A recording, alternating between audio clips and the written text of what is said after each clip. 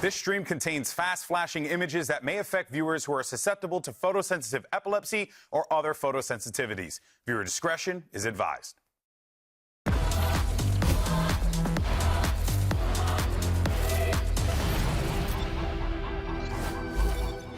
There's only one slot left for Masters Bangkok, and it's up for grabs today. Let's find out which team joins G2 at the first global event of the year. Hello, everyone, and welcome to Day 11 of VCT Americas Kickoff. It's the lower bracket final, and of course, as always, we're coming at you live from the Riot Games Arena in Los Angeles, California. And what the hell is going on? Did you guys get Apple boxes? No. We just have big, short, bald energy. Or did you just naturally get taller overnight and I didn't notice it? It grows like the hair on my head. You didn't get a memo? You didn't get a torture rack memo? I can't grow. I can't grow. Torture rack memo. You're getting stretched out like Taffy. Is that because you cast it with Ender? Exactly. No, Ender just left his box here. He's not actually that tall. Yeah, fun fact. It's all a lie. Ender really isn't that tall. Right, you want another one? Well, you want to stack them up? Dude, this is going to be a feel like that's workplace hazard. That's a fire No, hazard. that's how tall you Dude, are.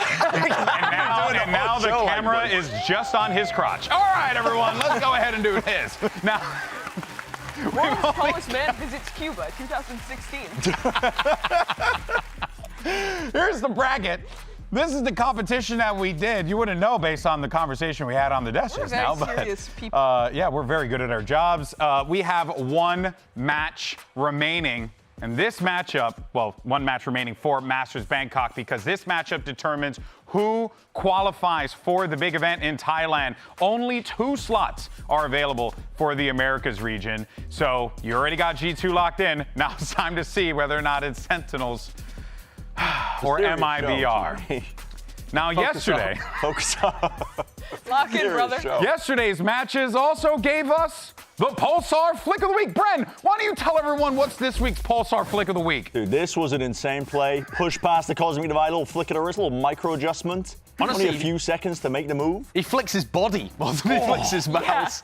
This is a nasty play. Honestly, is though, nice. despite everything, you look at the scoreboard, they were 6-0 down at this point. They needed another 92 Pulsar Flick of the Week to be able to win that game. Like, they were not close to winning there. That was unfortunate. But you know what? Actually, let's go ahead and talk about all the stuff that we saw yesterday, what's going to be coming up today. And before we dive into our first matchup, we're actually going to do something a little fun, all right? We like doing some fun stuff. You guys like fun stuff? Yeah, I like fun Let's do this. stuff. Come over here, because it's the blind rankings. Now, fun fact, we left Mimi over there because she's not allowed I to like play with fun us. stuff too. No, you stay over there. Phoebe, I like fun. No, you stay right there, okay? Are we supposed to have blindfolds for this? No, I'm not too sure. No, let's see. No? I don't think so. It's blind because you don't know what's coming up here. Here's how it works, all right? We have 10 slots, as you can see here, right here. Vanna White, this thing, if you know who that is. Now, one at a time, I'm going to get a new player, and I'm going to put them on this chart. They have no idea the players that are come up, right? Once we place a person on this chart, they can't be moved. So it's random players that come up. We have to place them. But that's easy. But we don't know who the 10 players It's are. random. I mean, it's How easy. about That's let's easy. start with the first one. The first one is Digizine? Where would you Digizine? put Digizine? Digizine's been awesome. I've messed with Digizine. He's not a top 5 player in the league, though. Not at the moment, but he's around there. What do you want to go? 5th, 6th, something like that? There's going to be better players. Dude, I'll put him at 4th, low key. Fourth. Go for it. You're just going with it? All right. Yeah, you can have that. Digizine, number 4. We don't know who's coming up next. Locked Yeah, we don't. It might be the whole Locked 2G in. coming up next. Locked in. Next up, Kesnet. Kesnet? Kesnet, honestly, hasn't been as good as Digizine so Yeah, far. he really hasn't. He I was mean, good, but he wasn't the main reason that crew were winning. 6? Bit lower. 7. 7? Seven? Okay. Okay. 7. All right. All right, 7 it is. All right, cool. And let me do this because of my ADD real fast. There we go. All right. Yeah, we're not a we're cool not. kid. All right. Yeah, Here we go. Next one, Mata.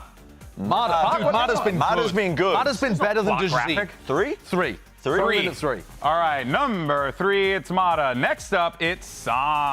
Oh, Som's been really good as Tom well. has also been He's good. been better than Kesnet. He's got to go 5 or 6. Yeah, 5? Not gonna lie, y'all losing space over here, right? Yeah, I I'm know we saving are. up 1 and 2 just in case Aspas crops up. Yeah. I need to put out my personal apology as well. Throw him in the number 5. All right, number 5 spot. There you Yeah. go for Sam. Next up, Zekken. Number 10. Dude, that's a hard one, man. Dude, Zekken's been good, but he hasn't been like lighting the world Problem on fire. is that he's still in the competition, and you put Mata and Digizine. Bro, nah, Dude, that's but they were frying. that's actually messed up. Nah, that's messed up. I think he has to go in 6. I think we're going to get 2 better players than Zekken so far, like from what they've done. Get in 2 Kickoff. better. Yeah, bro, because like Jorg and Jorgen, Aspas. like any of Like, if G2 Jorgen and Aspas Aspas, six, so he has six. to go in 6. No, but that's messed up. He can't be has to. 6. But he shouldn't be in 6. But he has to. But These are the rules that you did. I'm seeing you move the faces, You GB. did You this can thing. move the faces. No, You have the I power can't to move the anything. faces. I don't know what you're talking about. Aspas and G2 are not in here. King. Oh, dude, King's been good. King's been good, but he can't go We 1 need or to 2. save space. Put him in 10. He can't go remember- Put him in 2. 10. We need to save space. Okay, 10. Wow, next up, Leaf. Leaf? Dude, Leaf's been good. He's been better than Aspas. He's He's number been 1. good. Better than Aspas? Better than Aspas, he's number number 1. one to me. This guy's crazy. I actually agree with him. What? Better than Aspas. I mean, he's a smart player, but better than Aspas? Yes. Number 1. Throw There him in it is, number 1. Bro, you're insane. Melzer. Melzer? You got 3 slots left. 9. 9. Nine. He Okay. was good for one of the games he farmed. Next up, Aspas, number 2. That's why we say disrespect, baby. That's why we say And the last one, oh my, Trent in number 8. Okay, kind of doing Trent a bit dirty, honestly. Yeah, that's doing Definitely Trent are. dirty. But you have no other choice. I think this. Also, Lee, how did Lee end up get over here? Oh, I don't know, but honestly, I think that works. Anyway, let's go. Let me put this back.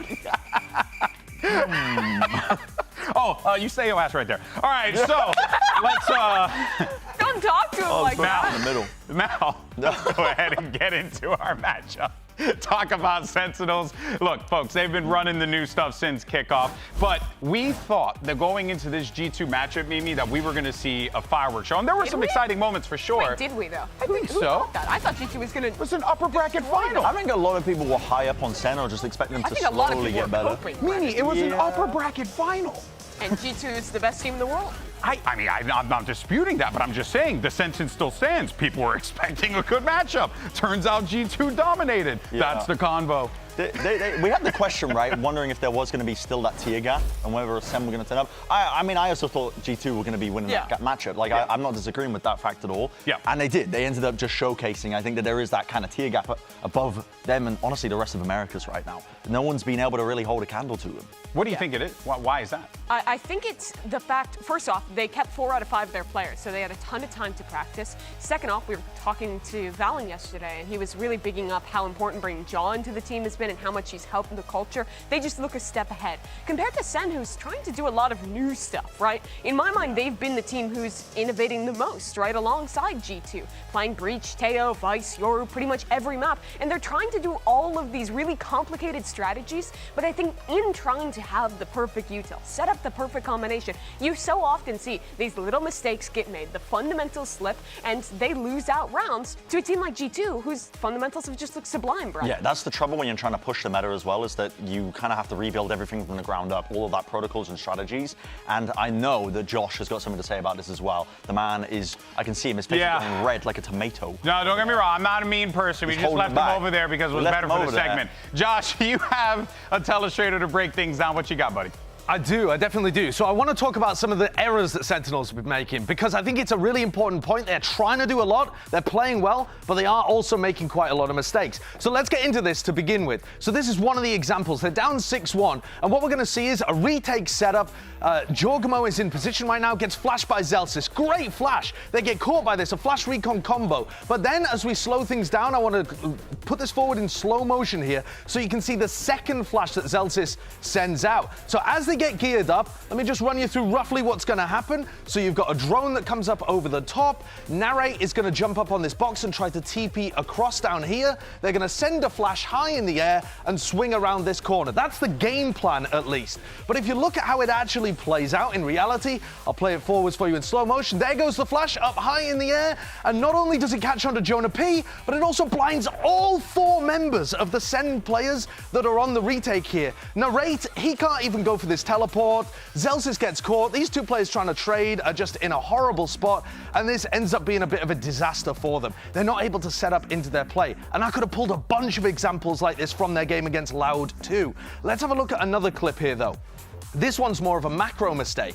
So if you take a look at what's happening here, we've got Jorgamo fighting for A main control on defense. SEN have got to clear him out, and they use a drone. Jorg can't stay in this position because if he gets hit by that drone, he gets suppressed and gets caught. But Jorg is going to do something wonderful here. He gets the Yoru ultimate out and puts himself back in the exact same spot over towards A main. And if you take a look at the mini-map in this situation, look, he's now got behind them, behind this box, and this causes Sentinels to have a discussion about what they want to do, because they can either go backwards and try to clear him out, but then these players are stuck in art, or they can choose, as they do, to go forwards and try to fight for some level of control towards the back of site here.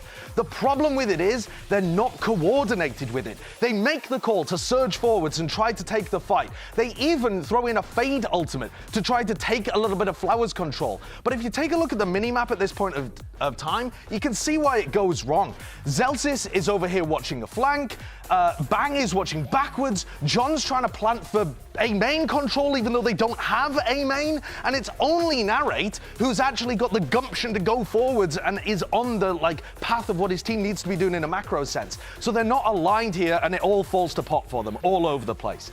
And again, this isn't just because G2 are amazing. This is also because the execution is not great from SEN overall. Now, here's a third clip, my final example, and I want to show again an individual error. This is Zelsis holding an off angle over here, trying to lock down double doors. He's got the thorns in a position where they trickle down and spill onto people who are trying to come in, and a flash to be able to play off.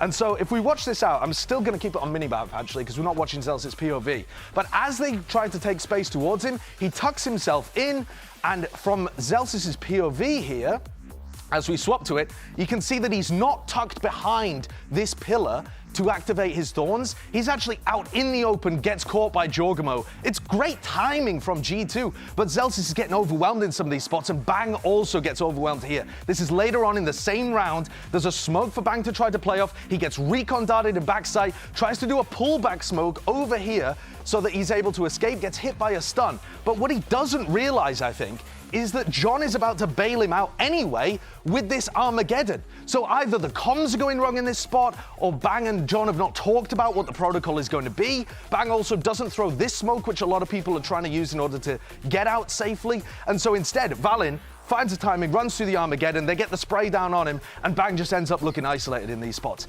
There are gaps in what SEN are doing, even though they're trying to play new meta stuff and trying to play it really well. And I think these are the kind of gaps that MIBR should be looking to highlight and that SEN need to tighten up. One of the players that we talked about here was Narrate, and he's had tons of his ups and downs so far in Americas. I had the joy of watching him last year on Karmikor when he was frying. And Sentinels put out a really beautiful piece of content after the game against Loud, when Narrate had even had a win, and yet was very emotional, revealing some of his struggles behind the scenes. So let's take a listen.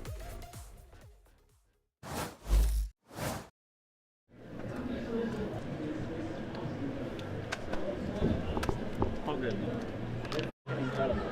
Carried us big time. First series, you're gonna have bumpy games. It's hard. Teams playing messy, and you're role swapping, and you have to navigate the team playing messy. You know, obviously you're part of it, but it's not easy. It just feels so different for no reason.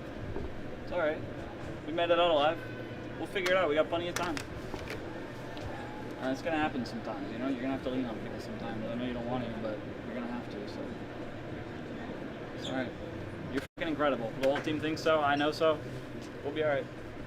Yeah, I mean, you were incredible already on this stage 2 weeks ago. You already know you can do it.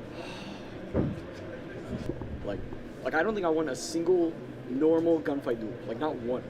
And I got so many. I won 0. Yeah, not even one. I couldn't do it. Like I don't know why. You were frying on Lotus actually. You might not have felt like it. Okay, maybe not. I don't know. I don't even know what your final stats were. I literally think I was just getting kills that just were there. Like I had one round where they all just beat me one by one, and like I just killed them all.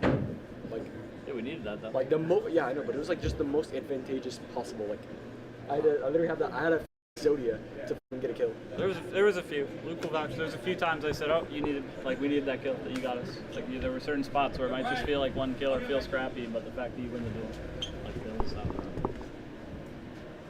a lot. It's a lot to deal with. New comps, new team, new stage, new agents, and I mean, it's like never played this bad in my life. It's gonna be hard for anyone to play well individually when we're not showing up collectively either. You know, it's a team problem. It's chicken and egg, like who started it, domino effect, doesn't matter. It's going to be hard for you to feel comfortable playing well when we're a mess. Do we want to go back to the room? Yeah, we can. Few things there that I want to cover real fast.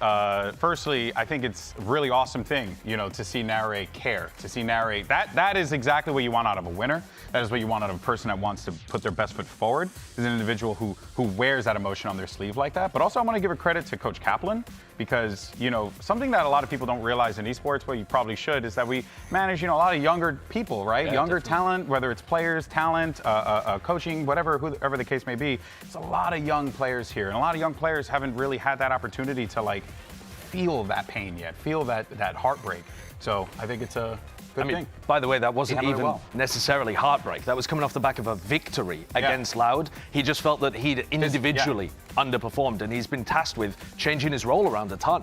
He's a duelist player who went to Karmine Corp to play mostly like Fade for them, and is now coming back and I think was originally supposed to play Senti for this team, and the roles have been all over the place. Yeah, he's changed it again, and if you think of the context of it all, he's what, 2021? He's already moved across an ocean to Berlin, played a year with KC. Now he's back in North America, playing Tier 1 here for the first time, with the roster that has the highest expectations. When you're putting on a Sentinels jersey, you're in this position where all of the fans are bearing down on you, where there are huge expectations. I mean, he's coming into a team where legends left, Saucy and Tens, and has all of that pressure on him.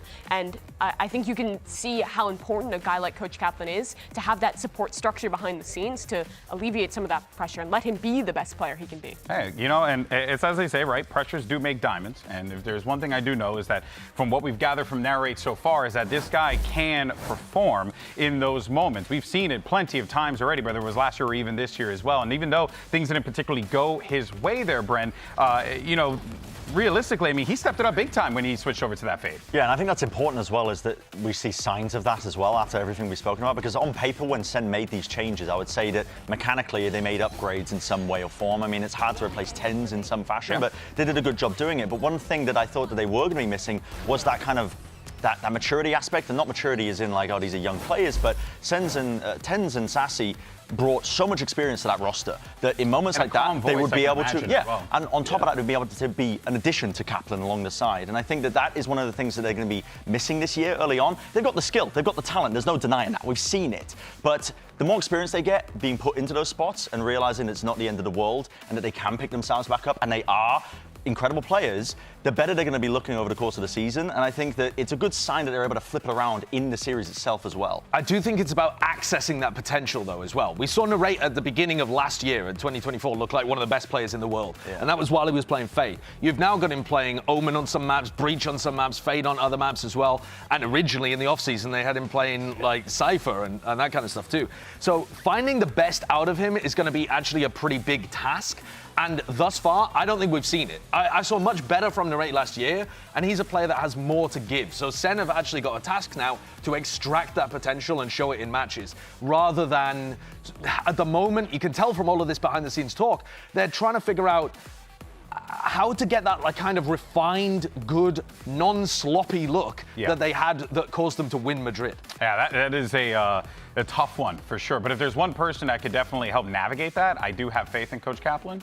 I think he has, you know, the candor to be able to deal with that, honestly, the ability to be able to deal with that. But of course, let's actually go ahead and check in with Narrate once again and hear actually what he had to say when he had an opportunity to catch up with Riv. I am with Narrate before their match today. I got to ask you, you know, in EMEA, you had LeBlue cheering you on, not a small community at all. Now you have Sen City pumping you up from game to game. Is that any added pressure, or is it just vibes? Honestly, it's just vibes. I wouldn't say, you know, the difference between KC and Sen is that big. KC fans are absolutely insane, and Sen fans are, you know, the same. They're pretty crazy and awesome. I wouldn't say there's any added pressure, and yeah, it's just vibes. All right, great luck on the match today.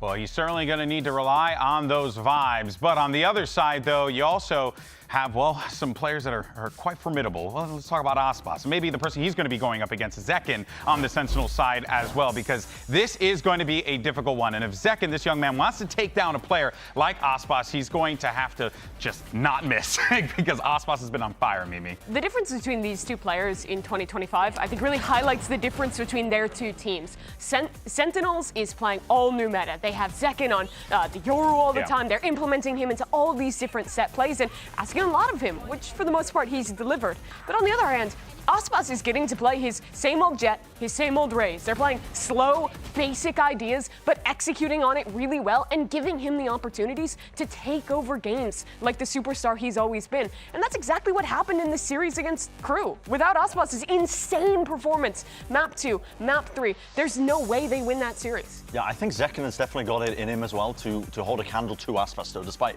everything we've seen. I mean, Aspas has literally broken his own kill records in the matches. Like, this guy that last He's a game. phenomenal talent. The best BO3 anyone's ever had in terms of kills. And he broke the previous record, which was held by him. Insane. So he's literally like, he is one of the best players we've ever seen, there's no doubt, in terms of the mechanical ability. But so is Zekken, I think, as well. I mean, he's a cerebral player, and you can see that in the way that, like you mentioned, they're trying to fit him into the structure, and he's playing different roles, and he's playing a Yoru. They're trying to think a bit more macroly, whereas for Aspas, it feels more comfort-focused. I also think the big difference, too, is that MIBR might be able to win by Aspas having a god game. Sentinels, their win condition is playing better as a team together. Yeah. I think trying to put the focus on Zekken's got to carry would be the wrong focus for Sentinels. Yeah, because that's not like what their plan has been presented and also, as. if you're trying to fight fire with fire, you're going into that at MIBR. I think they're the best team at just loading it all into a superstar. Fire and you're walking into an inferno. Yeah, literally. Because Aspas is absolutely wild. I mean, there you can see it right there. Broke his own kill record, because that's a normal thing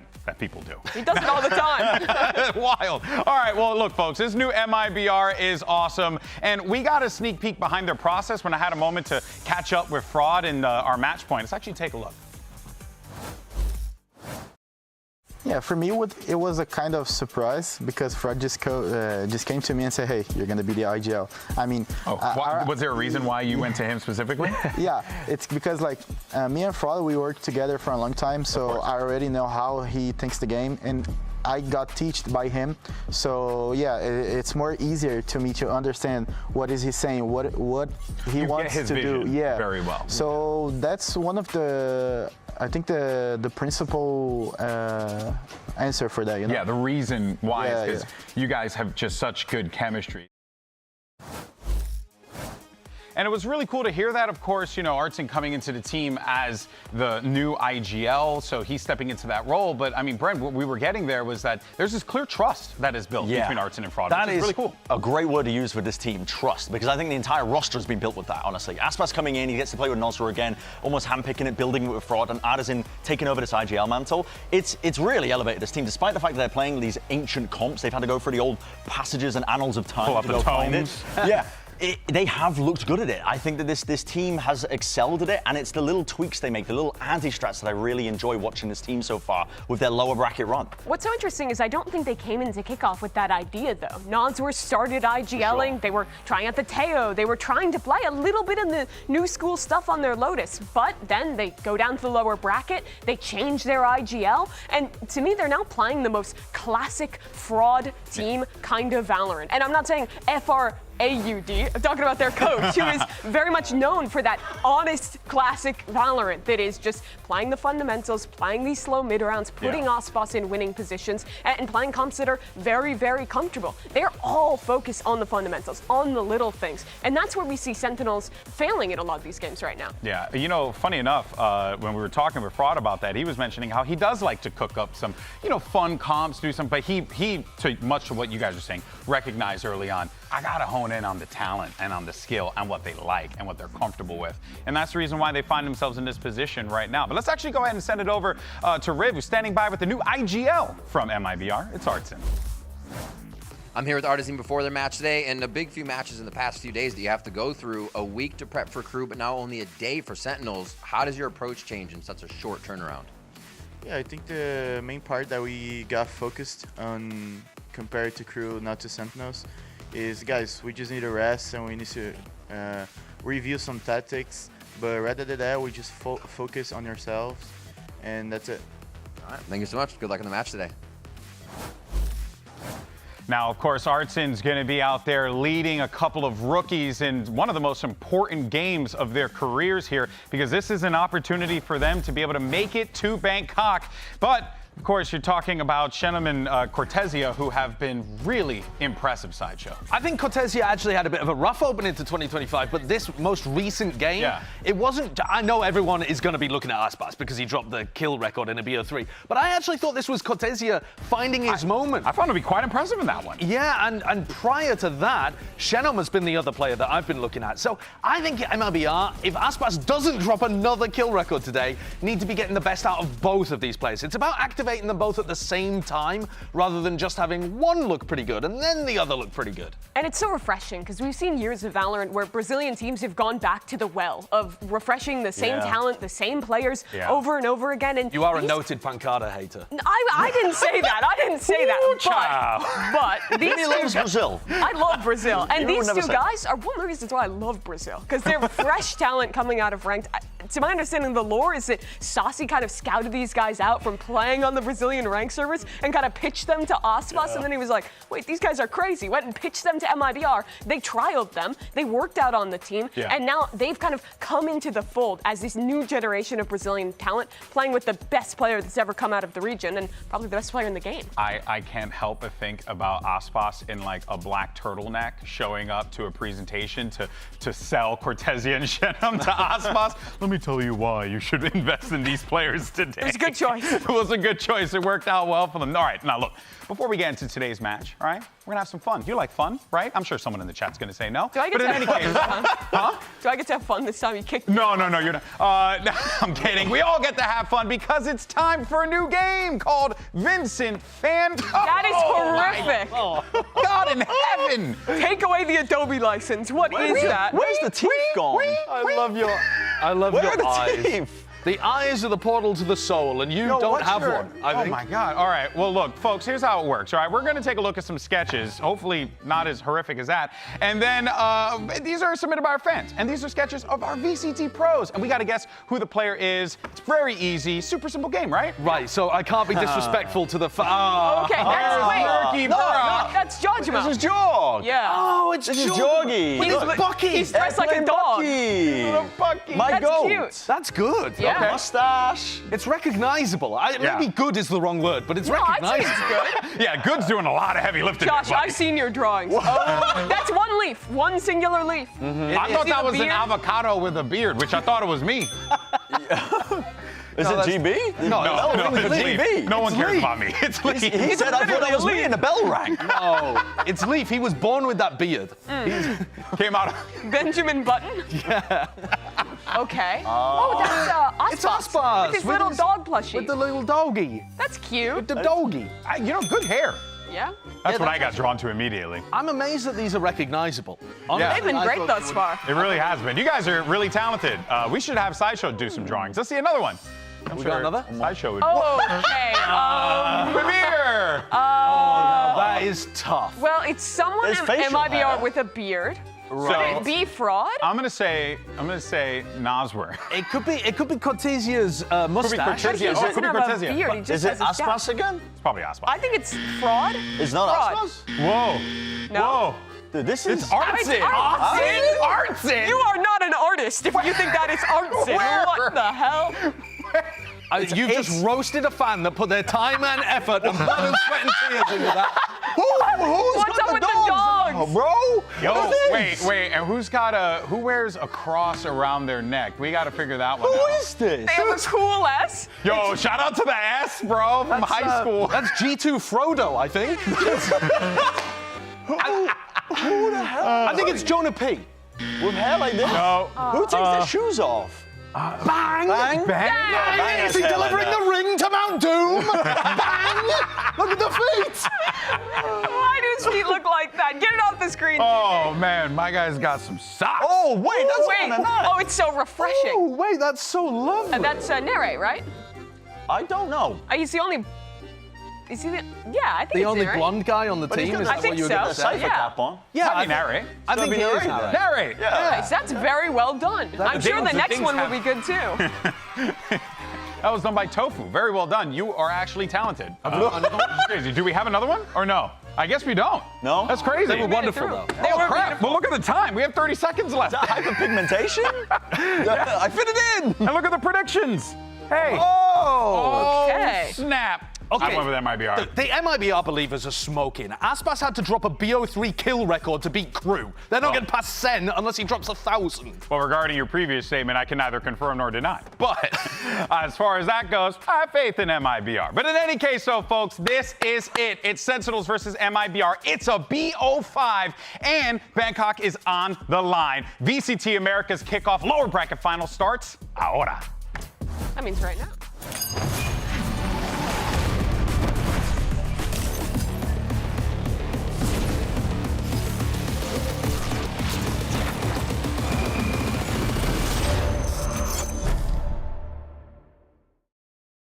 Here's the C's, no one caught in it, and Jorgamo.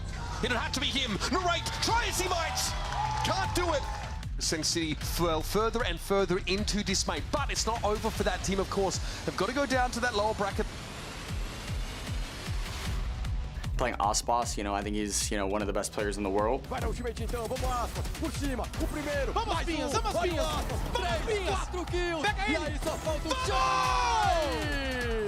You want to play the best player in the world. You want to dethrone him. You want to beat him. Even if he plays insane, it doesn't matter. If you win, you're gonna be smiling. Acho que a gente pode estar olhando na rate, ele não teve tá bom campeonato também. Ele é jogador que mesmo ele não performando nesses jogos aí atrás, ele é cara que costuma também puxar muita responsa dentro do jogo. Então a gente fica de olho também dele. Right, has the wrap. He has a golden opportunity to send this one. We're one match away from qualifying to Bangkok, and obviously it's an insane match and I want to win it. Obviamente a expectativa é ganhar, a gente não jogou contra eles nunca, nem no treino, então a gente vai saber o que eles fizeram no campeonato só. Então, nossas expectativas sabe também que é um jogo difícil, não tem jogo fácil, né?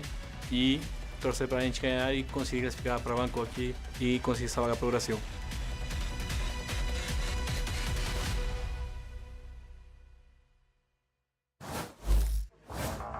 Riot Games Arena, it's time for the kickoff lower bracket finals. Make some noise for our first team. It's your...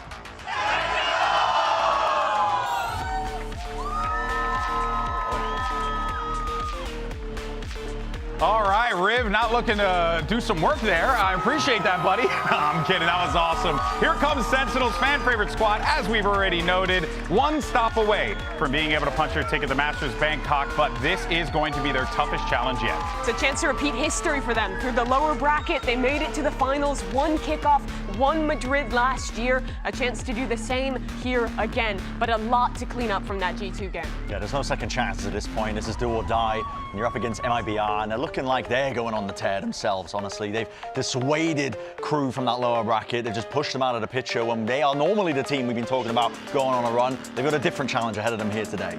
If there's any squad that knows, though, that you can turn it around in a moment against a Masters winning form, it would be SEN.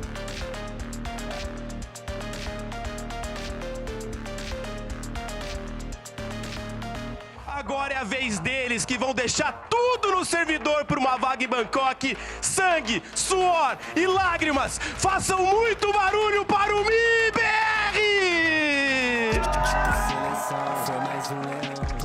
MIBR, of course, being led by one of the, if not the greatest player of all time in Aspas, just broke his kill record. So, he's looking at a little bit more to that column there, Mimi. Last year, this team Aspas was the salvation for SEN in the lower bracket. They took down Crew, gave Sentinels their spot in the playoffs in Stage 2. Now it's Aspas' chance to turn that around on a new roster, take SEN out of this tournament, and guarantee himself another global event. Yeah, it's been a hard path for this team, honestly, throughout the entire lower since they've been there. But it's going to get even harder than that at this point, because they're up against Sentinels with only essentially less than 12 hours to prepare for this game, right? I mean, they just come off the back of winning in their prior game, and it's a lot to look over. The map pool of Sentinels, I think, has got a lot of nuance to it, but the compositions they're playing, it's going to take a lot of digging deep and a lot of heroic moments, which we know they're not going to be lacking. This means a lot for Aspas. He has not missed a global event since back in Madrid. Absolutely on a roll there, and here are our maps. Yeah, we got Lotus at Abyss, and if necessary, we'll take a trip over to Bind here. I look at these maps, man, and I don't know. I still feel good about my MIBR pick. I mean, I don't care necessarily about the maps we're going to see, but the quantity of them. There are 5 maps here, which means a different kill record for Aspas to potentially break.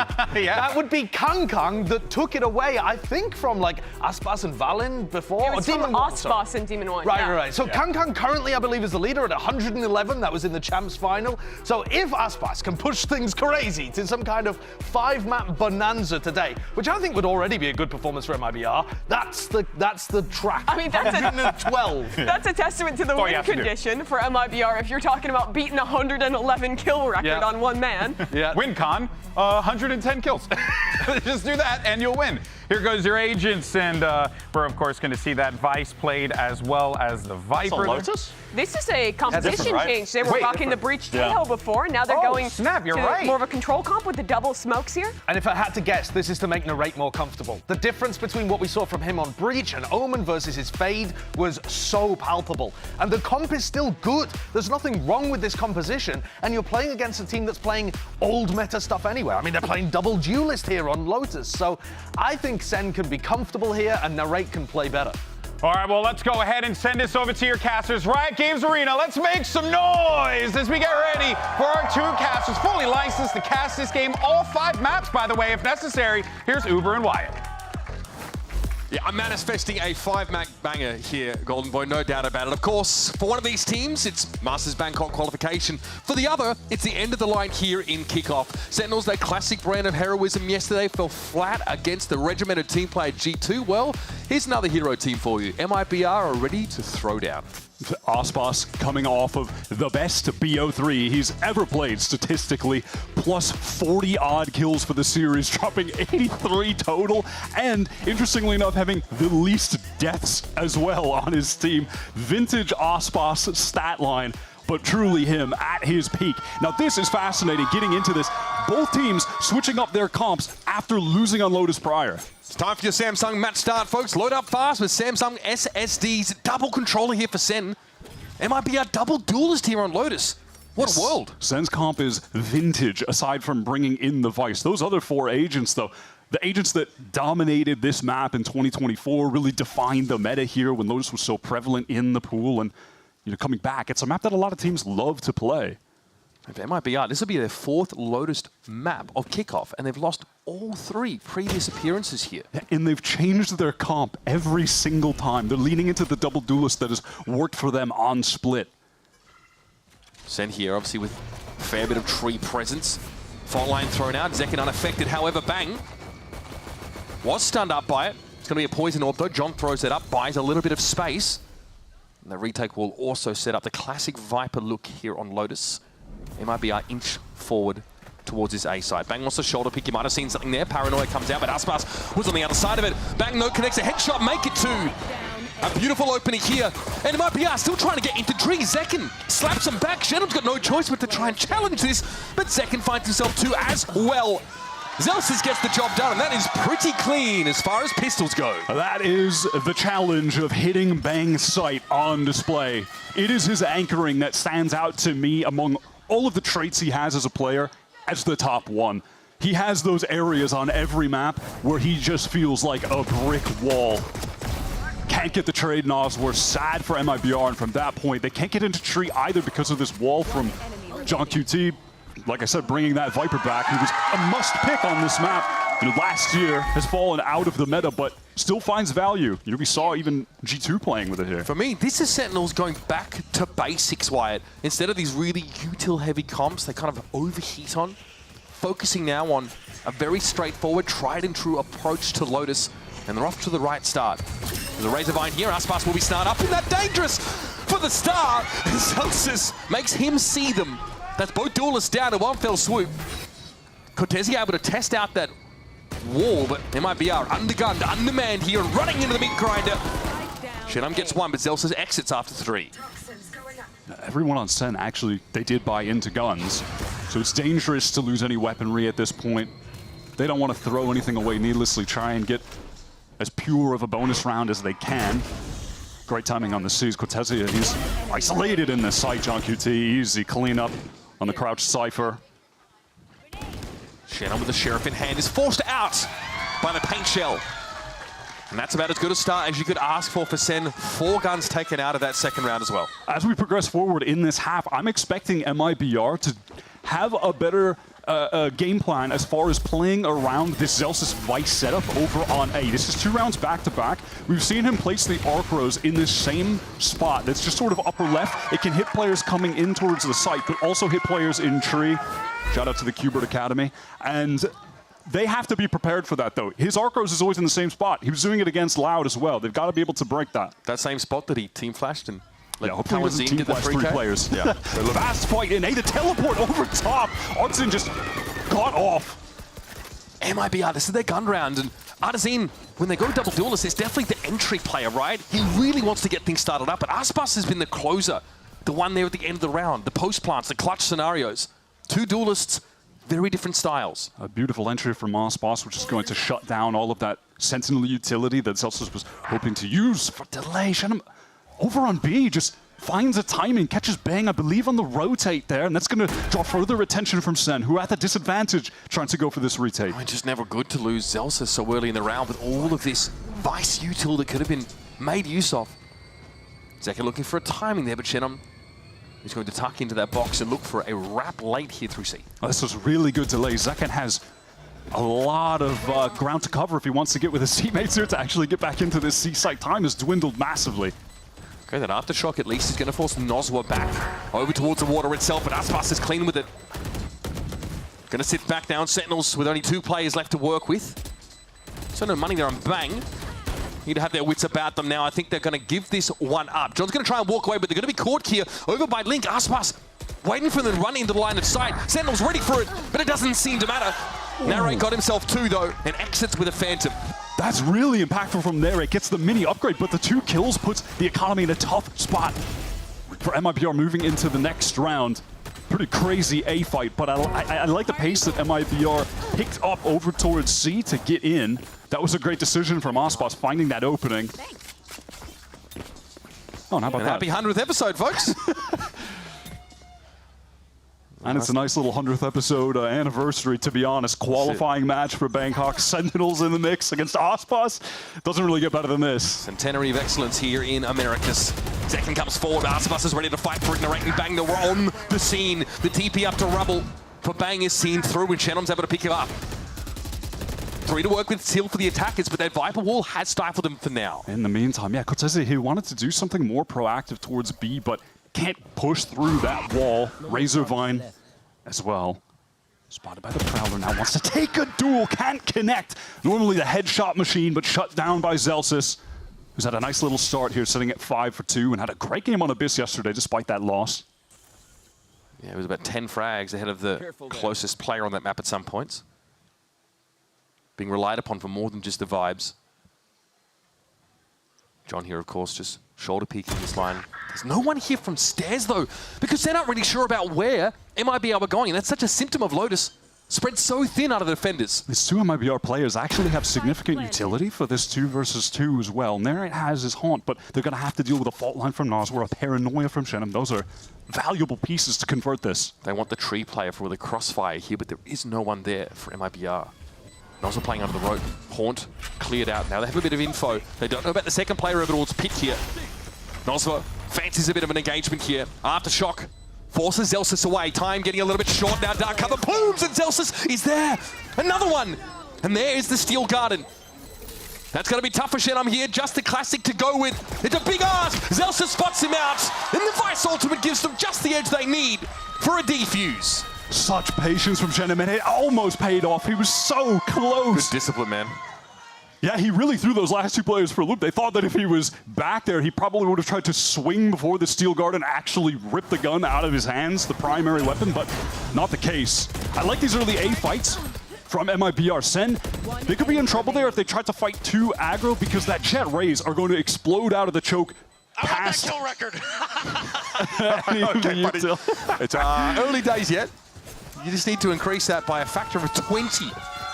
Narrate was complaining, felt like he wasn't getting impactful kills in previous games. That one on Aspas, stopping that momentum was crucial. And actually, his 2 kills in the prior round, after the round had ended, have put MIBR on this weak bye on this C hit. Great Razorvine, that's dirty stuff. Zelsis chokes them out. A regular Poison Ivy performance out here. He might break the record. We're on base. He's looking sick right now. It's up to Nozwa and Cortesia. And I don't know if there's much to say about this. Again, a Razorvine in a crucial location. Previously, it was in Tree that caught out 2 players. And one of the criticisms leveraged at Celsius. We'll get to that in just a second. Your iBuyPower race, folks. Unbelievable. Giving out a PC for the first ace of the week, and after that, $100 in Riot gift card, $100 in iBuyPower rewards for every ace. Follow at iBuyPower on socials. Use the hashtag #UnlockYourAce. Can we get back to this? My God, two spray transfer headshots as well. That is nasty work. He deserves to stand up after that one. And some criticism he was drawing was that he actually wasn't getting the most out of his util on Vice over the last couple of games, but now he's doing so much with so little. Has had mixed results on this agent for sure, but what a goddamn start. Sentinels have taken that fast A control. MIBR, they've had no desire to go there on this round 6. Pressing up towards C. Do we dare hit Zelsa's sight again? This guy was an anti-eco ace, but still incredible. Oh, we do not get the sheer wall drawn out there. Artisine tried to shoulder jump for it. Yeah, the right idea. They were able to find a pick towards B when the rotate was being drawn, and they want to do that again with Cortezia and Aspas just inching forward. Narrate spotted out, but gets around the corner. Elsewhere, finds that opening, wants to get in, but traded out. The hard deny there from Zekken. Aspas, though, is starting to inch forward a little bit on this B side, and now MIBR going to come in and join him. Narrate put in yet again a position where he has to shut down MIBR's ace player. Gets good damage, forces him back. Look at Cortezia on the map. He is in the walls. Zekken has absolutely no idea. A bit of patience here would result in 2 kills in the transfer. Young Carlton bangs hit him with a flank of the lifetime. And now we get ourselves a neural theft. Polite of the rest of SEN across the map. That C site covered with MIBR presence now. Look at Neri. He still has to check behind because of Aspas' presence earlier in the round. All right, free spray kill, making it easy. Shows himself with those traces. Narrate trying to see what he could get, and there it is. Aspas closes the account on round 6 after a dirty flank from Cortezia. I need to see how Shannon was able to find that opening towards C as well. That is when things increase as far as the tempo from MIBR pressing into C.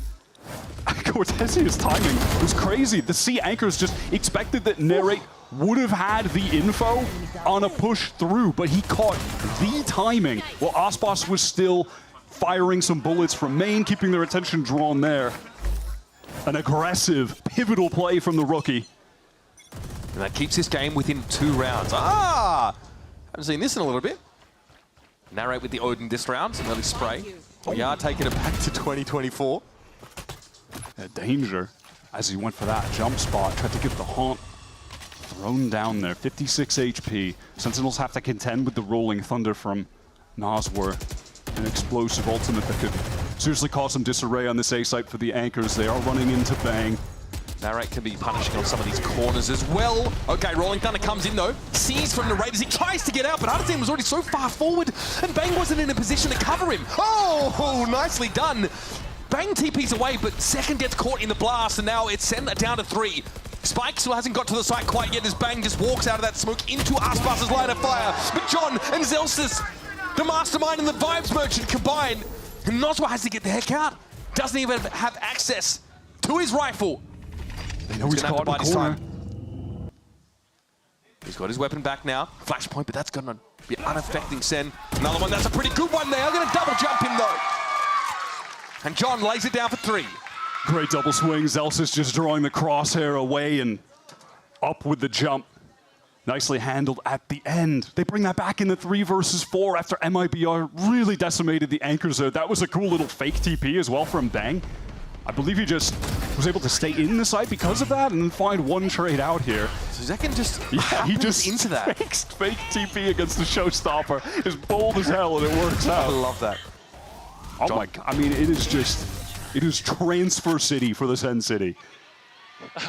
I just aimbot a drop. It's not wrong. I mean, Zelsis is averaging 2 kills a round right now. This is an MIBR timeout. We've seen, what, like 3 spray transfer multi-kills from SEN players right now? And that goes back to, listen, Leaf said ahead of that game yesterday when G2 bested Sentinels that they have been a team defined by heroics in kickoff. Now we are seeing some heroics so far, but as you touched on at the beginning of this map with the comp change, I do like that they're kind of going back to basics here, aside from keeping Vice, who's been a real standout agent in this meta, with this older traditional comp. When they were running the Taeho Breach here against Loud, there's so many moving parts in that composition, so much utility to optimize, that if it's not optimal, the fundamentals were going out the window at times for them. Less than some of your parts. Yeah, and Loud, who were just playing a more simplistic comp and game, were besting them with crossfires and scaling in that fundamental aspect, right? Frankly, that's an MIBR thing, right? It's a classic fraud coaching style, really fundamental focused.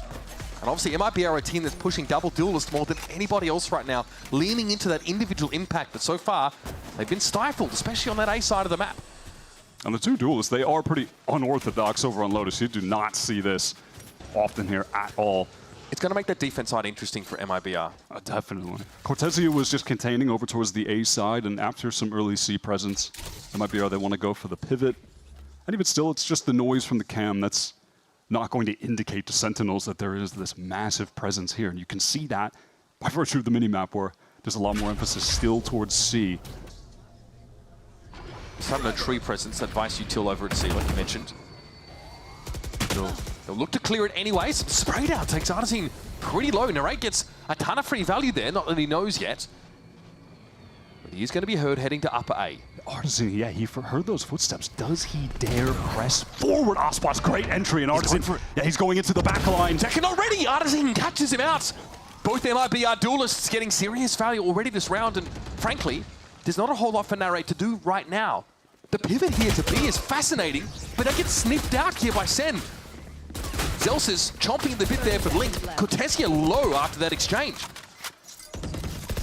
Spike is going to be planted 3 versus 5. Sentinels have a lot of cash. They can go for this. Hang on. Artisan is still low. Narrate here trying to pressure here from upper. Some of that util going his way, but in the meantime, the rest of SEN need to get active. Zelsis shows his gun barrel, but Cortezia falls. There's Artisan though, beautifully done. Wraps up at 3K on the round, and MIBR ping off the A side. It's a messy B post plant. That is the most flexible player on MIBR plus IGL getting into the game individually. His raise has been nasty on this in this lower bracket run, rather. Aspas gets that entry, but it's him finding the timing and hearing those footsteps prior from Narrate going towards Heaven that allows him to get a little bit further advancing in stairs, catch off that rotate. Just a little bit of information. The one sound cue does so much for Artisan. But like I said, Sen, they had a good enough economy that they could go for that retake at a disadvantage, still buy up here in a round where they had tons of ultimates to convert. A necessary conversion here for Sentinels on this round 9 due to their economy now being in danger. So SEN try and project strength on 2 fronts at the start of the round. The 3-player push up on A to rubble, and then there's Viper's pit at A to limit MIBR's options. They've got a lot of space. They'd have to re-clear now. They've given up the map. Cortezia hasn't been pressing too far up on A, mostly containing until the rest of the team gets there to re-clear as a unit. He is going now to check B main. Bang here will be clear of all of this util, so it's really just a fake though. Does draw the showstopper out of Zekken. He's hoping for something for free, but no, it's headed over towards B. Zelsis with the stinger though is able to bring Aspas down. He has been electric so far this map. And now amidst the smokes, he will await his next victim. And what's the plan now for MIBR, Wyatt?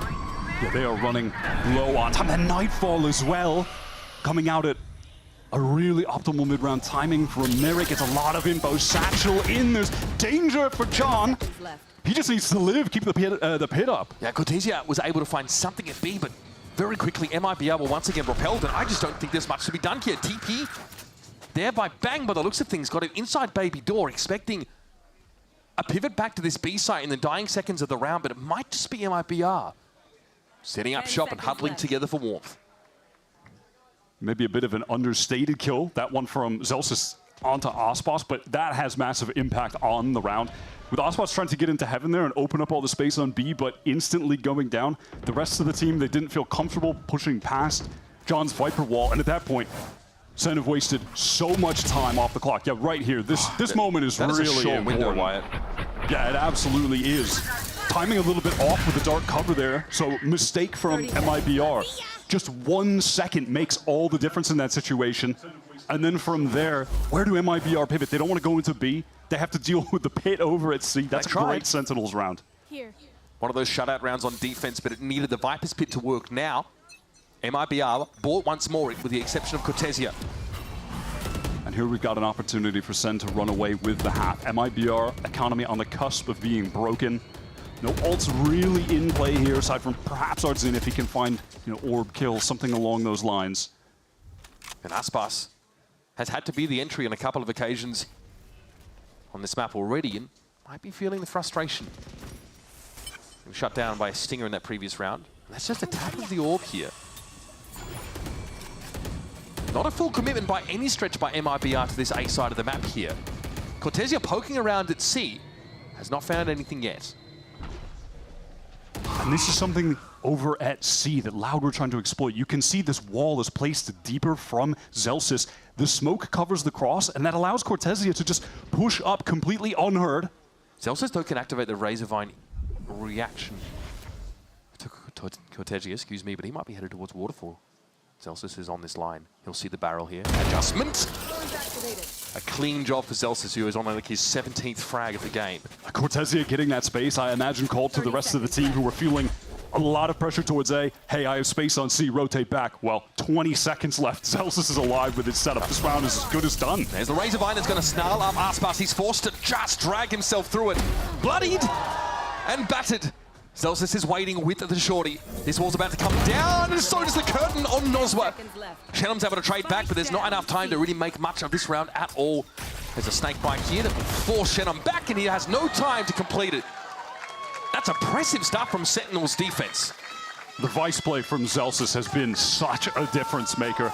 Frankly, night and day to some of his previous performances. 18-5 is a disgusting stat line to put up. Brolic out there. This is 11 rounds in. So sick. And with this setup, I think he definitely learned from his mistakes when he was playing against Loud. He was getting killed in a situation like that, but plays a lot more passively. Is able to catch out that lurk. And now we're on this bad MIBR buy. With Abyss lurking as the next map, excuse me.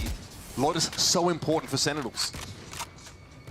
And on this defense side, they've had so much success. Again, this is the fourth permutation for MIBR. The fourth comp that hasn't really worked out, at least on this half. Aspasin about to get busy. Have a dash across here now, trying to put some pressure on drop, and Zekken catches Artsy now, might have been Tree with a paint shell. Aspas has to do something unthinkable here with this Guardian, but it's going to be a lot to manage. John QT is there. Cortesia on the flank, coming through heaven. No one's watching for this at all. It's an easy kill on the right. The trigger discipline.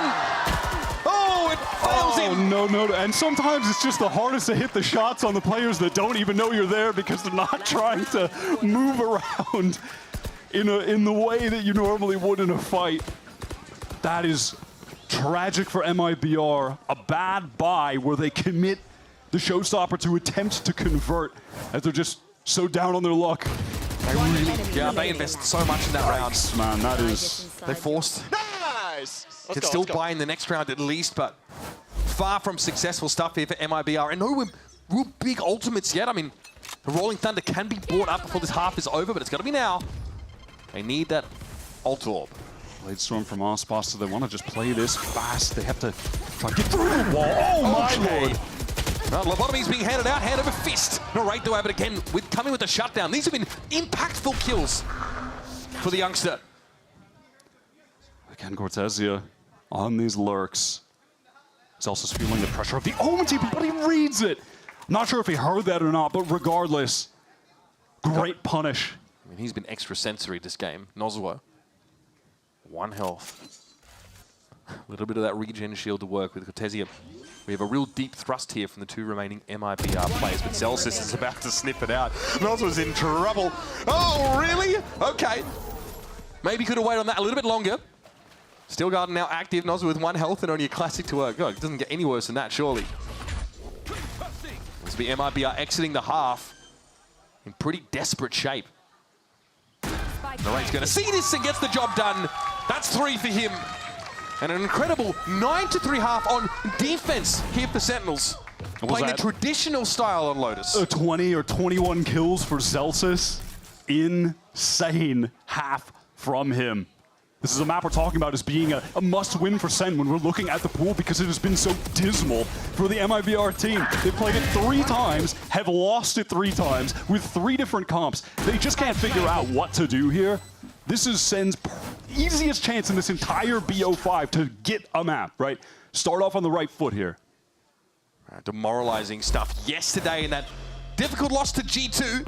Sentinels now, though, get the perfect start here on Lotus, especially with Abyss lurking around the corner. That's what they want. We'll see you on the other side of this break, folks, for the second half of our first map of this best of 5.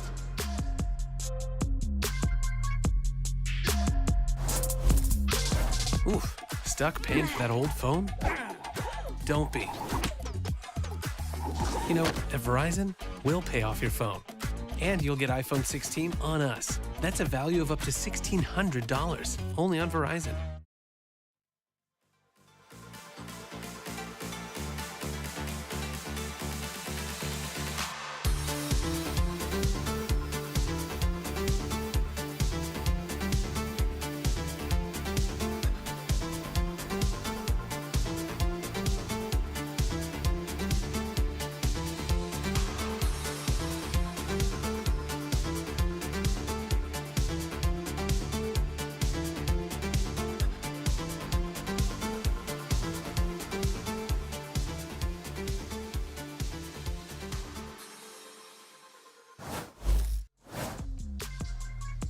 A 1 pistol turns into a hefty 6-round lead for Sentinels here on Lotus.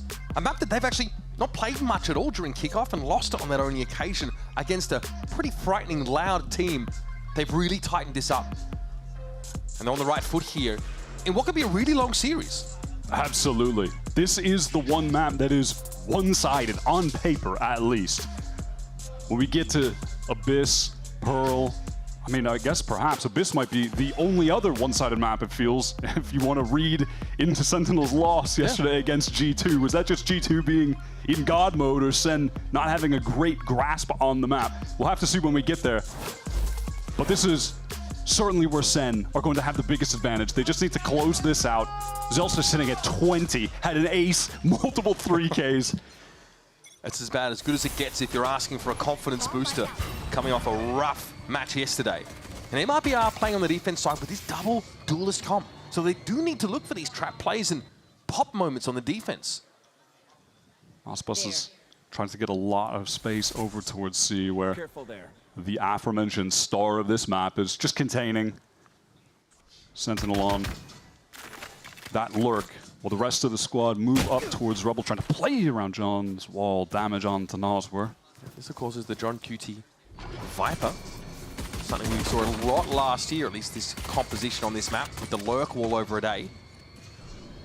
Center playing around that here very well. They've all been able to get over towards Baby Door, and they might just flood onto the B site. Tempo is about to get ratcheted up, and Cortesia, the young gun, is going to be on standby. He pulls off the angle though and is happy to play for more of a retake, but Zekken wants to take some space and a chunk of his flesh. I love this push through from SEN. This is so proactive. There's no way you're looking for Zekken there. Aspas, okay. Come off second best in that exchange. Zekken actually falls. Some sharp shooting from Senum though, keeps MIBR ahead of the curve here. Now, a double face from Upper. Bang's ready for the first, but not the second. Narrate tries to step up in his absence, and he too falls. Noswa has been sharp with it, and again, it is the man of the moment. Zelsus looking more like a raid boss this game. Opts to stand inside that. Knows he has a Razor Vine, and Noswa very, very low. Some spam would have accounted for him, but Shenom, stunning round from him. And Sentinels on that aggressive push through B are negated. Shenom, the other VCT Americas rookie, really steps up there with that delayed fight over towards Halls, where Sen were getting active, pushing through as a unit. I really liked the decision to do that, but unfortunately there just ended up being too many angles for them to cover, and the late swing from Shenom punished them hard. All right, MIBR, they're back in the game, at least just a bit. Can they convert a clean anti-eco? They need it desperately. Sen with all classics. Don't mind this setup here for Aspas. Guardian over towards Mound. Sees everyone cross. In fact, they're throwing the counter smoke Sentinels to try and get past it one way. It doesn't come. Aspas gets out unscathed somehow, but that snake bite's going to force him to get moving. John is able to face set him down. Aspas already falling. Hang about. Cortesia drawn into the action as a reservist. He's able to find two, but he's hit with a paranoia and has to fall back to Halls. This will give the site to Zen. The HP for Sentinels pretty horrendous at this point. MIBR, you have to expect to close this out. It would take a miracle from Bang The only player with a reasonable weapon has the Guardian. The nade should get one. That Zelsa's down. The spike isn't down. Yeah. That stops the plant. Bang's going to have to try it again. Artesino's in a great wall bang position. Bang out of nowhere, but going to be caught in the fault line here. Cortesia trying to draw a bead on him. Mosby inside the smoke. John with the spam! Are you kidding me? That is not supposed to happen. They walk into the round with classics. Oh man, that is a backbreaker. Stunning. And that feels like a nail delivered straight into the coffin. MIBR now down 10 rounds for SEN. Stunning one tap from Bang. The spam through from John onto Cortesia, who is one-shotable by a classic. Hits the headshot. That is a direct one-way ticket to the Shadow Realm if I've ever seen it.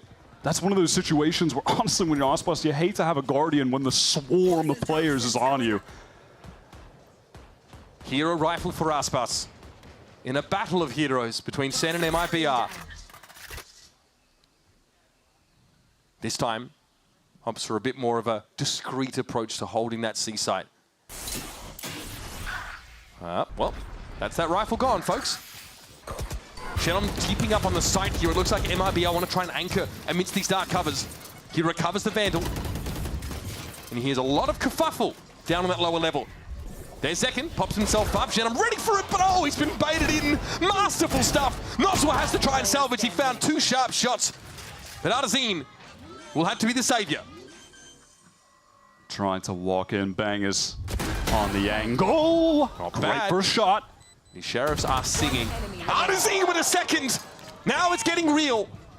John obviously in a pretty decent spot to cover the defuse. Made some sound there as well. Artesine can pick up a rifle and get going. Down to 61. John falls. Artesine salvages what looked like a terrible scenario for MIBR.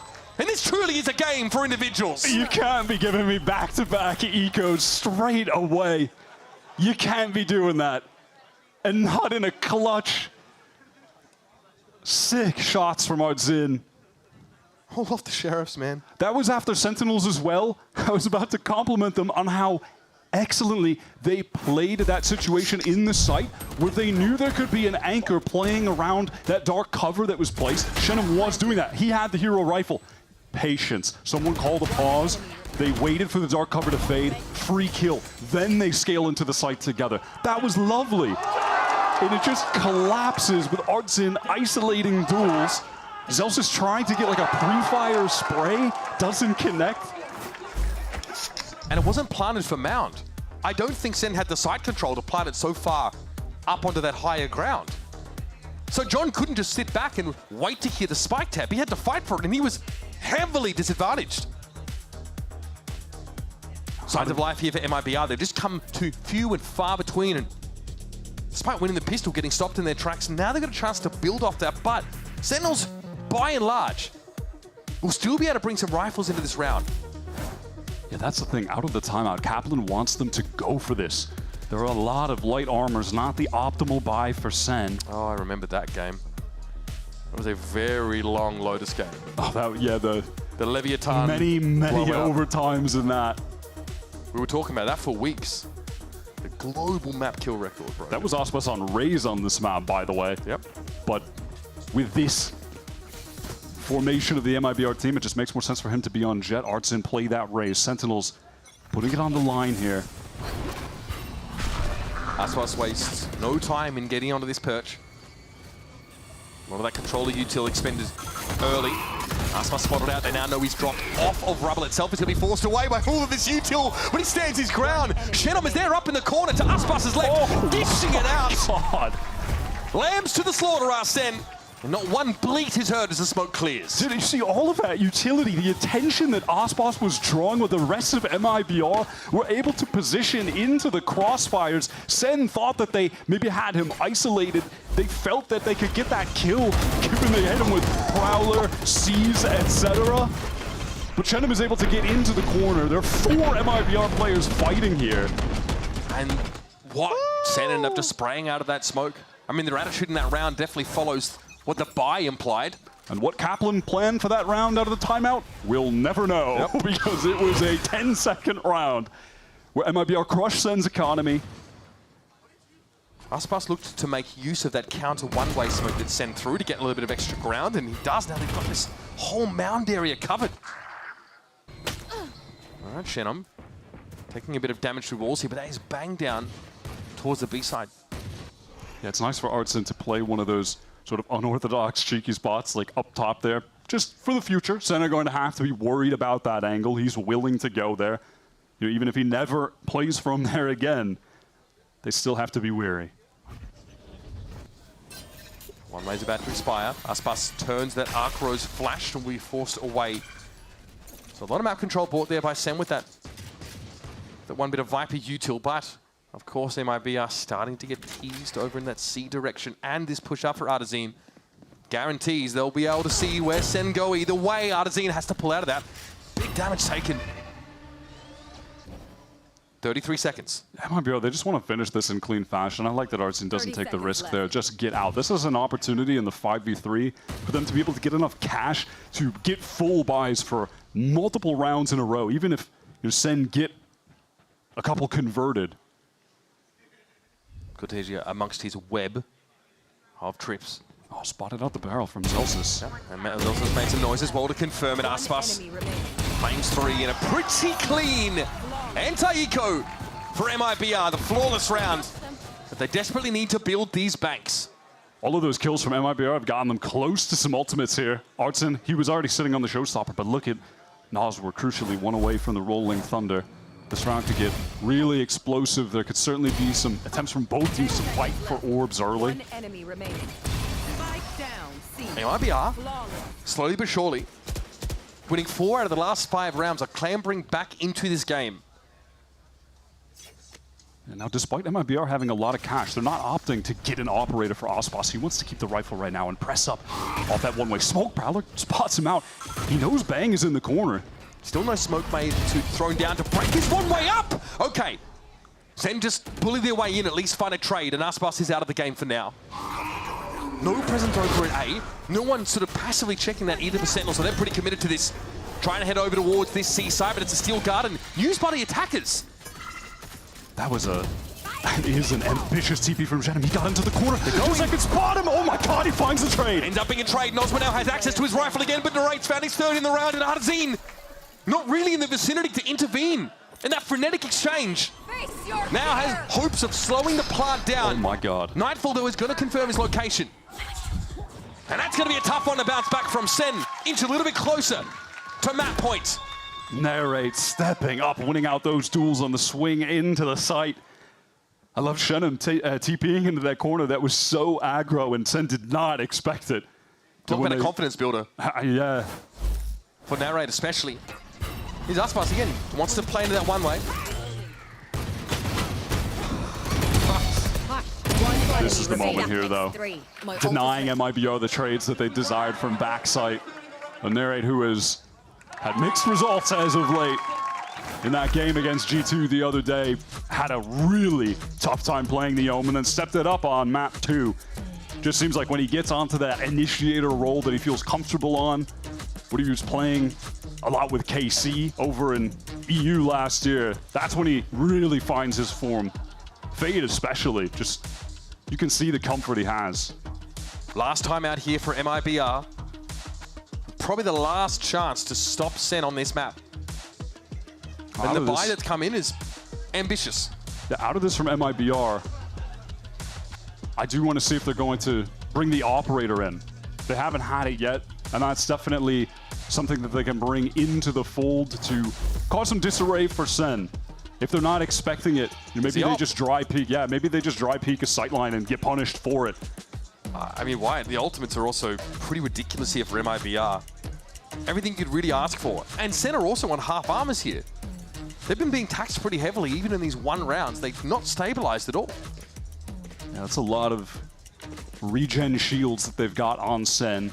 Decent bank building for them as well. Let's see what MIBR can do. They have the ults to win this round, and Aspas is posted up. See, and does he get that first opportunity? What? That's the operator down. That's the investment for MIBR. Thrown down the gurgler. Gentlemen trying to salvage, picking up the pieces. But even if he were to make a mosaic at this moment, it'll be a long walk back for MIBR. It's tough to push forward in this situation. There's just way too many angles to clear. You have to be weary about one of those SEN players walking over at the steps. He knows it. He just wants to play a little bit more safe. Oh, does it miss him? No, it does connect. One of the worst ways you could start a round for a team 4 rounds behind. SEN are threatening that match point and also crucially just building up that economic supremacy. And it looks like Sentinels want to hit into B, where there are a bunch of kill trips, but there's no one to get the kills off the trips. Set up here for Link, for Shenham. Cortesio, of course, away from home, and he's down. The trip's all cleared now. There's a camera left in their wake. But MIBR are in no position to really fight for this.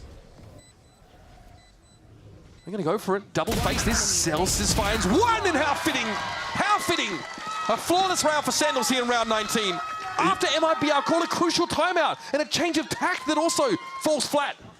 You're just not going to be beating Zelsis 1v1 today. Nice. At least on this map. He is white hot. 24 and 11. Flawless round. More than just a statement. Okay. Sentinels here. Determined not to miss another international event. This is a great start for them now, but they do need to land the plane here on Lotus. 5 ults up for MIBR, but an awkward buy. Blade Storm from Aspas to offset having this stinger. So MIBR try to fight even more forward. There's that Rolling Thunder now. I think it might be to catch second, but he got Arts in already. Aspas gets in there, at least makes it a trade, but the ultimate's being used for that. A large amount of them. SEN have seen enough. They're happy to pull off the A side here, but they don't have advanced positioning, and Cortesia is in a rat spot. Shenham is trying to play off and trying to serve as a distraction. Oh, there it is. Evilly twirls his moustache, but it's Narrate again that's able to salvage things for SEN. Such crucial frags for this guy. 17 and 9, and now MIBR have to stand and deliver. Nozwa, quick to the punch, and Bang has gone down. Narrate has the spike, and an opportunity to clutch out this map. If he can shut the door in their face and take us to Abyss, certainly righting the wrongs from yesterday. Narrate has turned around his form completely in 24 hours. Plenty of time to walk over towards the A site and get this planted. Also, conveniently, that Haunt is back online. 30 seconds left. It does have the C's as well, so a bit to play with in this situation. Playing for Trina. But for the opposition, MIBR, Nosward has that fault line recycled, ready to go. Still has flashes. Aspas, Cloudburst. Maybe it could come in handy to cut an angle off. The veteran duo of Aspas and Nozwa for Narrate to deal with. Talk about cutting your teeth. How's the timing on this one? Nozwa, oh, just a little jiggle. Narrate has to pull off that angle. 7 bullets left and work with this one. 3 for Narrate on the round. Aspas, the one and only, the deified, now has to save this for MIBR, but Narrate is quiet about it. Unreal! Narrate, he's a bloody main character! Narrate said before the game that you want to play against the best in the world. That's Aspas. He wants to dethrone him. The duo of Nosward and him. The crucial duo to form this team in the 2 versus 1. Can't get the job done. SEN needed to convert this map. It was going to be and is their biggest advantage in terms of the pool in this best of 5. Necessary to convert, they get it done. Zelsis, star performance. Drops, what, 24, 25 kills in the server. Ace, multiple 3Ks just in the first half alone. Had the C site on lockdown. That double duelist just could not get in. It's a scary sign when you don't need Zekken to pop off in order to dominate in a map. Incredible stuff for Zelsis and Narrate, someone who now has had it proved to him that he belongs here. He deserves to be here.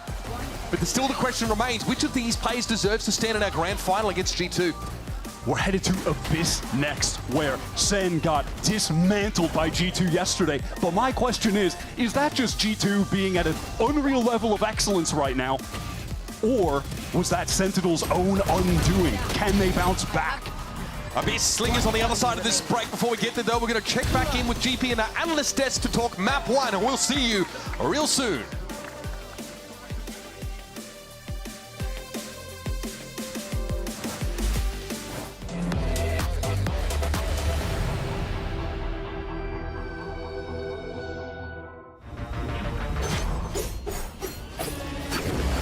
Even up though in the post partly, stepping forward on the side, getting ahead of the util. Oh, it's just too easy, baby. That's all we're waiting on. Okay, so they've seen him. And he's been caught in this corner a couple of times with 10 HP. It's all he needs, Darker! 是吧？抢点不也对，位置也对，一手也对，啥都对。来了，急把双剑暴走，而且后点位全被罩出来了，可可还在死。 Off fault line, dash forward, but Town is famous. Able to make anything happen. And Izu continues to fill space. Quick little right click, and then they all line up. Flawless finish. 4K here. Take a bow.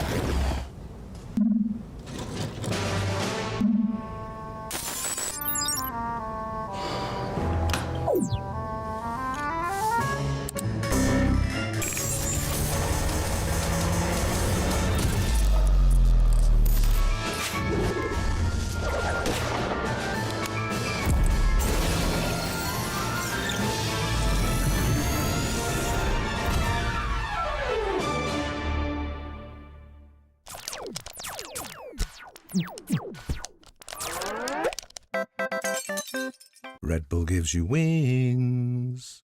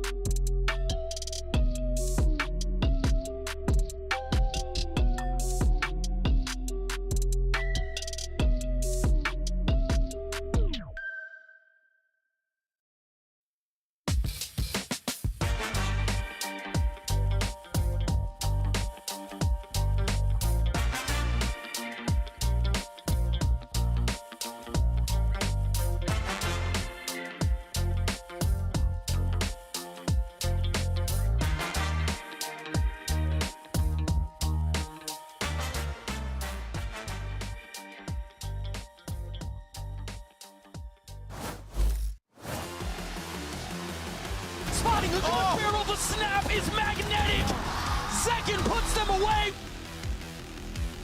Vem round do MIBR.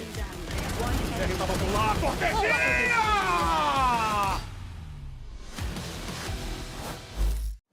Welcome back, everyone, to VCT Americas, and there you can see our players getting their sustenance as they get ready for today. Always enjoy that potassium. Okay, that zoom in was suspect. Who had the better technique? Who did it better, GB? Well, as a banana connoisseur, I would say Cortesia for sure. Cortesia? Yeah, Cortesia nailed it. He nailed it. Now, you're probably wondering why these balloons are here in an interestingly, not the most organized way. Make it say 0. It's our 100th broadcast, by the way. Yay! We've been live 1 day for every year that Golden Boy's been on the earth. Yes, that's right. And I have balded every step of the way. The hair is just going to continue to recede further and further. But you know what? It isn't receding. Zelsis' skills, because he pulled it off. That's a segue. That's a segue. That is a beautiful segue. Josh, you were on the telestrator essentially hating on Zelsis' existence as a human being. That's so I want to give crazy. you an opportunity to explain yourself. No, I mean, I have noticed thus far this year that Zelsis looks like he's getting overwhelmed in a lot of spots while playing the Vice. We saw him team flashing quite a lot in previous matches. This could not not be more different? I mean, look at the difference in the stats. 200 ACS, that's nothing to sniff at, honestly. He was making individual errors, but not playing too badly. Here, he's flying. He can't do anything wrong. He was acing in rounds, getting kills. It, like, almost had a 2 KPR at various points. He's having an enormous performance, and it makes a big difference. Yeah. And MIBR changed to a comp with a double dive on the attack that is very much going to be running over the solo Sentinel, anchoring on C, trying to exploit that. And Zelsis did so well, getting 2-3 kills almost every time. And well, his mechanics were great. I think it came down to how he was varying his util setups, changing where his wall was, changing where he was playing on the site. The positioning was absolutely excellent from Zelsis as an anchor on the Vice throughout. He looked so comfortable. I hard agree with that point. I think that with how agile he was being with his setups, it definitely threw a wrench into the plans of MIBR, but it's worrying signs for me because it was the one aspect of Sentinel's comp that didn't change was the Vice. And I thought that there may be some element of it where MIBR could put the prep in and he'd be able to play around a little bit better, and they couldn't. And it's one of the major strengths they've had so far through this lower bracket is being able to anti-strat, figure out little quirks that teams are running and work around it in some way or form.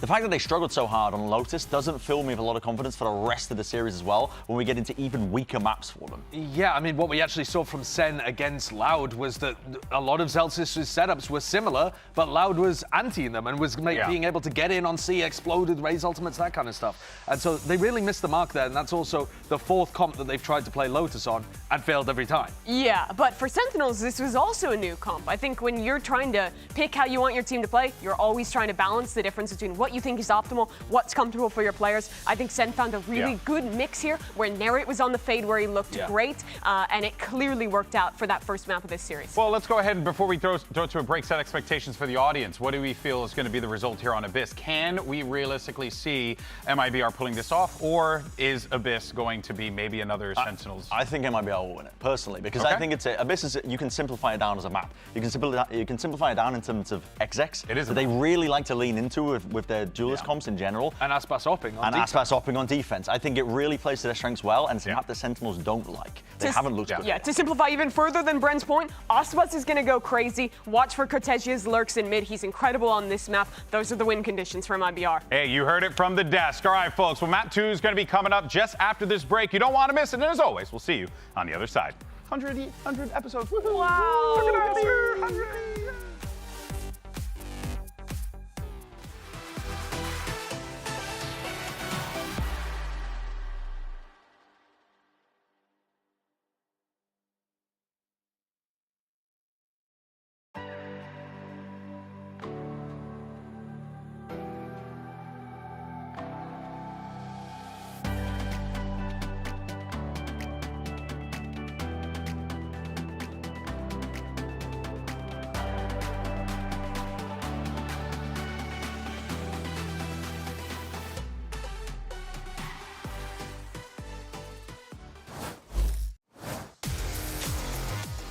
With that coveted spot at Bangkok denied them yesterday by G2, Sentinels have taken an important first step in that direction again. A strong 13-7 showing on Lotus over MIBR, but this is MIBR's map pick of Abyss, one where they've looked quite good in SEN. We just saw them put it on display yesterday. They're running back this double controller composition that we saw. So that's telling me that they believe the loss had more to do with G2 and less to do with them. They feel that they can improve with this comp after its shortcomings were on display yesterday. Narrate going to be on that Omen again. He struggled so hard, was left out to dry, anchoring over on that B site, was getting split by Jogamo coming up mid constantly. It was so rough for him. Yeah, there was like dimensional drifts coming up behind him, smoking his way. Zekken would push off that site and die early. He'd be alone.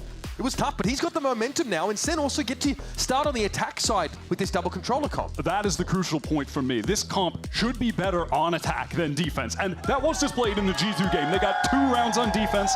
They were able to get 5 on attack, but at that point, the G2 lead was insurmountable. How good they were on attack was irrelevant, but this is an opportunity to get out to a big lead, and then, even if their defense is weaker, they've got enough of a buffer that they can convert against MIBR on their own map pick. The smoke-heavy comp can let them shut down Aspas' defense side, opping to a degree as well as they cut the map up and take that space. Well, let's see how the pistol goes. So much rides on getting out to an early lead. And yesterday, this was the map where Aspas dropped a cool 29 for 9 against Crew. Light work for the young thug. Aspas not being able to connect any shots, but eventually Zekken alights on that low ground. It's a bit of a nasty trade for him, though, and the Nova Pulse will stun Aspas for the time being. You won't be able to get back out to coast yet. SEN are so weak. They're caught in the smoke. The spam through from Cortesia for a second. Aspas low. Still wins it out, though. Cortesia is just shooting, man. Zelsis in that 1v3. God, he had an incredible map, but he would have to ace again. Here in his pistol, I think he's deciding the orb is the best course of action, and he'll try his luck at A. Might be able to get a second orb, honestly, at the very least over there. We'll see if he can beat the timing. And frankly, he will, just on account of MIBR. They have no reason to try and over-rotate here. Just play together, trade this out in a 3 versus 1. Hey, this isn't bad for Zelsis. He gets to play 2. He's already got 5 orbs. I do also, that ultimate, pretty crucial in terms of SEN's overall strategy. They get within striking distance of a site by smoking the map and then just fast hit it with that null command. Definitely. I mean, they might have this ready for their first buy round, but I don't want to get too ahead of myself. Zelsis is on fire. He's hearing all this. This would be a crazy clutch to win, though. No. Let's be somewhat reasonable.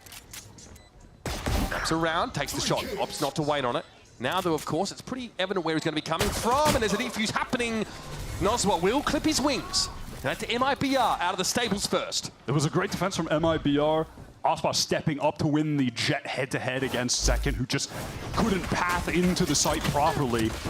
Caught over on the cliffside, awkward around the cage, and the rest of SEN, they were just delayed behind that nebula. I don't think that Zelsis had a flash to actually pop out of that smoke, so they were just stood around waiting. Did Aspas body block Zekken on top of container there? I think he might have done. Denying him that, but because he's trying to dive into that very cloudburst. Cheeky. Aspas has picked up the outlaw here now. Again, I'm looking back at the status of Zelsis' ult. I mean, he could, if he just dies in this round, he will have the null command for their first buy. 2 kills, 3 kills in fact, and 2 orbs. It's going to get you most of the way there. Cortesia backing over towards Link here. Cyber Cage to break up the side a little bit. There's 2 players inside the dark cover. 1 TP'd, 1 dashed, and Zekken emerges.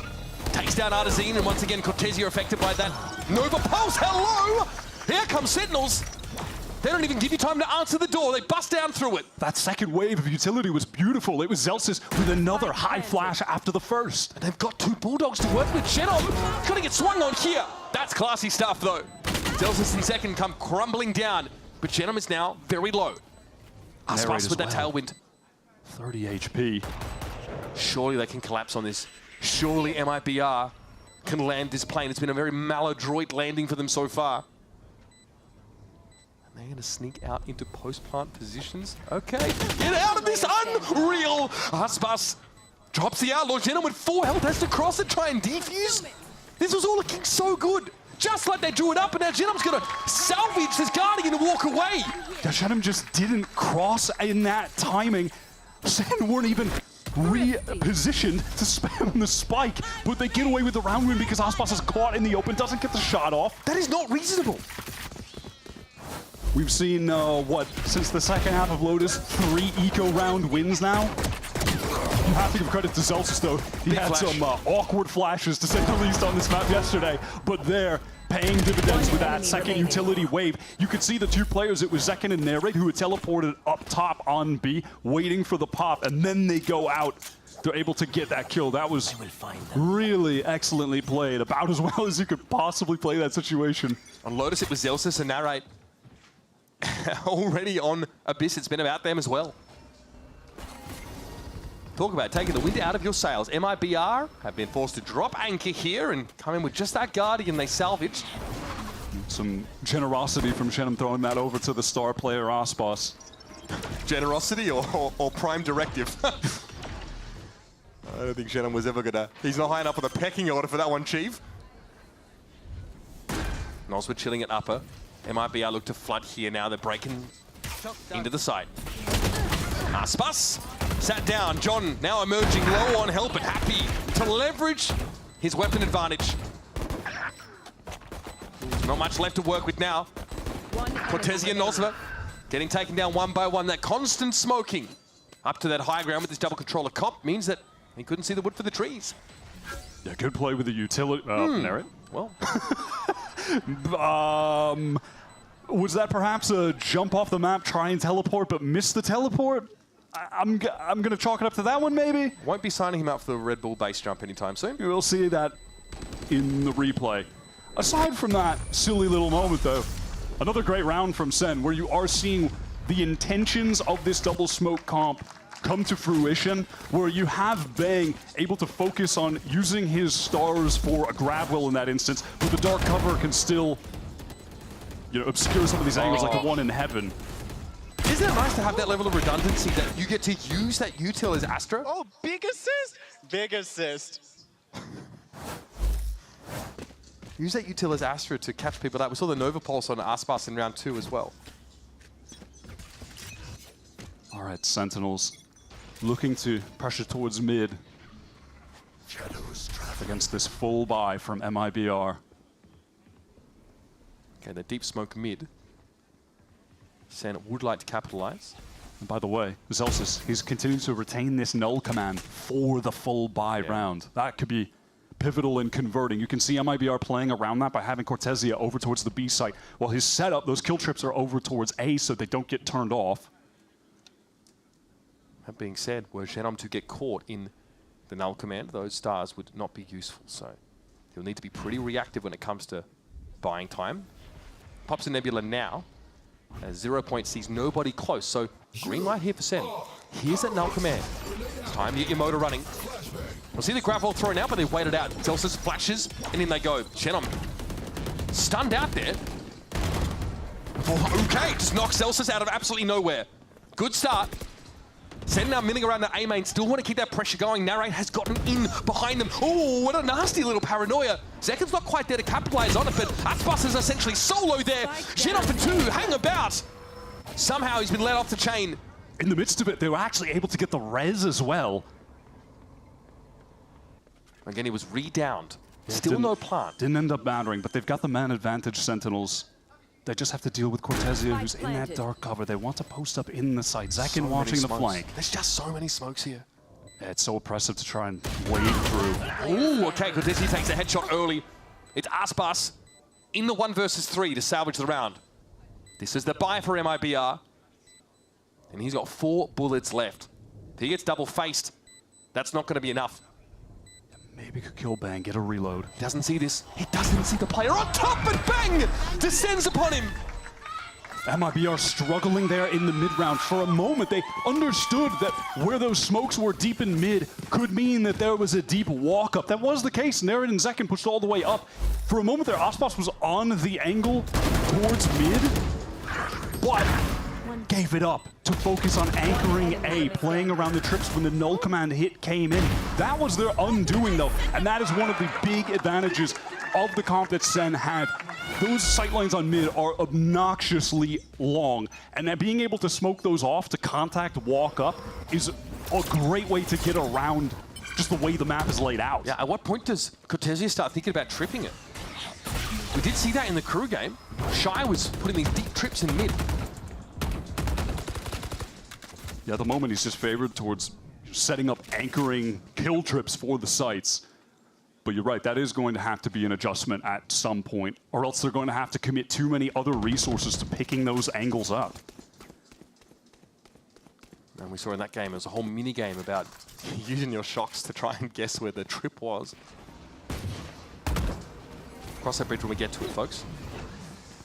Second, cloud bursts in the nebula, implying that he's dove into it. Sees nothing at the post and is just trying to sell this as well as he can. The TP in for Narrate. Sticking it. Oh, he's unhinged! And Cortesia's head goes rolling. You can't be getting away with that. You just can't bring cannot people be. here, Wyatt. This is like catnip for MIBR. Eventually he goes down, but it's all going to be on Artazine here to stop this flood of players. Flash will herald their arrival, and in they come. Artazine just doesn't have the weaponry to hold him at bay. It's all coming apart at the seams here for MIBR, and they're short on thread. Aspas with the share of Nazwar recovered Narrate's rifle off that great, I mean, I want to say sell towards the B site, which it was, but a little bit extra on top. That was a set phases to warp feed from Narrate, and he still gets the kill. Unreal respect, honestly. Nosware has a recon there. Could have sent it into heaven to clear that space. But it looks like he just wants to save and maybe do a little damage on the way out. Obviously a buy in the next round here for MIBR. Aspas only dropping the Sheriff to the ground. Really, Celsius? You don't drop that, bro?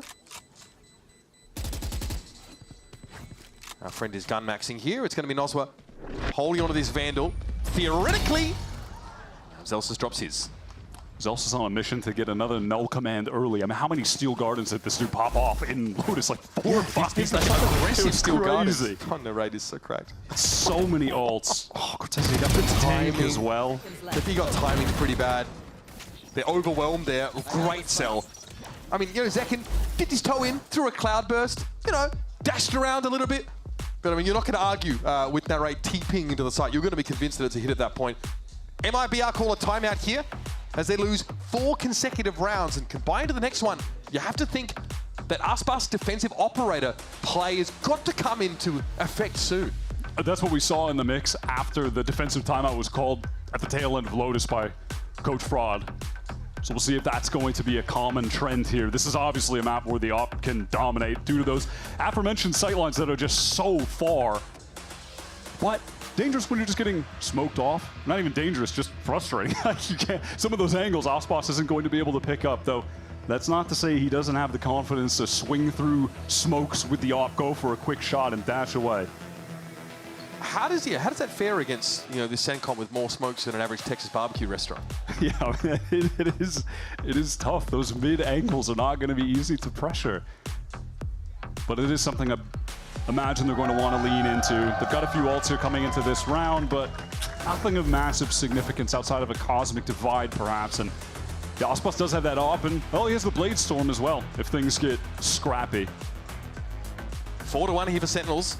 They started on the defense side of this map against G2 and were just slowly bundled out of the game without their consent. MIBR's Abyss, yep, they've won 13-8 against Crew, 13-10 against EG, 13-10 against C9 on this map. Aspas is pushed in front of those smokes in mid to pick up the more aggressive angle action, then just retreats back through the nebula. There's the dark cover over for the vent walkway.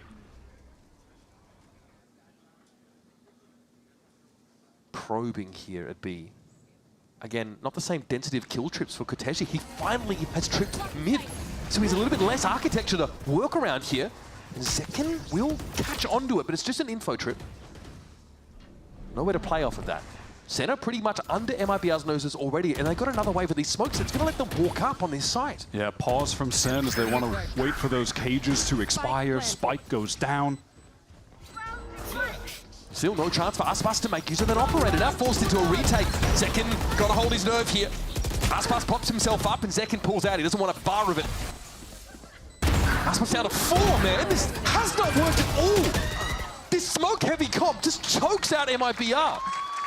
Even the trip over towards mid, they might be getting conditioned to invest more resources on a part of the map that Sen didn't care less about in that round. Up until this point, it has to be stated again how much better Celsius is playing, and specifically with his utility. Map 1 with device, but right now, his flashes are getting work done. Those second layers of utility with the high flash that Zekken is able to swing off of there, they all fight Shelf together off the back of Zekken taking that initial contact. So much better than some of the flashes we saw yesterday against G2. I'm loving this so far. This is the attack side that we just didn't get to see much of. But my question really is, you know, if MIBR are to make a comeback here when the sides swap, unless they rally back now, you know, how many do they need on defense if Sen are not able to step it up on their own defensive side from what we saw against G2? Aspas is positively bristling after that last round goes horribly wrong. And so it gets the silverware out. That Aldrone from Nosware doesn't spot anything. Another slow start to the round for Sen, but they've got these smokes to cut these angles off. Nosware falls off the line, and Aspas, beautifully done. Gets in and gets out, clean as a whistle. For a second there, we were about to witness the exact same thing that happened to Crew yesterday. Just slipped away with the one, though. Here's that null command, though, so it will allow Sen to get into the site. Nothing really that MIBR can say about it. They don't have anything really to stall with anyway. And now we fall back to those post-plant positions. Bang and Zelsis in the side itself. John down to 5, so he's playing right back towards Coast. And here's that Cosmic Divide thrown up by Bang. Excellent. This is going to be so tough for MIBR to get through. They want a pop flash. Here comes Aspas. In he goes. Bang does fall. Aspas gets some knife purchase, and Zelsis is on his own. Pinged out by the rule theft. Still pretty classy with the right click. Aspas is coming for him though, and he knows it. He doesn't care. Not too shabby. But not quite enough for SEN in that round. There's a thrifty here for MIBR. A team that has certainly been defined by the star power, and it's Aspas on this map in particular. You know, we mentioned it against Cruz, that 29 for 9 game. He came up with the Blade Storm in the exact same position. Oh, yeah, you've got to be ready for it. Gets the one, dashes out. No chance for it. Aspas has some of the best jet movement in the world, but specifically when he needs to retreat, he is excellent at getting out of tough situations. Really excels in those kind of moments. And then the repush in past the Cosmic Divide, Pop Flash coming through to support him. Gets their economy stabilized. They recover a bunch of those rifles. Now they have the AWP back in his hands. He's playing towards Heaven, Aspas. Young Zekken ready to turn it up a notch. Stinger and Blade Storm for this round, so able to pocket a bit of extra money. Aspas on a really passive angle here. Those trips all committed to the A side of the map this time around. Okay, so plenty to see in mid, honestly. Yeah, spotting out that Omen who has made a lot of presence up in mid for Sentinels. That's going to draw some attention from MIBR. Notice Cortesia towards the upper right of the minimap now has to cover a more passive angle towards mid as the split onto A. He's trying to come in from SEN. They have a lot of util to deal with for the anchors. Cortesia's got to stay alive here. Zekken. Dodge, duck, dip, dive, dodge. Nope, not going to be good enough. Narrate ends up going down to that Hunter's Fury in the end. Shenham is so dependable as an anchor. It's up to Zelsis once more. And as MIBR starting to string them together. Beautifully done. Aspas with a safe angle in mid doesn't really see the need to get involved. They play to the extremities. The Hunter's Fury from Noswar was excellent on this timing. Forcing Zekken into a tough situation. At the moment, I'm questioning, where are the shock darts to break these trips? We're just running into the first one, the closest one. Those have to get broken. Yeah, we're looking at John. Start to open those up a little bit more. They've got to be aware that Cortesia is investing those heavily in these sort of grid matrices on these sites. And yet again in this default double smoke for top mid, but Aspas, he walks through. So much information for Aspas. Artisan sees everything he needs to and gets some free damage on Bang at that. 0 Point absolutely shuts down SEN's effort to press forward there. They have to slow the round down at this point. Look at that deep trip by Cortesia. And that's the kind of trip that they're going to need to place. They're going to have to sacrifice site trips just to have some passive information on mid, yeah. They can't be destroyed, in fairness, by a shock dart, but not that SEN have really been looking to do that. Aspas is rotated over to the proper site. Null command pop. This is awful for the 10 hit, but the smoke drops. And that's what happened to Zekken so many times yesterday on this map. This time he's able to flip the script. And 2 MIBR players fall before they can have a say. This is so disconnected from MIBR. Zekken is watching the flank patiently. Can Cortesia win the duel? He can't. It's all on our Zin. And they've got to know there's a player sat here. This is such a common spot to hold for defenders, but we have a cancel briefly called here by SEN. They're going for the re-hit now. That second wave of util. Zekken, though, was felled instantly. Bang! Able to just collapse on RZ while he's stunned out, and now Shenham has so much to do from here. And close for comfort there, but SEN exit the round with 2 up. MIBR, unfortunately for their sake, getting really disconnected with the swings over on B. After the Nebula drop, Aspas, it's just firing range in his face. 4 players to shut him down in this moment. But then Alpha tries to swing out of heaven. He's facing into all of these players. Haphazard to say the least. Cortesia then, he feels like he needs to be a hero, but he's being watched on the mid flank. The drop to rope. I mean, that's 2 back-to-back rounds from Aspas where his positioning's been nothing short of audacious. First the push ahead of the mid-smoke, and then that out in the open. This time punished. Now playing in a Leaf Wolf-like position, gets the first. Can he get out? He's caught on the wall. That is a disaster. That's a second round where he's committed an operator into it. Zelsis coming forward now. Null command. Active for Zelsis. Cortezia doesn't quite have the line up there. Still no stick of the spike. There it is. Bang gets it down, and then a relatively unscathed SEN are just going to back off and play post plant. Yeah, opting to retreat for main. They still have a little bit of util to play with. There's a molly for Zelsis for some delay. John can drone just to make sure that no one's pushing too close. Gets a tag on Cortezia. A little uncomfortable. That's going to slow things down further. Narrate does get pinged out by the 0 points. John looks like he's got some shock dart set up here. Delsa sprays down through that cyber cage. Down to 2R, MIBR, they're running out of time, but Cortezia finds 3, twirling his moustache evilly. Got a chance here to salvage a round, but time is not on his side. Into the cyber cage, give it a tap, and hope for the best. He'll get another gun out of the game here, and Narrate has to hang around and give up his gun too. Ultimately, there are just too many SEN players remaining in main. I like that teleport position from Narrate as well, just offering an additional element to their crossfire when the MIBR players are forced to get forward. Another timeout called from them. Trick shot. One enemy remaining. Tell you what, these youngsters on MIBR, impressive. I tanked everybody's flash in that game.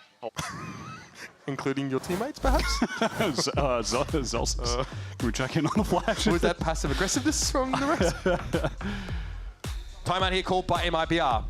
That's the kind of round where just the sheer volume of that smoke util coming out from Sentinels, plus the early pick on the start of that round. Aspas not able to have an impact. Another op board in. Dropped away quickly. By the way, we're 10 rounds in, and Zelsis is again top fragging the entire server with 12 kills right now. This guy's form is really elevated at the end of this tournament. Lives for the high pressure situations.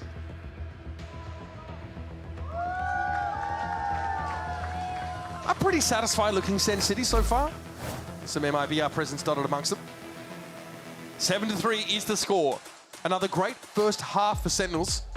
But again, that's kind of what they want to do with this composition, White, is get on the attack side first, stifle off those op angles, and look at this comp. It really has made it hard for Aspas to shine with the defensive operator play. SEN gathered up towards this A side, maybe intending on going for a split down mid. Again, here are those smokes, Yeah, disrupting information for MIBR. And again, it could imply anything. It's going to keep Noswa right back watching that line, and Narrate is in a position to hit tower quickly. In he goes. Yeah, there's the vent break, and there's the shock dart. John wants to break the trips. Into the site they go. Still a trip up, but it's not in a position to really impact Sentinels at this point. They're in the site. Genon's already gone down. All of the Astra util for a post-plant setup now, no longer available. It's an awkward buy for MIBR. Aspas has the hero rifle, coming back through defender spawn now. This is going to be next to impossible for MIBR. There's not a lot of post-plant util for Sentinels. That may be the one saving grace. Still, though, the weaponry is just so weak. You're relying on Aspas and Noswa right now. It's really only a recon, you're right, but they'll anchor this. Zekken will sit in the site and throw down. The guns aren't great here for MIBR, so numbers is something they have to leverage. Someone got pinged out there. 0 points being exchanged, and we're getting pretty close now on time. Noswa found 2, but eventually he'll be brought down. It's really elementary for Sentinels. Smoke deep in mid, get Narrate into tower, and then get in a 1-kill, smoke it out, play for the post plant. The numbers are just too overwhelming, and again, that weaponry is too weak. Cortezia had a moment where he could have maybe gotten the headshot with the Sheriff, but if he had a rifle there, probably would have converted, and it's the little moments like that that it comes down to. 6 away. 13 kills and 13 assists. It's just lights out from this guy right now. Aspas, of course, is the kill leader in VCT Americas. He'll be the first to pass 2,000. Will it be on this map, though? I'm not sure. Glass cannon operator for him towards B, and what do you know? 2 smokes and a recon deep into mid for SEN, and they're going to go ahead and walk up for free. Yep. This time, though, there's a bit more than just Narrate getting into vent. He does break it open, so that already is starting to furrow the brow of the defenders over there. camera ping. I think they're on the Zekken. This is going to force MIBR. Look, where are they safe on this site? Nowhere, really. Only in this smoke shot, or the trips rather weren't broken, but bang, what a swing. Yeah, his open has been awesome. Walking up into that site, and again, it feels unlosable for Sentinels, this situation, where they've got a post plant with even more utility than they had earlier to work with. Bang has a star up still, and he can make use of this Cosmic Divide. Yeah, it's round 12. Pop off, King.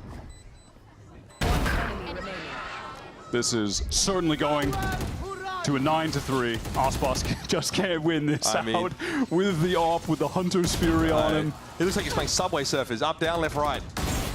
Dodging everything, that's pretty clean. And again, this is an objective game, folks, and Aspas has 20 solitary points of health left. 19 more than he needs, in fairness. But it's a Sisyphean task for him. And Sentinels have another 9-3 half, 2 consecutive maps. They were just splitting A with ease. MIBR never went for a aggressive mid-round play in mid. Maybe there could have been a moment where they try to pop flash out with multiple players, catch one of those SEN guys walking up, contacting. It never came, and SEN were able to get all of their perfect executes off, making it look all too easy. 6-round lead of the half. We've got Rivington standing by with Sentinels CEO Rob Moore, who I'm sure has got a smile on his face. That's right, I'm joined by Rob Moore down here on the stage, CEO of Sentinels. I gotta ask, things are looking a little bit better today, especially on Abyss. How you feeling? A little bit better than yesterday. Yesterday I was just pacing around all angry. But, you know, this is like Masters Madrid. For those of you who didn't notice, what happened at Masters Madrid, we got rolled by Gen G, went to the losers bracket, won, and then came back and took out Gen G. So hopefully the script writers are liking sequels. In a little bit of that fact, we were talking earlier, you're saying, yeah, they might have Aspas, but today we have Zelsis. What's it been like watching Zelsis get aces and just absolutely frag out game one? That is the craziest, that is probably the craziest map I think I've seen. But yeah, Zelsis has the hack because he is using both the SEN Classic and the SEN Mouse. It's easy. It's easy. We were looking earlier, and he's like, I don't even really watch the game at the end. I just look for Zelsis to get hype and actually go for the cheers. What else? How are you feeling about Narrate today? He's playing a lot better. How's it been having him on the squad? Narrate brings a lot of energy, but he's young, so he's very streaky. But when he's feeling it, so like you could tell yesterday, the thing I was most impressed yesterday is how rough map 1 was, but he came back map 2 and he led the team in kills, so that was impressive, his ability to really get back in there. That's awesome. And before I let you go here, you get a lot of VALORANT to watch now. You got Qbert Academy as well. How's it been having a bit more to the family? Qbert Academy is the best because, for better or worse, we can't win Ascension, so I don't have to stress as much. So we can just have a lot of fun, and Tarek has decided to watch party, so we just goof around, and it's the one time where Tarek doesn't jinx the team.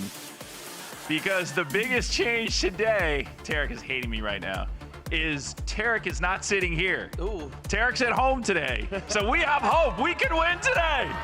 Oh, sorry, little bro. Rob Moore, though, thank you so much. Best of luck in the match with the team. Back to you guys. There's a lot going on in the Sentinels engine room at the moment. It's great to have Qbert Academy in challenges. You can check that out, of course, during the week, Tuesday and Wednesdays. You might even see myself and Dr. Wyatt River over there occasionally. But again, great to hear the talk about, you know, Zelsis and Narrate, 2 players who we're not usually seeing in the spotlight for this team, but man, they've really come alive, showing us this depth to this Sentinels roster. 2 players, though, to the match we have to call back to, which is SEN versus G2. We're struggling so much on defense. Narrate was just getting overwhelmed, anchoring that B site on countless rounds. The way that G2 were exploiting mid there. Did SEN do enough on this attack half to win? Or will their defense just be better today? MIBR only managed 4 rounds after going down 3-9 on Lotus, but a very different map. And a side that Sentinels showed some clear difficulty with yesterday. And also was going to get the shock of a lifetime. Oh, so is Cortesia. Both of them brought low. Great damage. Damage alone does not win rounds. However, headshots definitely go a long way towards that. Aspas here is about to have to hold back the hordes of Hades. He is all alone. He has to pop off in this situation. Paranoia is going to whistle past him. It's going to be 1-by-1 stuff. And Aspas in a great position to cut them down. Eventually SEN get their act together. Double swing, John QT gonna walk away with the kill. Cortesia flattened. Noswa low. Genom not in a position to intervene, but the shock is good. Oh, it's perfect. That is stunning. Double shock kill, and Genom swoops in for the credit. we got a pistol round defined by shock darts. And Aspas on that deep position on his lonesome. He did enough. Artson and him really got disconnected in how they wanted to play back sight, with Artson swinging alone, didn't have that trade, and now it's Aspas staring down. The Horde coming forward, gets his 2, and offers enough delay that these SEN guys have to get on the spike ASAP. Nas was chilling with his shock darts in main the entire time. A must-win pistol round for MIBR. Did that remind you, MIBR immediately got thrifted after winning the pistol in the second half of Lotus. They had better have their wits about them.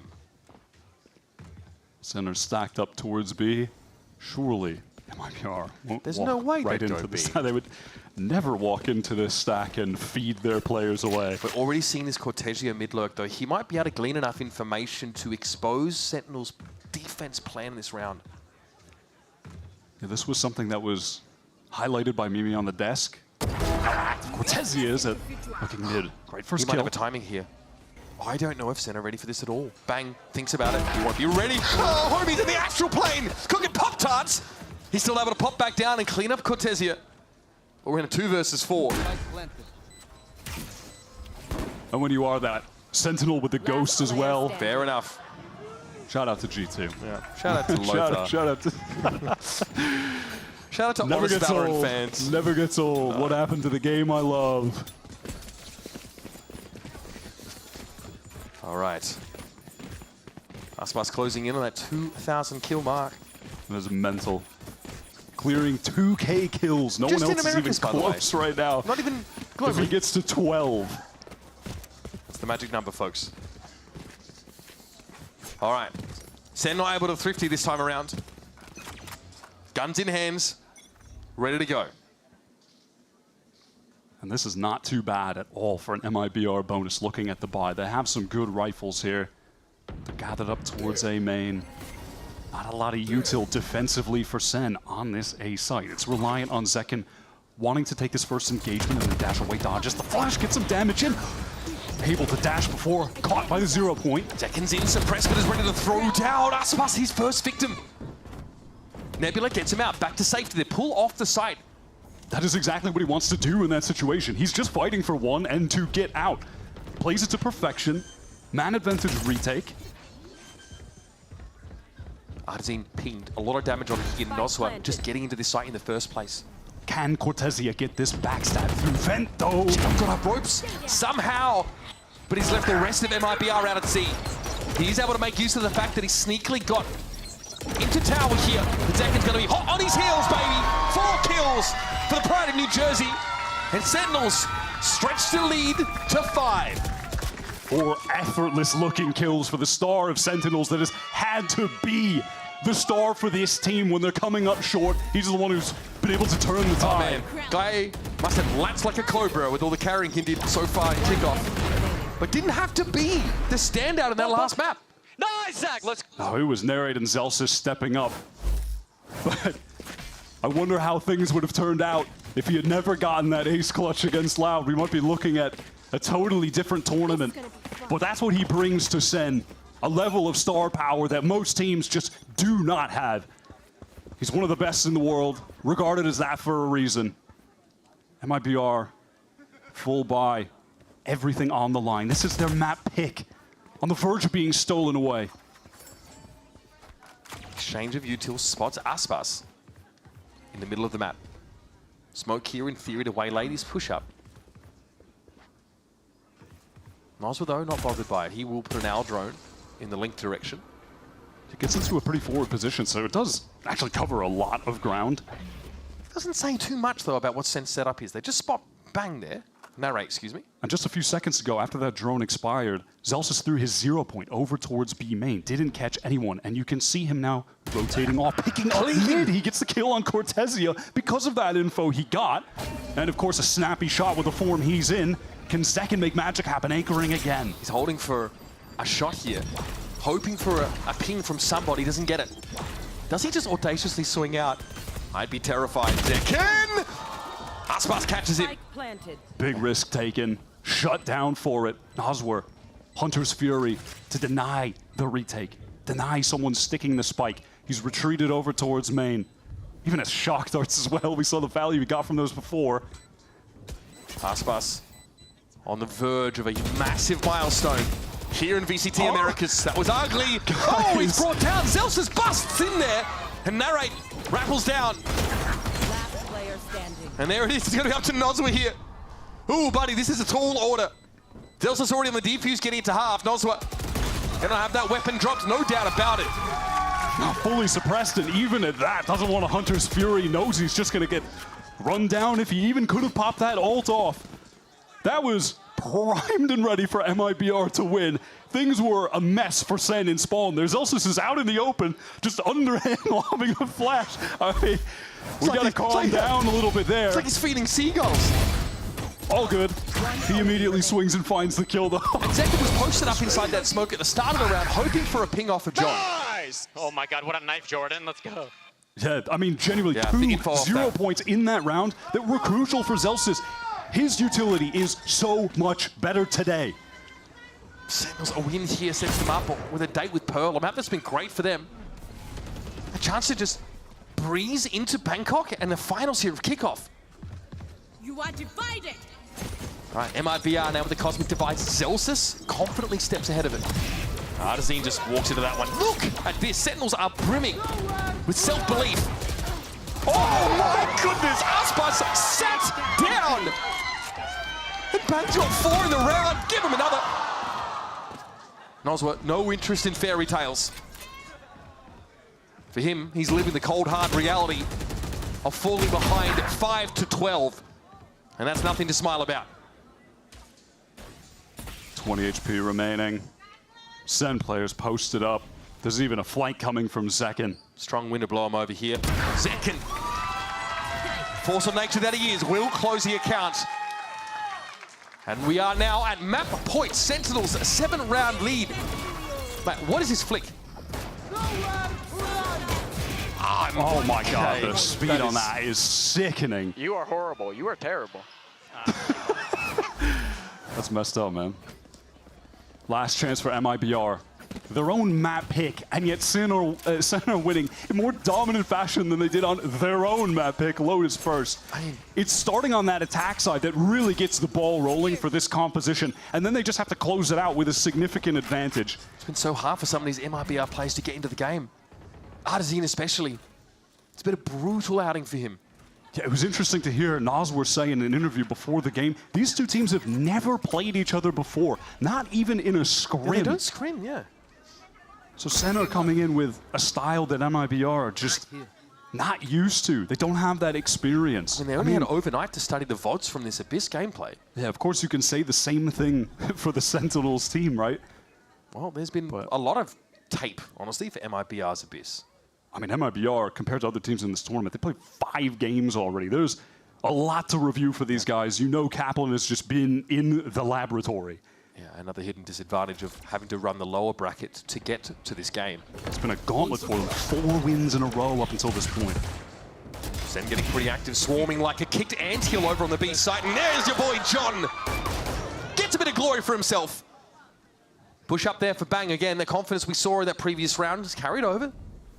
Ends up being his undoing here, but here it is. Oh, man. Khajiit has buys if you have the coin. I've got the vibes for days. Just Aspas, the miracle worker, left. 1 kill and he gets to that 2,000 in VCT. Talk about bittersweet for Aspas. But Kill that could ultimately, be inconsequential. Just doesn't matter. He is kept short of the milestone. He shuts him down. Another lights out map from Zelsis, continuing the snappy aim, getting crucial kills, but my god, the difference in his utility night and day from this game versus the one against G2 yesterday. He is having such outsized impact. I mean, he does end up top fragging this game too with the last kill. Why not? He is in peak form. I mean, it's clear the best play I've ever seen from him. And this team, when they get that wake-up call, especially with Kaplan at the helm, it really galvanizes them. They almost always bounce back from those brutal losses, and yesterday, you'd absolutely count that as one of them. The upside for them is that Bangkok is still on the line. They'll have time to prepare. And of course, they're up 2-0 in this series. You've got to be pleased with that. This is against an MIBR, this newly formed team, bringing up these upcoming talents in Brazil from challengers teams. They have never played in a game with this level of pressure, and now they have to bounce back from being down 2-0, getting crushed on their own map pick. Heading to Pearl, a home map for SEN. It's time to rally back for MIBR. Yeah, but MIBR have not lost on Pearl yet in this kickoff. We're going to go to break, folks, and when we come back, we're going to hear from our analysts as they prepare us for map 3 with a lot on the line.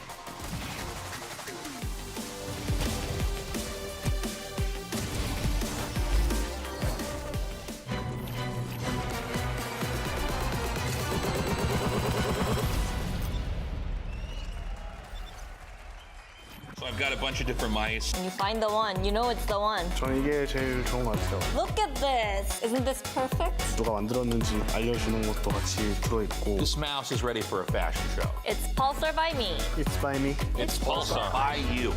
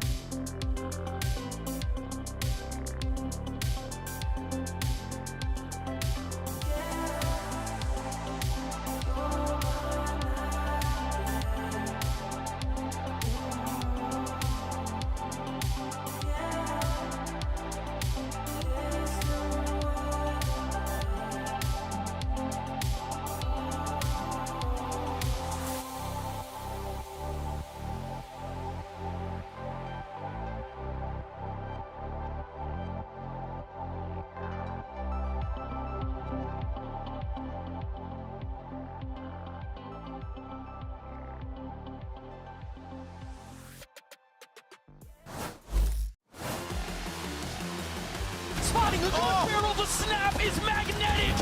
Zekken puts them away. Vem round do MIBR. MIBR tava do lado. Cortesia!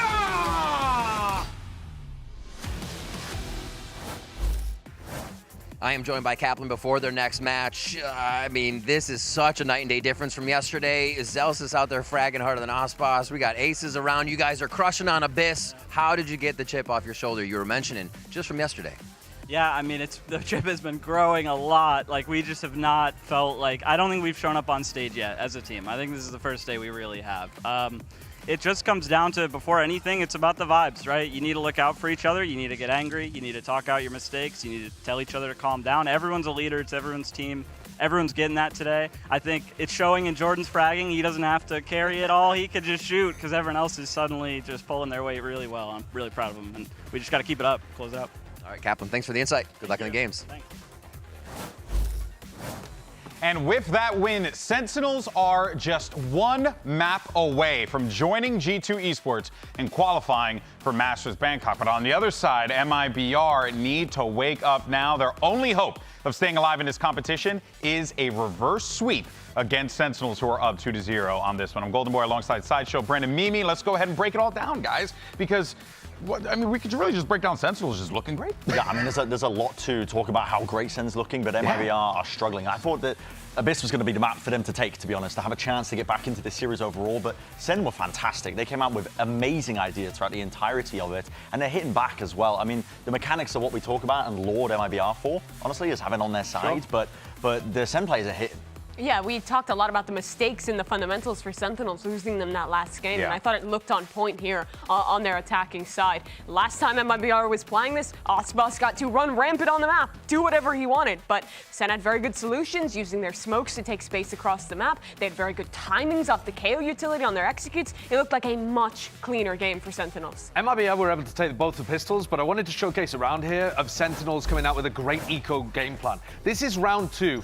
And John throws a recon dart. The idea here is to play recons through the smoke. So the recon dart lands, and look at that, a TP and a dash inside. This is pistols against some level of weaponry on the other side of things. And if you look from their POV here, updraft, dash, in with narrate, and Zekken is able to find illuminated targets on the other side that they take down and snowball into a round win. This breaks the MIBR economy. It's a great game plan to throw out on an eco round, as you're just looking for like a cheeky pick to be able to make it work. And they take this forwards into a dominant series of momentous rounds where they're able to go just cascade. The dominoes fell from this very spot. And a reason that's so important as well is we were talking about the win cons for MIBR, Aspas operator. If they win the pistol and they win the follow-up, they have the economy rolling to actually get that in his hands. They had a few rounds, don't get me wrong, where they managed to scramble it together, but Sen was still having good game plans, I think, to cook up to avoid it in the first place. It was also a continuation of step-ups from the players that Sentinels needed. Absolutely coming from Celsius again after a tough tournament. Some mistakes in that last series.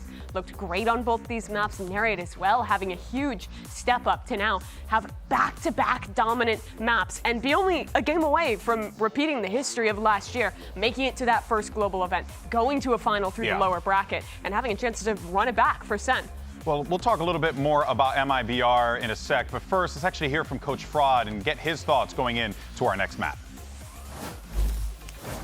I'm joined by Fraud before their next matchup. A quick question for the first 2 games. It seems like the team is finding their stride in some rounds, getting a few of those to their own, to themselves. But where's the momentum? What seems to be the missing piece? I think we're losing some rounds that we really can't be losing, like ecos, rounds that we have 3 or 4 ultimates. I think we just need to be a little bit, treat the rounds a little bit more care, make it a little bit easier for us when we have those advantages, when they have bad guns, or when we have those ultimates. I think that we're making some of those mistakes right now, but I had a good talk with the boys outside, and hopefully we're gonna reverse sweep this. Can't wait to see it, Fraud. Thank you. Good luck. All right, so there you hear from Coach Fraud as MIBR gets ready for this one. We'll continue the conversation about MIBR, but there's also just one last player that we do got to highlight because he's kind of been a little bit of the main character today in this event or in this matchup, and that's Narrate, who really, on that bait, this kid, Sideshow, is finding so much success. He's been doing great work. Yeah, and we just watched him play Omen, but I wanted to highlight the Fade here because we're about to go into another probable Fade map because Pearl is what we've got as potentially Sen's last map before they qual for Bangkok. And he is finding so much value on this agent. He looks comfortable, he played a ton of it last year, and you can see in the numbers the difference that it makes. Now, I also think that they have solved something. I believe Kaplan in his coach interview when he was talking about the mentality and the chemistry looking better, even if it's not to do with the agents that they're specifically playing. They just look a bit more cohesive today. Yeah, they definitely do. I mean, Kaplan said, he was like, listen, sometimes it takes people getting angry at each other to work out the solutions. And I think these lower brackets is where it really gets formed and where teams get tested in this capacity. Sen needed this, I think, to really be a winning team if they wanted a chance to even go far in Bangkok. They needed to get pushed down into the lowers. Do or die for MIBR now, though. If they lose this map, it'll be the first time Aspas hasn't made a global event since the first Masters of last year. A lot riding on this map for Made in Brazil. Yeah, and let's not forget, MIBR have been put through the ringer, having to go up against Crew yesterday, and only 12 hours needed to go up against Sentinels that is quite game and very prepared. Can MIBR bounce back? That is a question on everyone's mind. Map 3 coming up after this quick break. Don't go anywhere.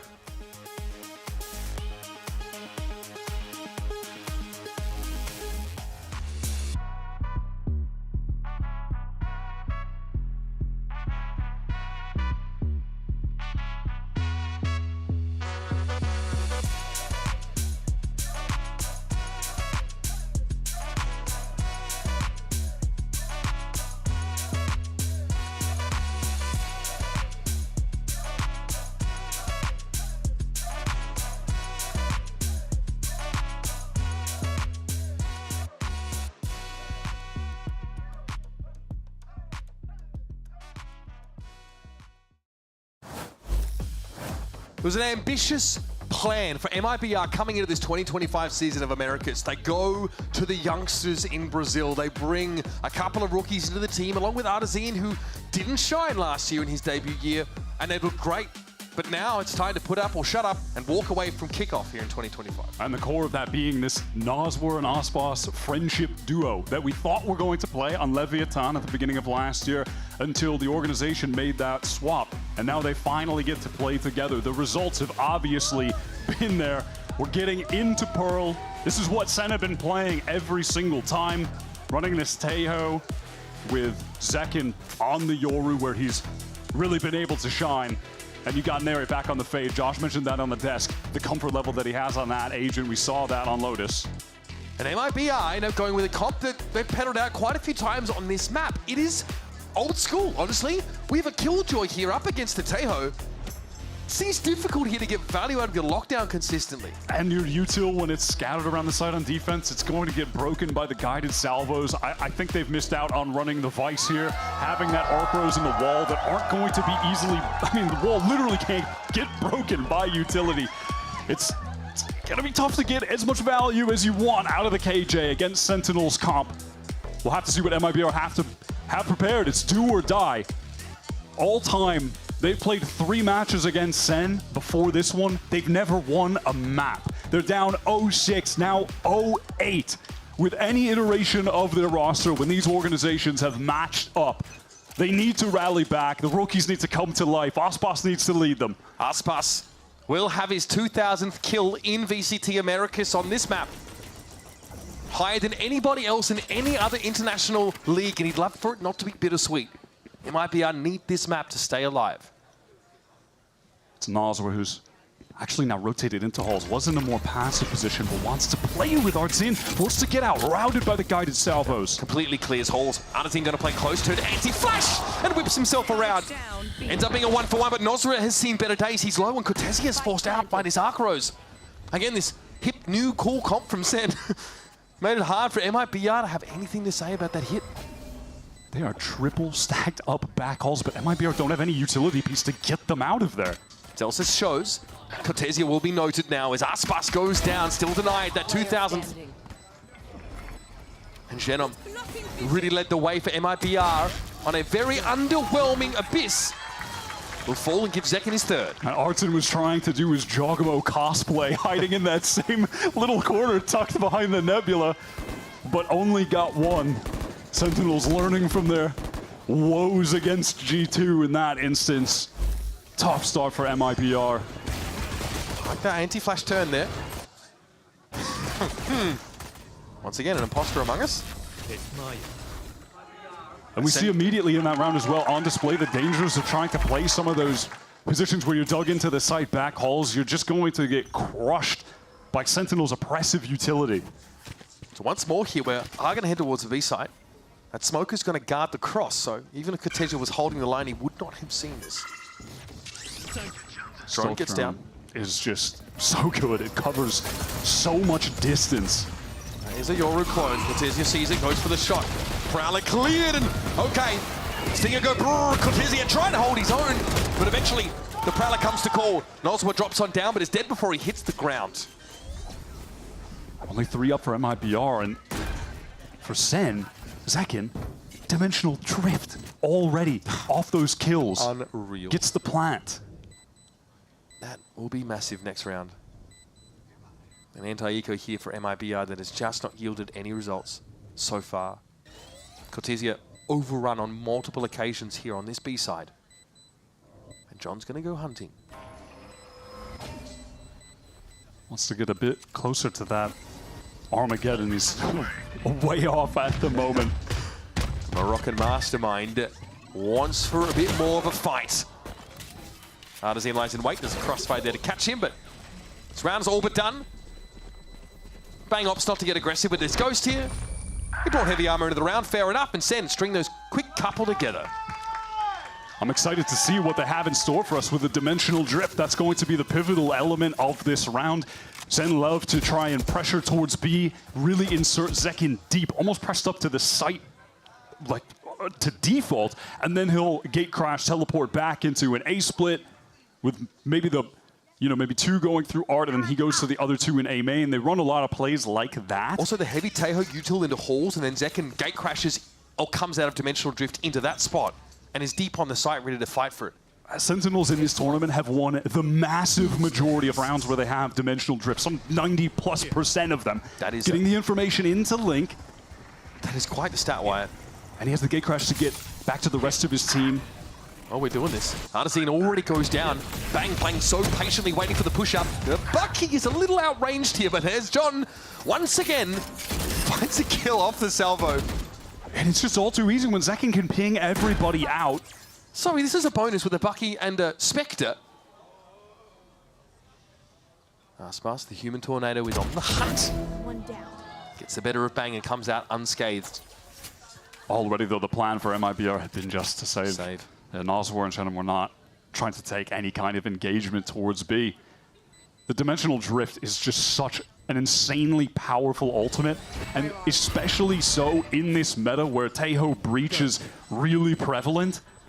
Being able to ping these players out, knowing that they had retreated into Link, then they're enclosed in that tight space. It's just free for John. And despite MIBR being happy to mix in these double duelist comps, something a little bit different, there are some maps like this where they are really play such a traditional style comps that you could argue have been power crept a little bit with Taeho and you know, Yoru being so powerful. The SEN came into this tournament running all of the new agents and putting a big emphasis on Yoru. It's been them and G2 playing the most of that duelist. It is just tragic. MIBR, they're able to get a reasonable buy into this round because of those saves, though. Few Guardians among them. He's done it, by the way.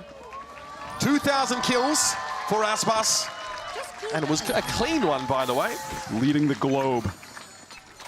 Yeah, the most killingest player in every international league. I think Texture's the next closest at like 1,760 odd. So he's clearing. Early 0 point over towards A main. Didn't connect for MIBR, and it's going to allow Shannon to post up in a more aggressive position as center on this mid-exploration. Look at the space that Zekken is just proactively gaining. He can teleport out whenever he wants. He's going to take the risks. Why not stay? He does, in fact, hang around a little longer. Ping down towards the bottom of connector. There is that A main presence here for MIBR. They do have Shannon pushed up. Narrate's waiting for a call or a piece of util to come back off cooldown. MIBR being forced to watch such passive angles, and with this noise cut, look at Artzin. He's drifting back over. There could be an avenue here for Zekken to get in. He is committed, there's no gate crash available. Shannon is tucked in and ready to throw down. He knows he has no choice.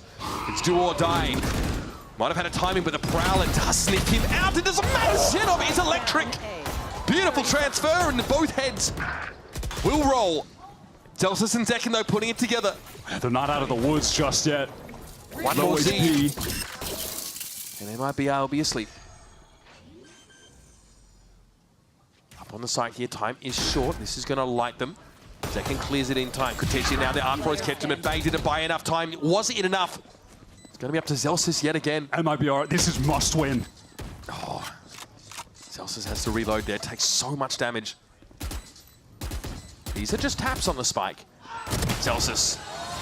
A big ask, in fairness. There was a shot. They were lined up next to each other. That would have been quite something.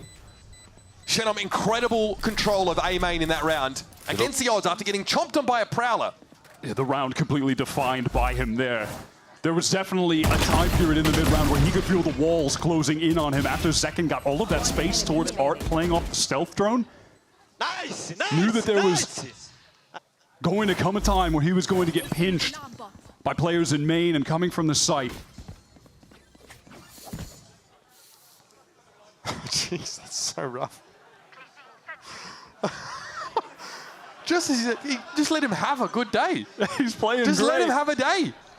He's looking like an all-star today. We don't need to bring that up. Man, we are going deep here to try It's better to forget. Deflate the cranium of Zelsis.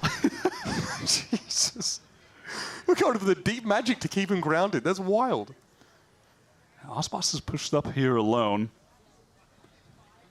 And given that SEN, they're not running the KO, which is going to be seen often on this map. He doesn't have to worry about getting his dash turned off, so he can, play a bit more actively in that way than he was able to on Abyss.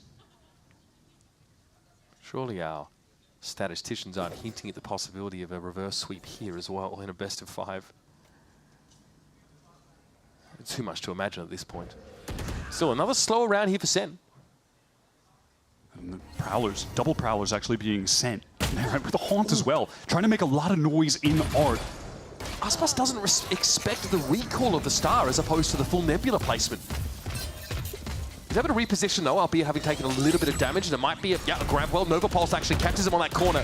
There are plays pinged out for Aspas, and Cortesia gets involved!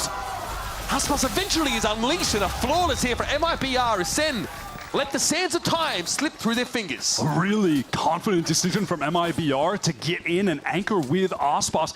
Despite having picked up that kill on the other side of the map, they could have just played for an honest 5-on-4 retake. But now they wanted to fight them at the choke. Oh, it's giving Jorgamo that one. Yeah, it really is. Honestly, it's giving they took away from that G2 game that we should fight them at the smoke while they're getting into the site, close up. Those further positions in the site, like halls, they're going to get littered with all of that Teho utility. We have to stuff them at the choke and play aggro. Worked out for them there. And it's put them in a position where if they win this round, SEN's economy is going to get broken. It teeters on the edge right now. A string of 3 rounds put together by Sentinels. Aspas is the one manning the helm at the A main position this time. And Bang opts to pull back here after the Prowler gets contact. And MIBR, they triple re-clear art. That's really good from them to get some information for the rotates.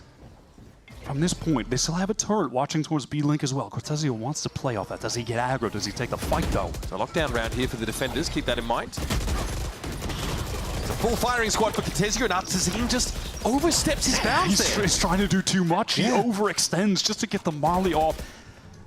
It just didn't matter that much, man. His life is thrown away. Still, time is getting short. Once again, SEN have allowed the wick to burn fairly low. They want to pivot towards B. Nazwa, the lone player. That's a long-range engagement, but he just... struggling this game, the veteran. Right into the firing line. All right. Steel Guard are going to be used here on B. It does have to be a commitment, but there's nobody here at the door to greet Sentinels this time around. No spray down, no Aspas gumming up the works. And when you're Cortesia here with the lockdown, you need to play around the timing of John's guided salvos. He still has them up at the moment, so if he decides to place that, it's absolutely worthless right now. There's no way you can do that. John surely is holding on to this ability. Wild that a rechargeable ability can counter an ultimate. It's just Teho's world, we're just living in it.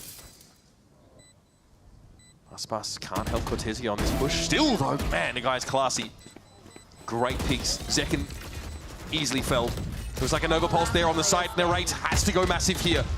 It all starts to fall apart, but this time on Narrate's side. As in, it's getting low for MIBR. Narrate playing with his food. Shenom finds his third of the round, but no time left. And MIBR will go up in smoke.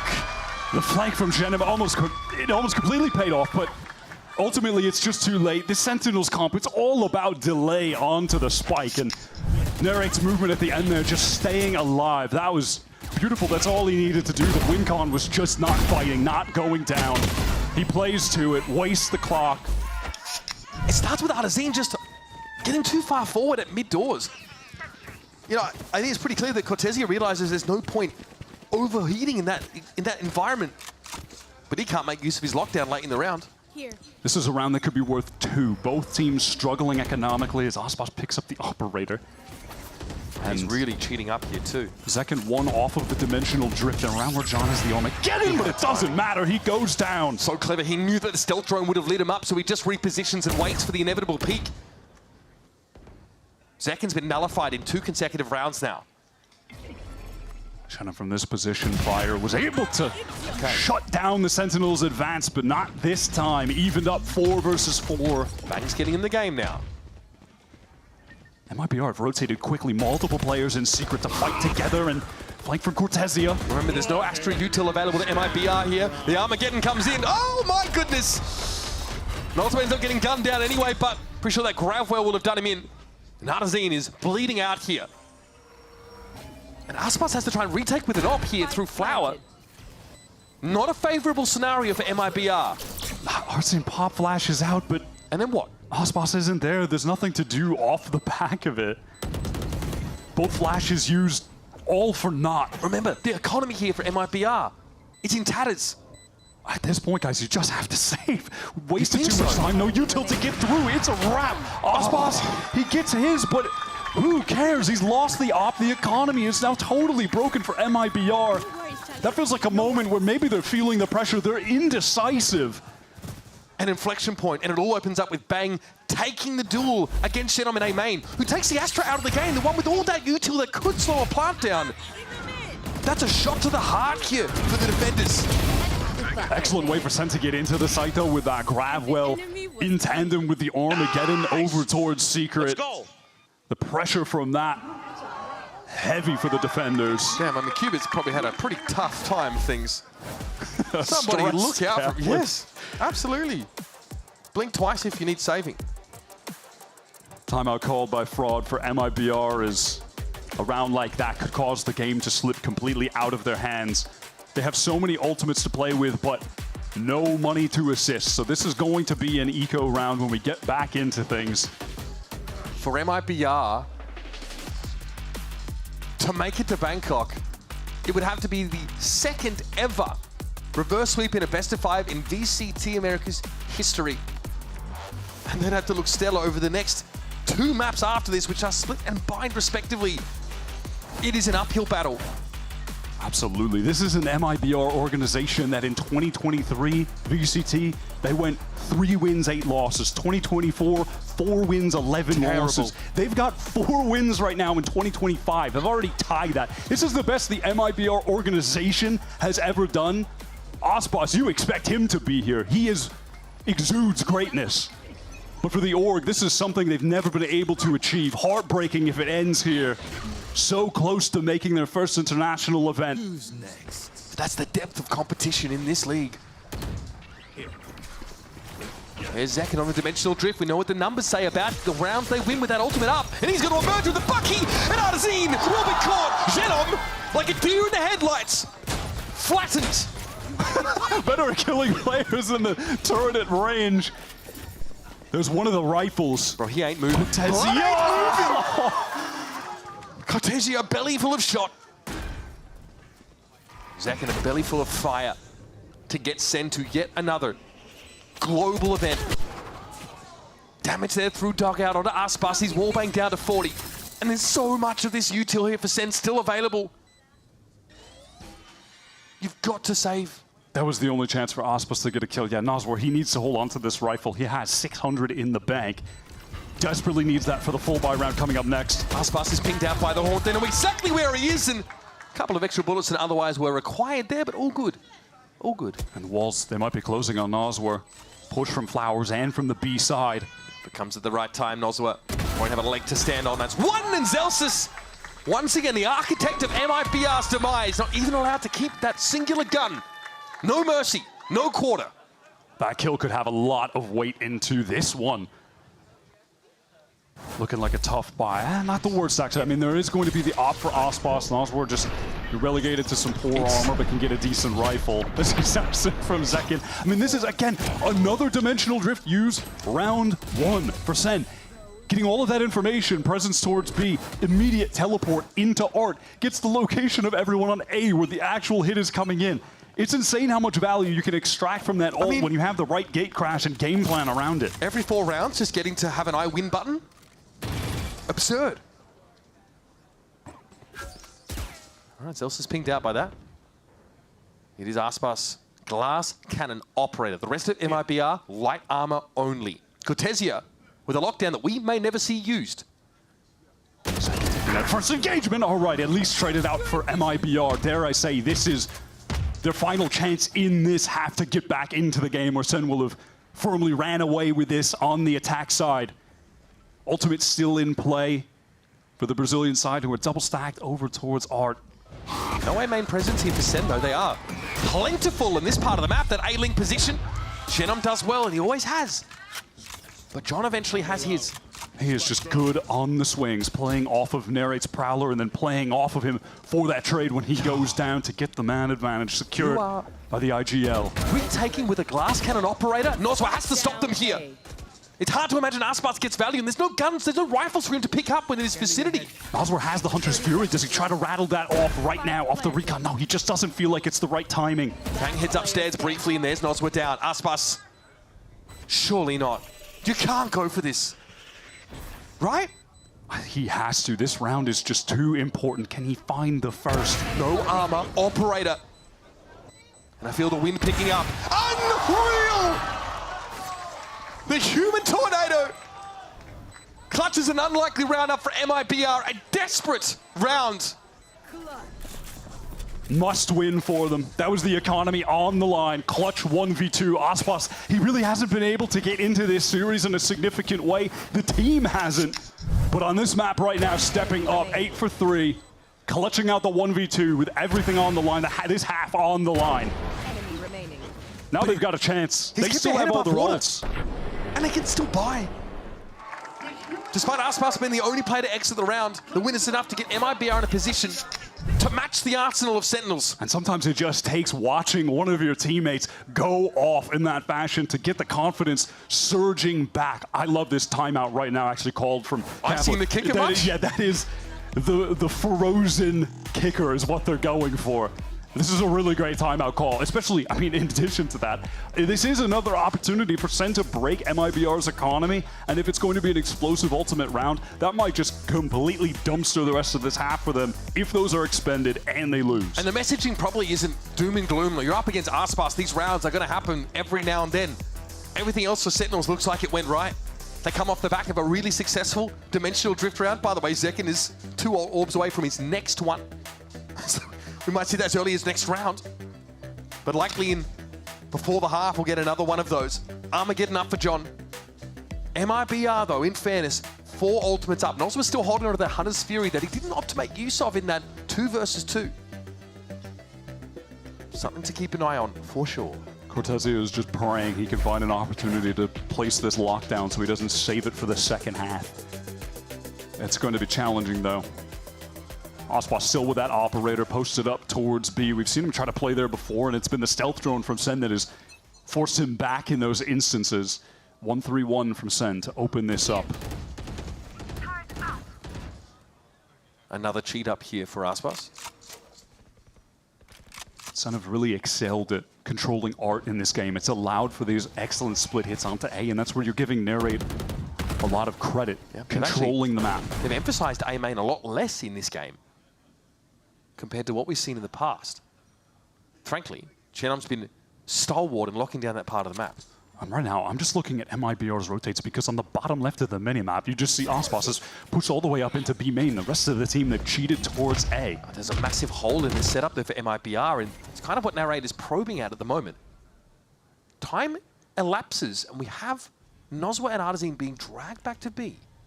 Shannon, first engagement off the peak. No, runs to safety with the Nebula to cover his tracks. Got that E-tool ready for Zekken. All right, Armageddon's going to force him into the site proper. Here's Zelsus taking Artazine down. That, of course, was an L command. Zekken dodging these Hunter's Fury shots. Noswa hoping for much more off that, and a lot of ultimates already teased out of MIBR. Here's a lockdown. John does not have his salvo available right now. Cortezia finally finds the timing, and there's only 20 seconds on the clock for SEN to get in, but the salvos are back. And there it is. The lockdown ends up getting cleared effortlessly, but MIBR still have a presence inside the site here. Noswa getting forward, but we are in a post plant. Look at Aspas on the flank through with the op. Noswa spotted out, pinged as well. Cortezia going to play close to see if he can at least trade that. Zelsus spotted. Here's Aspas getting involved now. Down to 2, and a second banger of a shot. Doesn't expect the third, though they never do. And there's Narrate and John stand tall. It's up to Cortezia. 1 paltry point of health. Won't get you far in this economy. And SEN post up another. At the end of the day, again, it's just coming down to how effective this Sentinel's utility is at clearing the site, this space that they gain off of it.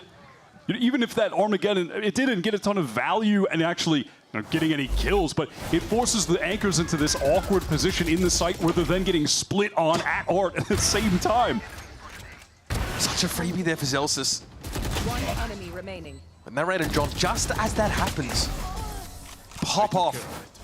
John was the only player in the side at the time on a timer, on a clock, because Aspas was coming for him. And Aspas, who is desperately trying to keep his team in this game, in this series. It's do or die on this map. They're down 0-2. And here comes Sen. Clone goes forward, Gate crashes well into halls. Oh, he sticks it! And he wins it out. Better weapon wins. Artazine didn't really have a say in the matter. Zekken gets himself the Spectre, and he's also got the Dimensional Drift for round 12, which is where guns will be featured. Getting to 8 already would be ridiculous. Aspas gets over the sheer wall. He won't be anticipated. However, Zelsis is looking in that direction, and Bang also has been alerted. But he's hiding. Aspas now completely shut down. So much of this series, we've seen him be negated. Superstar that he is.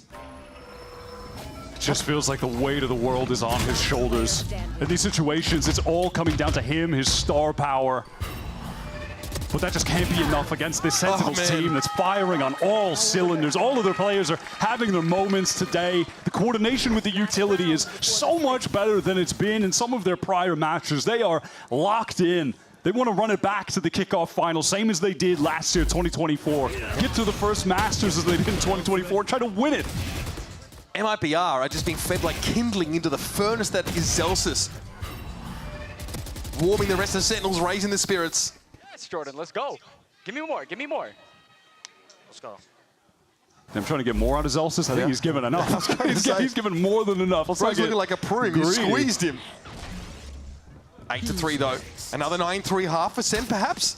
Here's a Dimensional Drift. Dimensional Drift. Can they make it 3 for 3 rounds 1 with this ult? The Nova Pulse, I love it. Zekken emerges, but is Sen packing out of the round quickly. Aspas shuts a Dimensional Drift down.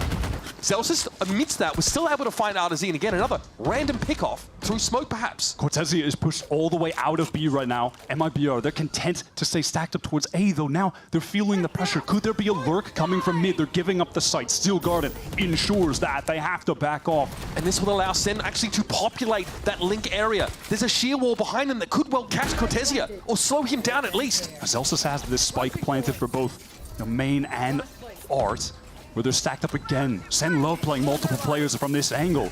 More liquid metal filaments that he could poke a stick hack on the side. I mean, this cosmic divide, hello? We just, they've thrown the round off the back of that. I don't know how this was. They have to get through it. It's on the wrong side. Zelsis here might get busy. In fairness, it's a tap from Aspas. Zelsis sprays and Cortezia capitalizes. Narrate though trades. Zenom is down. In the smoke is Aspas. He finds yet another. We have a 2 versus 2. Noswell pushing forward, Bang is going to be holding his own, and now it's up to John QT. Time short, health low, and here he comes with a shorty! That is stunning! The Red Bull clutch for John, and Sen have another 9-3 half to hang their hat on. I can't believe it even got that close. Sen are clutching out when it matters. John stepping up. He's played so much Tejo in this tournament, and when he's on that agent, has really excelled. He's displayed some of his best play in kickoff. Bada bing, baby! Great 1 versus 2. Time is just so low. MIBR hopeless in the end there. Dominant half from Sen again, looking to close this out. Make it to the first Masters tournament of the year. They're on the cusp of it. There's always a sense like this is destined, like it's meant to happen.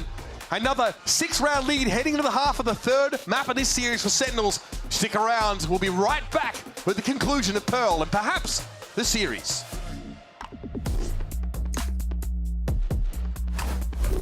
So I've got a bunch of different mice. When you find the one, you know it's the one. 저는 이게 제일 좋은 것 같아요. Look at this. Isn't this perfect? 누가 만들었는지 알려주는 것도 같이 들어있고. This mouse is ready for a fashion show. It's Pulsar by me. It's by me. It's Pulsar by you.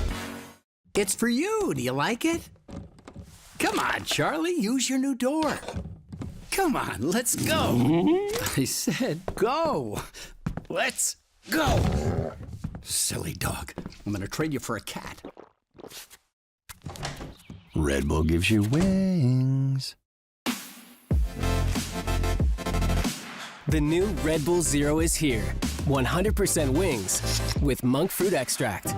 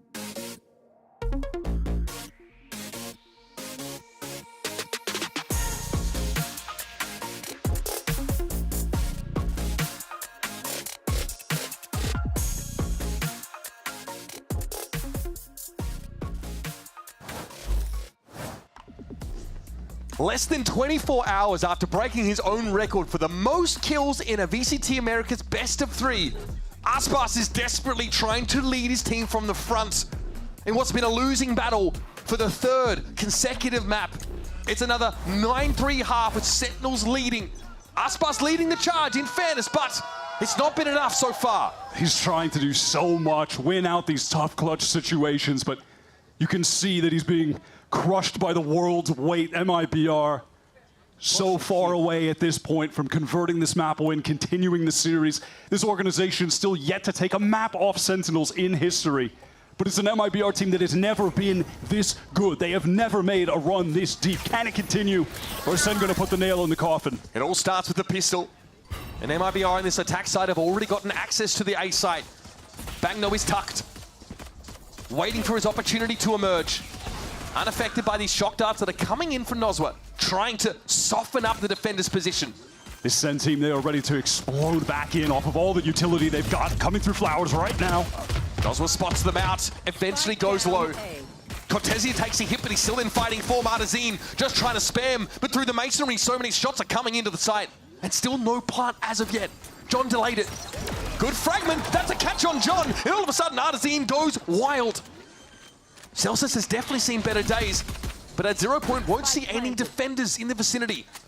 We have a plant. That was the perfect pause from MIBR. They got that utility wave off, but they didn't lose too many players. Haunt is dealt with. Cortesia doesn't even have to flinch.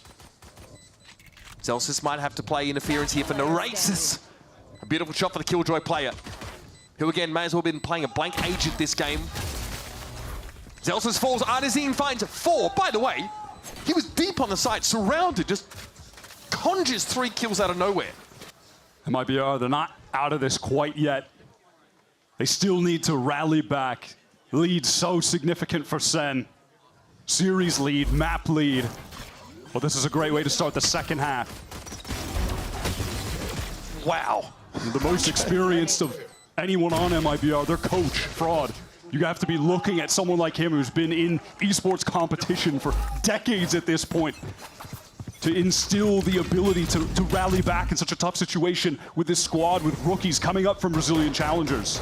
And they've got the old heads of Nozwa and Aspas here, able to impart that wisdom, and Artazine has been through a baptism of fire in VCT Americas. We trot onto the site once more. The gamble falls flat for SEN, although random damage from John does keep Aspas honest. Now, I'm just paying attention to the committal for MIBR. As far as their buy into this round, Aspas is hunting for more with 50 HP into the Phantom. Sure, he has Arts in tow, but brother, you do not want to lose these guns. I mean, Celsius, his whiskers grow longer from that position. Yeah, come on, buddy. Can't make it that easy for you. Artazine has opted to linger here. He's made a decent amount of sound. Okay, he might lose his weapon. They're going to swing him en masse. Nozwa wants to prevent this gun from being recovered, and he does. Well, I mean, wasteful to say the least. I don't see the purpose of Aspas hunting forward there. Yeah. I mean, I could see maybe you want Artzine to do so because he had gotten so many kills on the pistol that he's close to the null command, right? He's only 1 orb off right now, but my God, that was a risk being taken. They had me sweating bullets. Yeah, he was so far ahead as well of Artazine. Fair enough. All right, into this bonus round. It's not a pure bonus because of that. And MIBR, they want to force into it. They've got the Outlaw is cheeky. Some rifles across the board. Yeah, and the Outlaw against regen armor, that's a lot of one-shot potential for Zekken. And there's that early Teho util that goes in the A main direction. Makes it hard for MIBR to post up there early. In fact, they're kind of confined to the middle of the map. They're going to make the best use of it they can. Swift to insert Aspas into Link. Oh, potential tool against Narrate, who opts to just retreat. Hey. 1-for-1 trade offer. Molly for Razorvine. MIBR will take that. Aspas is within striking distance. Look at the reposition here from Zekken. Oh, I like this setup right now from MIBR. They have Aspas inserted, and he has that trip, the KJ behind him, watching for a potential push from Link. So he can focus forward, MIBR can pressure towards A, and they can pivot back to Aspas into a B hit after trying to drag rotates. If the site is vacant, they can just go for a full execute here and let Aspas backstab. Nozwa, though, might have to wait here. Cops, oh, bang! Oh, that's a gun cheaply lost here for Sentinels.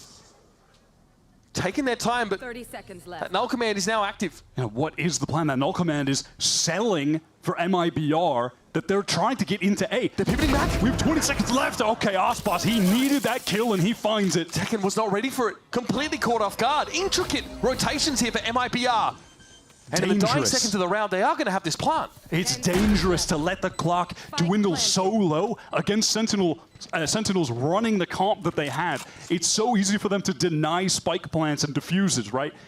So dangerous when you're at 10 seconds trying to stick it down on default, but a cool round nonetheless from MIBR. And John and Zelsis want none of it. This is a little bit dangerous here with Zenom embedded on this A site to further strip weapons away from Sentinels,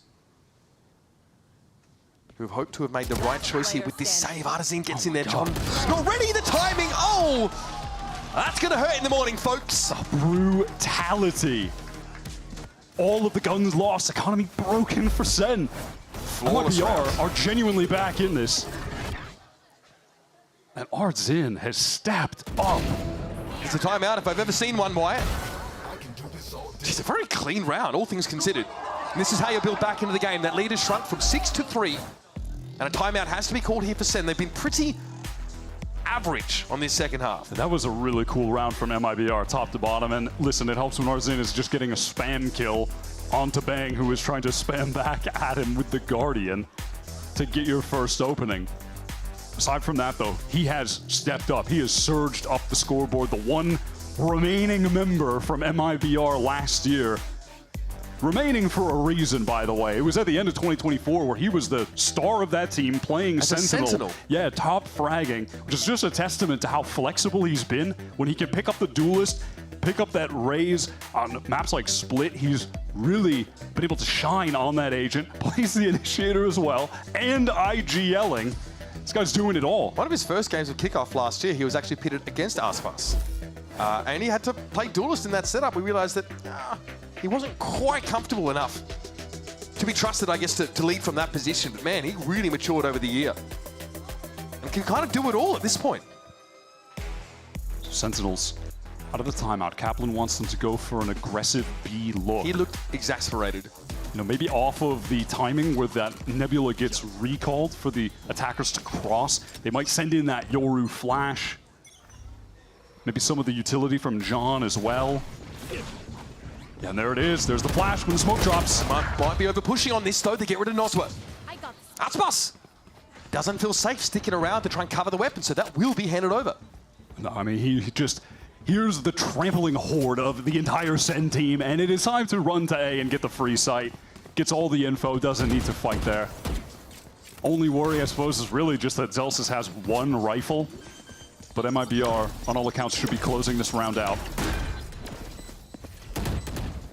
That aside, a fair bit to work with here, Sen, in terms of util. Probably hope here to try and keep a lid on MIBR's economy if they're going to be getting out ahead, but they're already in a pretty safe spot in that regard. I mean, this could be dangerous. He has no help here. Gets one, okay, gets two. John's picked up the rifle, but Sen had no opportunity to make use of it in that encounter, and Zenom just right in between them. Nerves of steel.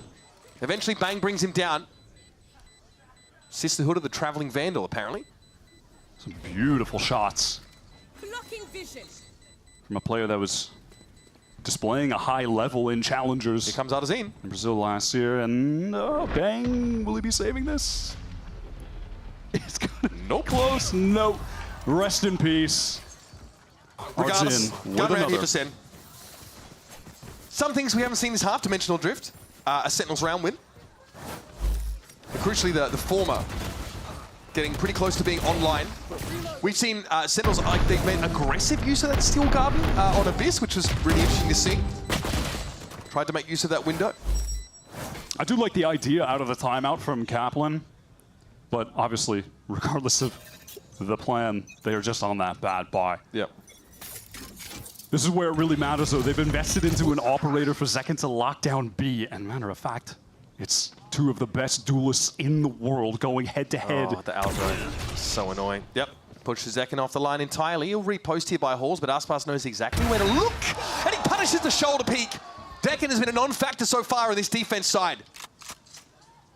Maybe taking a page out of the G2 strat book, running some of that attack op look. All right, Zelsis. Look at all the players here for SEN.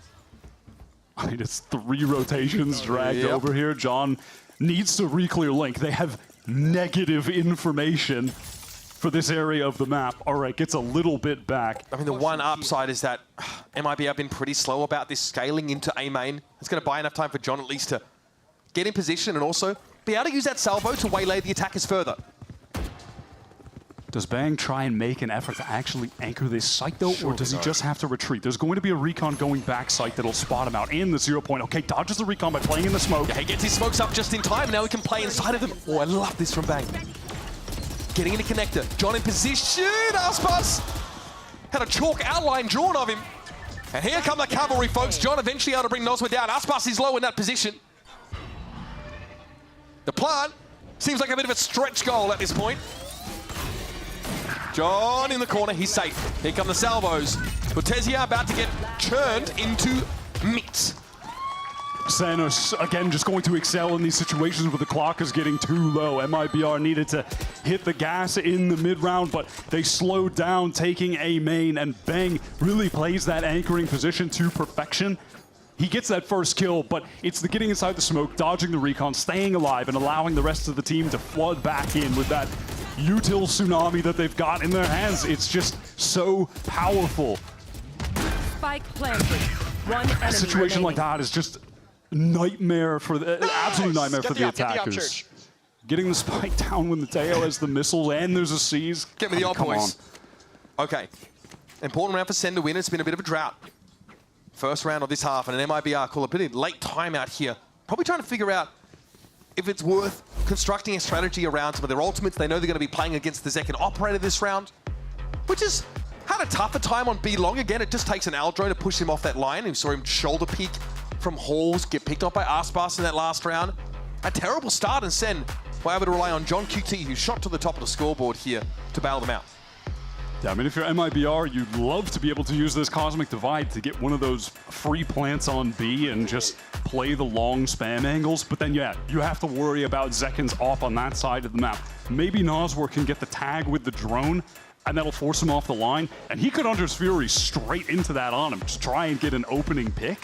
Something like that may work, and then you get that Cosmic Divide down, try and get the free plant. But then you have those additional worries in the post plant. If you're on B or SEN, they have an Armageddon that basically stretches across the entirety of B long. And then if you're fighting site, Zelsis has a Steel Garden. So there's a lot of potential for counterplay from the SEN ultimates here as well. Back to Pearl we go, folks. Round 18 on the docket. And it's a 3-round game. After a 9-6 half, MIBR have got to be happy at least with the progress they've made. We laid out the blueprint for this round. Why for MIBR? Latifa comes to fruition. It's Zenon with the operator instead of Aspas.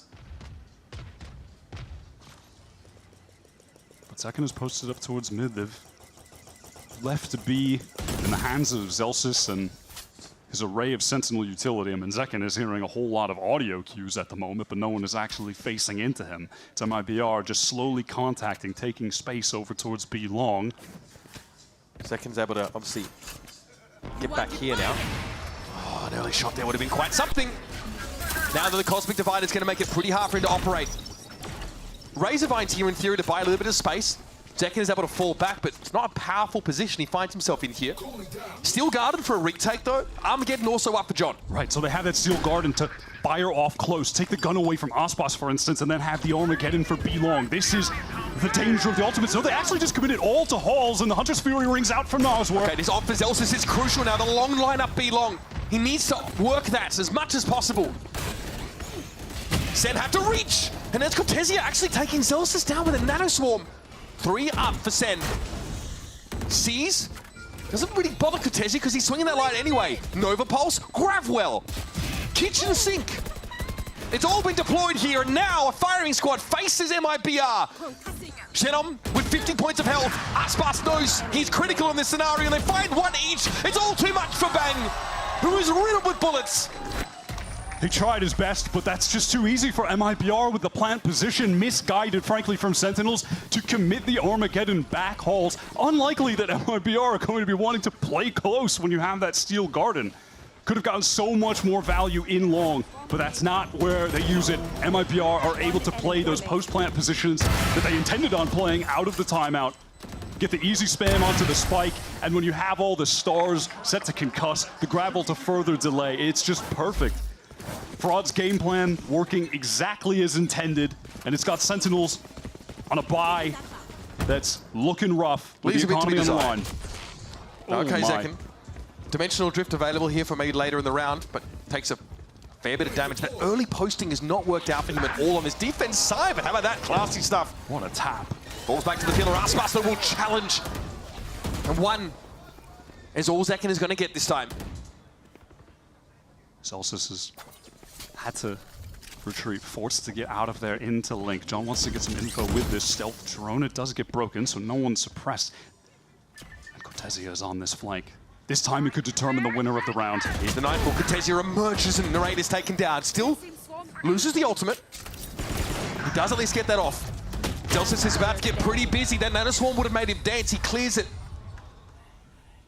But Nosma knows it takes two to tango. John can get a better weapon here. Then has to cross! And Zenem is waiting for him. Shut him up, it's looking pretty clean. What I love about the timing that MIBR took there with Cortezia's flank into the concuss from Shenem in Link is that it allowed the rest of the team to push forward with that crossfire broken, with the Link players forced to pay attention to Cortezia up here. Lovely from MIBR. And that 6-round lead for Sentinels has now shrunk to 1. Pretty wild from MIBR. They've won 6 out of the last 7 rounds. And bear in mind, that was Sentinels forcing into it with just a Stinger, a Bulldog, not ideal weaponry. They lose, the economy's broken, that round should be worth 2. Well, this map is about to get real interesting, Wyatt. Again, the Teho util means an orb for Sentinels. John, one step closer to another Armageddon. Yeah, they really want to prioritize that ultimate, it seems, and I mean, typically you would want to prioritize the dimensional drift, but Zekken already has it, so. Just no great opportunity to make use of it in the previous round. He was pinned on site, and Aspas came knocking. When the king knocks, you open the door. We've gone back to this slow play around the operator, which at this point you have to imagine Sen will not be playing into. More passively, not going for those risky jump peaks. A big drift here. Quite the migration from MIBR. Zelsa's on the re-clear. This timing, he hears the reload. He's going to go for it, but he whiffs. Okay, never mind. Not going to get away with that one, though. Sheer audacity at least allows this to be a 4 versus 4. That Astra util's going to be a little bit too slow on A, and I think Bang knows that he recalls one of them. Here comes a clone. Artisan here, ready for it, though. Firing squad faces him. It's a 1-for-1. Weapon, though, unrecoverable right now. Center's trying to get forward, and Zekken would love the upgrade. He does get across, flashed down as he was. And Nosma is just too clean with it. Pure composure. Now we've got a game. For the first time in this series, MIBR keeping the game close, running it back on this attack side. They've only dropped 1 round so far. And this one could get them over the finish line. This might be another round worth 2 that we're going to get into. They've got a lot of ultimates to play with, or at least on the cusp of a lot of ultimates.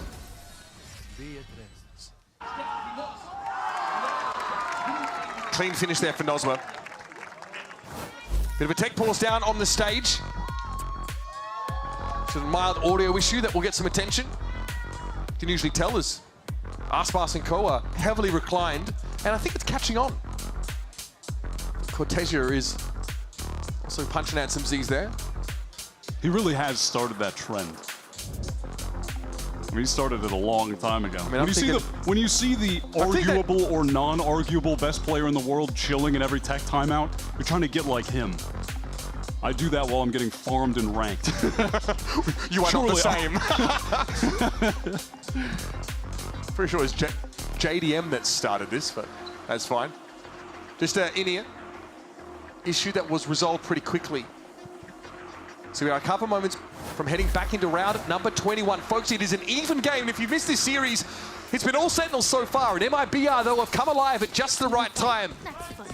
At the least to stay alive. MIBR intending on heading towards B right now. Recon to clear close in case out of the timeout. Sentinels are going for something proactive on that side of the map. And now we've got the null command. It's a split through link. And this is dangerous. Zelsis, not playing around the null command, has all of his util turned off. Yeah, that's just completely useless for him now, and Aspas is going to make things even worse. In with the Blade Storm he goes. Notes, though, that Pulsar is clear, and much of that Astra util is going to lock Sen out of the sight. Zekken has a dimensional drift. Remember, this is Sen with a half buy or no buy in the previous round, have invested in this one. Already, they're on the back foot. And there are a few MIBR players 1 kill away from having an ultimate in this post plan as well. Another for Aspas. Zelsis just is treated out into the open, apparently. Has to step over this Taeho util and will survive it. Zekken behind enemy lines. And it's just time to save. They have no choice but to do so with the economy in such a dire position. And that is an error that will frustrate Kaplan out of the timeout. He's squeezing the cube real tight, the stress cube, because Zels is just playing over on the site against the null command where he has all of his util. He just can't be doing that. And maybe that's just something they overlooked. Oh, Cortesia, they overlooked this as well. Narrate does have the line. It will be brought down. For MIBR, it's easy come, easy go for these guns. Happy to wrest some more of them out of Sen's hands. It's far more important to take them out of Sen's hands, excuse me. MIBR's economy is good enough to just keep buying up over and over. Yeah, I mean, why bother clearing that util, Aspas? It is completely pointless. I mean, Aspas just chilling as always. No reaction to anything. He's just a chill guy. Here we have the 1 round lead now for MIBR. For one of the first times this whole series have managed to get ahead. Still, Center working with weaponry. That haunt over the top is nice. Spots out 2. Zekken wants to get right back onto this orb. Far away from the dimensional drift. Maybe a dream that he can get it in the rest of this game, but wants to try and succeed with that. He doesn't fancy hanging around at all. Some of the spam was already coming through that box, so he opts for the discreet route. And here's a lockdown. Once again, outside of the timing of John. He won't be able to clear this with ease. They actually just have to give up the side entirely. Yeah, they're forced out. Look at the rotate right now. All of Sentinels. They've sold it. They could sell ice to an Inuit. MIBR have gotten away with it. They're delayed by this wall, though. It's 7 seconds. That's not a small amount of time. SEN, they are here. Are they going to try to flood back in? John's utility is cycled. He has the missiles to try and stop this plant. Do they hit the gas? Do they accelerate right now? This is by no means guaranteed here for MIBR. It's about to get dicey. Cortesia inside the smoke flash. Oh, it was clone the whole time. Here comes the Taeho util over in the hall's direction. A recon to light the site, but nobody from Sen has actually committed quite yet. They've got to go for it soon, though.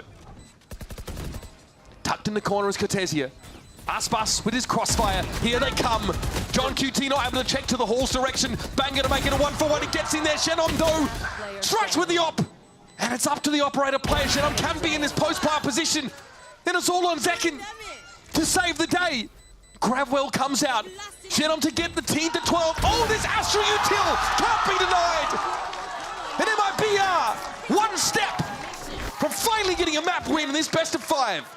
Hard as hell to get value out of the lockdown against Sentinels with the Taeho, but they get the most. All 5 players rotating to try and flood back into A when the supposed hit would be coming in. They bought what MIBR were selling. Ice the cold. Brazilians get the free side. Cortesia, he's out of his seat. And it's the rookie Shenom who is stepping up under the pressure right now. MIBR are looking like something else. Sen at least able to buy some rifles, but most down to that half armor. You are divided. And here is a cosmic divide off MIBR. It's going to get them into B. Zelsis might be critical here. He doesn't get caught by the 0 point, so they must know to check this. The seconds tick away as Zelsis knows this has to be his moment. There goes the spike, it's loose. Some of that util not coming out. Oh, the Steel Garden as well. Still going to be caught out by Nozwa.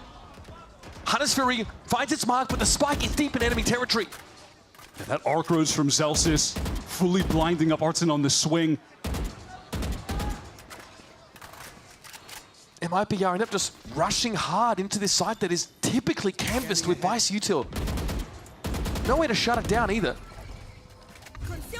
Now it is a full rescue mission for the Spike. And you slowly have Zekken on the flank. That trip not active. So much stall Util in this Sentinel comp. And now, there goes Noswa! Zekken will end the round here and keep it close. Now overtime is well and truly on the table. Look at the status of the ultimates for SEN. They're going to want to play for the orbs in this next round. I think MIBR really overlooked that position. The 0 point didn't clear it. They didn't have enough players scaling out of that nebula with Artzen. Things got very disconnected for them. And now the pressure is on as this main fight. One away from the dimensional drift. John is one away from Armageddon. They're going to play to that as a win con. MIBR, are they ready for that though? They want to fight it. Oh my God, Aspas just passed the salvos. He knows how doggedly SEN might have looked to fight for the orb. So he disrespects and gets ahead of that TO Util. It's not enough to shake him. Now, he did have to use his dash to get there, but well worth it to have this full control of A main. Cortezia sidesteps the Prowler that was sent out from Narrate. I think Connector is one of the most important parts of the map here, as well as that art hold. SEN are trying to use a lot of this information gathering util from their initiators just to try and stabilize at this moment, because there's been that heavy MIBR pressure towards A main. Oh, this timing. Ships in the night. Zekken, is he on this line adequately? He can't get away. A mortal blow already struck to SEN, who are digging their claws in. John here trying to keep it locked down, but Narrate is caught. Artzen strides out onto the site. Brimming with braggadocio. Still for John, if he can get one here, he could get the Armageddon active to drag SEN into overtime. He has to find a kill. Bought a little bit of time, John has, and now the Cosmic Divide comes down. This surely furrows the brow of MIBR. They're down to 2. It's Noswa and Shannon. Bangs has found Aspas out of God knows where. And now they need to challenge this wall into what looks like a crossfire. Everything hangs on this moment here for SEN if they want to stay in this map. Noswa, unsure where to set himself up. That wall's about to come down, but the nebula will obscure his vision. And they have to deal with Shadow Stars still late right now trying to defuse. Recon for Noswa too. It's got to be tough. They still haven't really got a touch in there, Shenham. Okay, the Astra's down, the Stars now no longer an issue. Noswa has to step up and do it himself. Celsius halves it, and the rest. John keeps him busy. John shuts him down, and you better believe there's an overtime on the dockets. Recovering that from a severe man disadvantage are Sentinels. Heartbreaking for MIBR, who stormed back into that half. They had got 9 rounds to SEN's 1. 2 chances to close it out and keep the series going, but their hopes may just be dashed. The plot thickens. That is a wild round. So much tension playing around that Cosmic Divide. Shannon maybe just stepping too far. MIBR really getting punished there for trying to go for the aggressive play, pushing through that Cosmic Divide. Now this is good watching. All right, MIBR, they're starting on defense, and definitely take note of Aspas here. Glass cannon operator pushed up towards B. And in the meantime, the other MIBR players, 2 of them getting space in A. They've got main control. Sentinel's playing for a push-up here. Zekken's going to follow the drone in. Clears the alarm bot. We saw this same play in regular time. Jump peek there, trying to tease Cortezia out into the sunlight. The difficulty for Sentinels now is re-clearing A main. When they went for this play in regular time, it was Shenham who was able to get a couple kills there, and now he has a teammate. Artzen is ready to play off of him. Fade Util may help SEN open this up. But you're right, it's pretty scary. Shannon has been spectacular.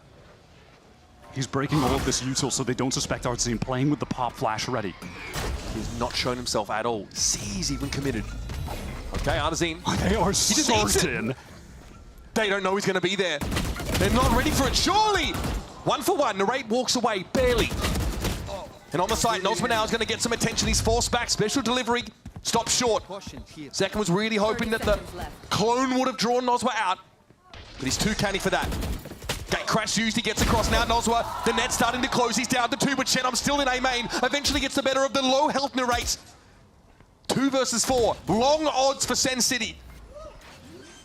Nozwa with a shock around the corner. Nova Pulse, Zelsus has to try and keep him alive. At least the parts here, and Nozwa falls.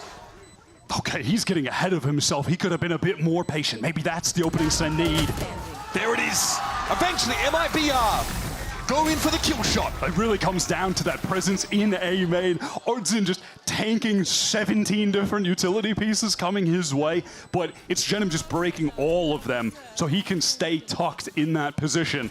I mean, it's surprising they didn't get both kills, honestly. The shots went a little bit amiss, but still, this moment was pivotal for MIBR.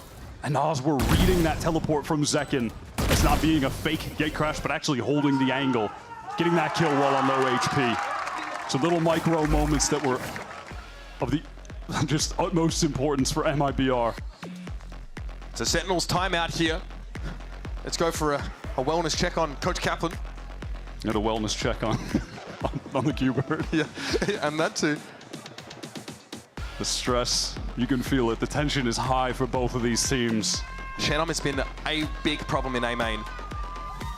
Sentinels get a 2v2 set up, and honestly, I thought Artsin was going to unravel them. It seemed clear that they didn't know he was hiding behind that box with a pop flash ready.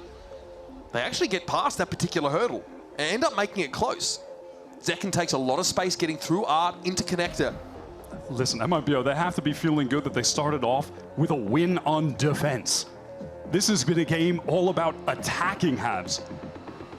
They're now going to the side where they won initially 9 rounds when Sen only had 1 until they dragged it back at the very end to get to OT. Yeah, take pause off the back of this. Just a gear issue being ironed out.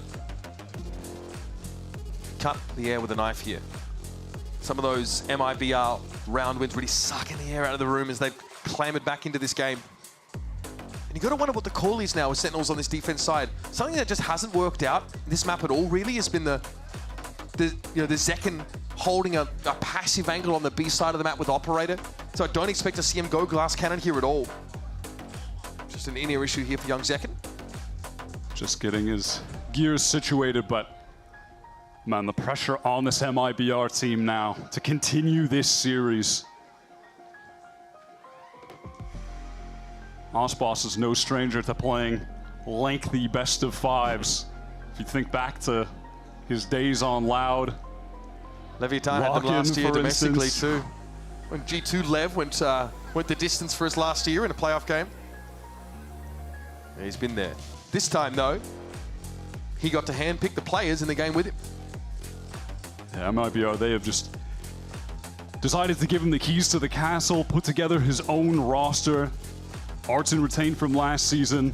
His best little buddy Noswar that he didn't get to play with in 2024, right. And then a couple upcoming stars from challengers in Brazil, and they've made it all the way here to the lower final. Something about Noswar as a caller is that in his time in that role, he's so calm and collected. You hear furious comms with him on that roster in the past, and so low energy, so crucial, intense moments like this. I wonder if that's having an impact now with Artsin at the helm of the calling. There might be other intending on getting this early space on B, where Zekken has been a presence on the majority of the rounds. That drone is going to clear out any of the close angles, and wow, great connection, 0 point on to Zelsus. That's going to reveal the Razor Vine, so they are able to break one of those for free. That's fantastic. Zelsus is trying though to flip the script here and play in that anti-flash corner. He's in the jaw spot position. He's in the jaw spot.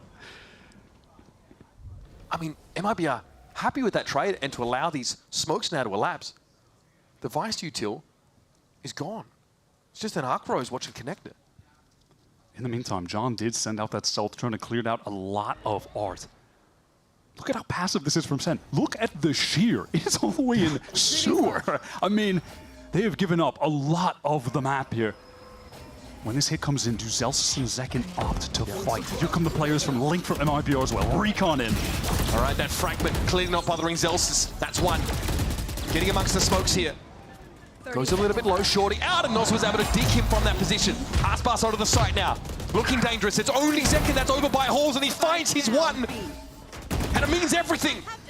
Chen, I'm not really sure where to shoot right now. Bang's able to get involved, and it's just down to the young gun. 23 and 13. He's been fire. 10 seconds left. He's got the spike too. But this is a tall order. Bang and Zekken are circling. The taste of blood in the water, and no time left to get the plant. That'll be the round. Sentinels even it up. Time just too low. Tenem was hoping he could bait out some swings and just win this game by virtue of killing both players in that situation. He's up to 24 kills right now on the map. A crucial reason why MIBR have been able to turn this around on their attacks. What is that? Just one tap through? That is so obscene. Poor close one though. Big timeout called before that round for Sentinels. The order clearly to play passive and really not get picked off early. And they were fortunate. They had all that Vice Util cleared so early and still were able to hold it down. Again, MIBR, they're leaning into this operator from Aspas in OT on defense. This time no positioned in art. This is different from the looks they've had before. And then you've got Cortesia at the box ready to swing off of him if some pressure comes into that area of the map from SEN. And it looks like it just might. Yeah, they really are looking to step up and apply a chokehold to the map. Okay, play off the drone, ignored. Aspas though can't quite find the shot. The idea was there, but there's no backup for Cortesia. At least gets that trade. That was crucial from Aspas. Patejo Util tries to lock him in, but he again walks over it. So Zekken for Cortesia traded. And in the meantime, Shenham, he's towards A main again. He is feeling the pressure from both sides.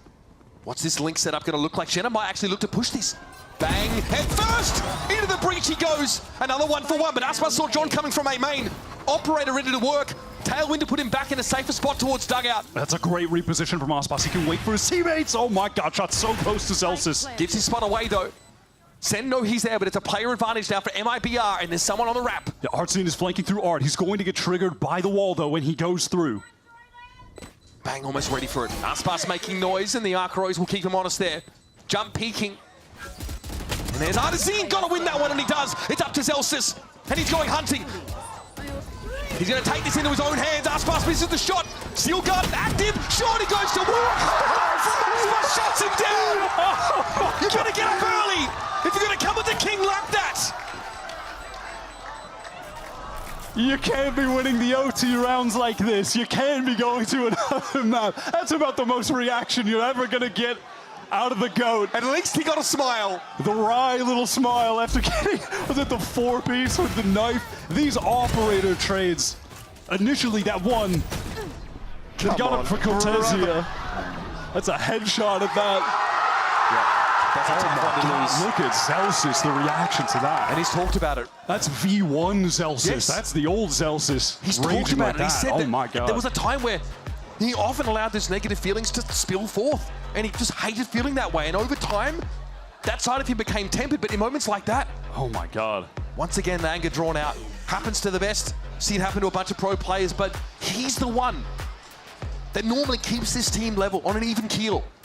He has to collect himself, and quick. He was the addition to this team that turned them around last year. Not that the roster was bad, but it was like missing something in the recipe. And when he came in, that's when they became a world beater. That's when they won Kickoff last year out of their great offseason performances, and then win Masters Madrid. Take Sentinels back to the top where we were used to seeing them for the first couple years of VALORANT. We'll see if he can rally back. He has been the star of this series for SEN. The unlikely hero when you look at the firepower they have on the roster. He's at the top of the board again right now for them. But is this too much to carry? How much longer can Celsius be relied on? I mean, to not only be the emotional leader, but the fragger in game. I was expecting this to be the battle of Zekken and Aspas, these two duelists that have had to step up and be absolute lights-out stars for their teams to get into this lower bracket final. But it is Celsius who has picked up the mantle of the top fragger for this SEN team. Kaplan saw his emotional leader lose his cool there, so I'm sure a couple of choice words shared in that timeout. MIBR still on map point. Finger by finger, Sen's grip on this game has been loosened. He gets the spot onto Aspas, just jump peeking there. That would have been dangerous in regular time when MIBR were running the op on attack, but in OT. They don't want to take that risk. 5 rifles for them. Sheer wall does get tripped. Some A-main presence here, but no real commitment just yet. Zekken is waiting though, he hears this. The siege comes in, Zekken takes his powder flash and backs out. Stops the plant at least. Flash out of the smoke, here comes Zekken, and he's angry! Aspas and Noz are the last 2 to work with, but the spike is virtually in the next postcode. Somehow SEN have put themselves in a position again to reset this overtime. Noz though has a word. Celsius maybe overcooks just a little. Yeah, that was a good re-swing from Noz, where they have 30 seconds to play with, but the repositioning from Zekken should seal this round up for SEN. Keep OT going. These crossfires are great. And obviously no reason to save, you may as well go for it. There's the clone, Aspas knows better. Salvo splits Aspas, and Noz were up. A chance for them though to reconvene here. 13 seconds, cloud burst, spike recovered. Aspas spammed down through with it, Zekken for 4. Noz on his own, and Narrate will close the book on it. Again, we're running it back for a 29th round here on Pearl. Noz were just not expecting that silent rotate from Narrate into default to close the round out, but it's all Zekken, come on. Just running around the site on the Yoru, was playing in the smoke close up to deny the plant. This common spot that MIBR have really been going for on these A-side hits. And where Zelsa's faltered, it's Zekken who steps up. Oh, him slipping away, and then the confidence to just re-flash right back in as his teammates are spilling into back site to assist. Beautiful. It's giving flow state, Wyatt. He is activating Aspas again. Glass cannon operator in OT, 3 rounds in a row. Yep. This spot didn't work out for Zekken on the other side. Aspas has a way about him. SEN there taking all of this space while the Nebula is up. Get close, get ready to explode onto the site with all of your utility. They forced him out, and he still takes the shot. Zekken is down. Aspas very low, but Noz is going to be here to support him. 1 by 1, SEN step up. 1 by 1, they're knocked down. It's on Zelsis again in the 1 versus 3. Aspas low enough to be spammed down here. The Arc Rose connects, and once again, advantage MIBR. The game is just going long enough for Aspas to get another casual 30 bomb, 30 for 15. You gotta think about this guy is just being the GOAT. He is unreal. The pressure he's feeling back hauls from all of this Taeho utility. They line up for him though, don't they? Just before the Taeho util hits, he takes the shot that stops it in their tracks. The way he maneuvered around all of that and then able to get the second onto the player default, come on. MIBR have been really good on these defensive rounds. It's completely flipped from regular time. Now they just can't win on attack. Opportunity to close it out again. Another chance just to string 2 together. Zekken. That's uncharacteristic from him. That's a great way to start. They have a main control as well. Do they want to just get into the site? SEN are trying to rotate quickly. You can see 3 of their players here. They're ready to anchor this. Aspas quick about it. Some time board here, though, with that salvo. Oh, that was dangerous for Bang. Aspas had the angle, but with the shot. Yeah, but now I think he knows Aspas is up on that box, so won't chance it again, surely. Both players exchange shots. Some wallbang damage traded. And now could definitely expect that MIBR that will want to slow this down, cut noise in the mid-round, try and get one of these SEN players at least to go back towards B. But Celsius having the wall in link that trip is giving some great passive info to the rest of the team. John Salvo's back in about 10 seconds here. Even at that, look at John. He has to pick up the sewer angle because someone from MIBR could be flanking there, but they are all ready to get into the site together. John can still stop this with his Taeho util. The 0 point didn't connect on him, and frankly, MIBR are taking a sweet time. There it is. MIBR know what's coming, and now they're going to be ready to go for what has to be a real plant. They've got to go for it. Sees, catches no one. Nosma steps up, gives it a tap, and Bang, trying to stay safe while getting some spray here. More Astra util. Nosma though is able to... No, he doesn't stick it. Okay, there still needs to be a plant here at some point. Zelsis now activates, spraying it down. Where's the plant coming from? It's Artazine. Taps it again. But it's Cortesia falling. How have they done it again? It was all looking so good for MIBR. They slowed the game down. They drew out all of the utility from SEN. And out of nowhere, it's Bang just getting back into dugout. The spam line denies the plant when it needed to go down. And you could see the second the spike was dropped back on the ground here, Nas were going down. The chaos set in. The team was scrambled. And SEN ensnared them from all sides. And you've got to feel like they played into Sentinel's hands and composition with how they've gone about that round. All this stall, util to stop a plant. Okay, round 31 it is, folks. And again, MIBR back to the well. They've got the AWP in the hands of Aspas. Every OT round pressed up towards B. I mean, Zelsa should be intimately familiar with what to expect on this part of the map right now. And he gives him nothing. Off that recon, Aspas wanted to get on the deeper line, but he's still going to play it a bit more safe towards Pillar, where that dash can get him to sight if necessary, but looks like he just wants to fall off entirely. And in the meantime, opposite side of the map, Hardzin controlling A, an area of the map where defensively MIBR has really excelled.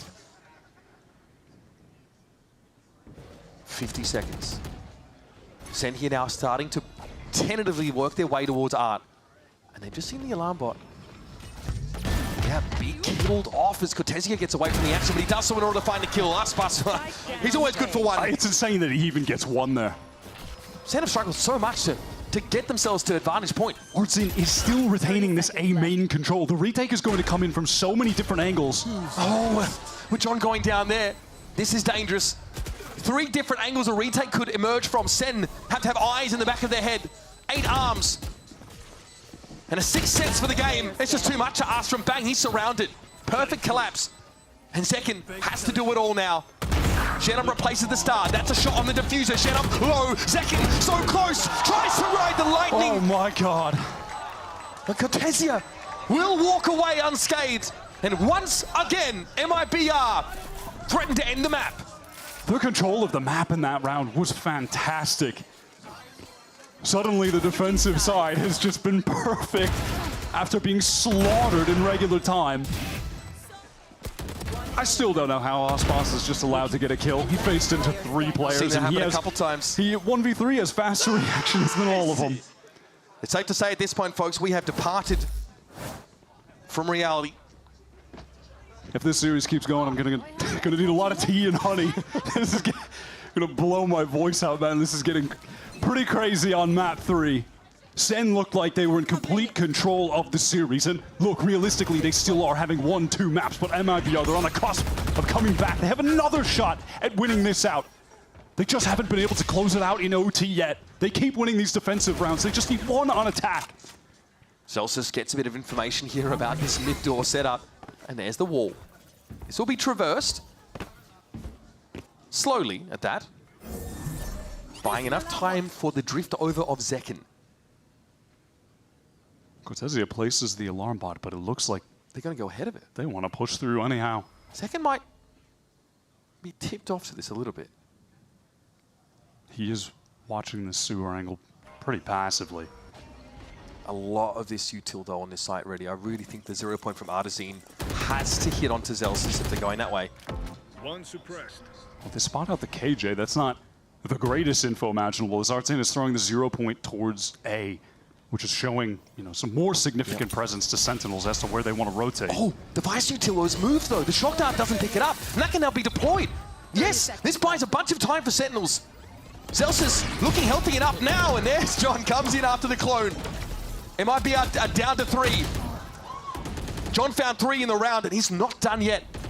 After Nozwa and Shenom once more. He's gotten the Armageddon from all these kills. There's just no time left, and this surely has to seal it with Nozwa falling. Shenom has to pull a proverbial white rabbit from the hat. And how about some more VALORANT, folks? You okay with that? The anchoring from John is just too strong there. He's going to give those moments of individual brilliance when required. Playing off the clone as well.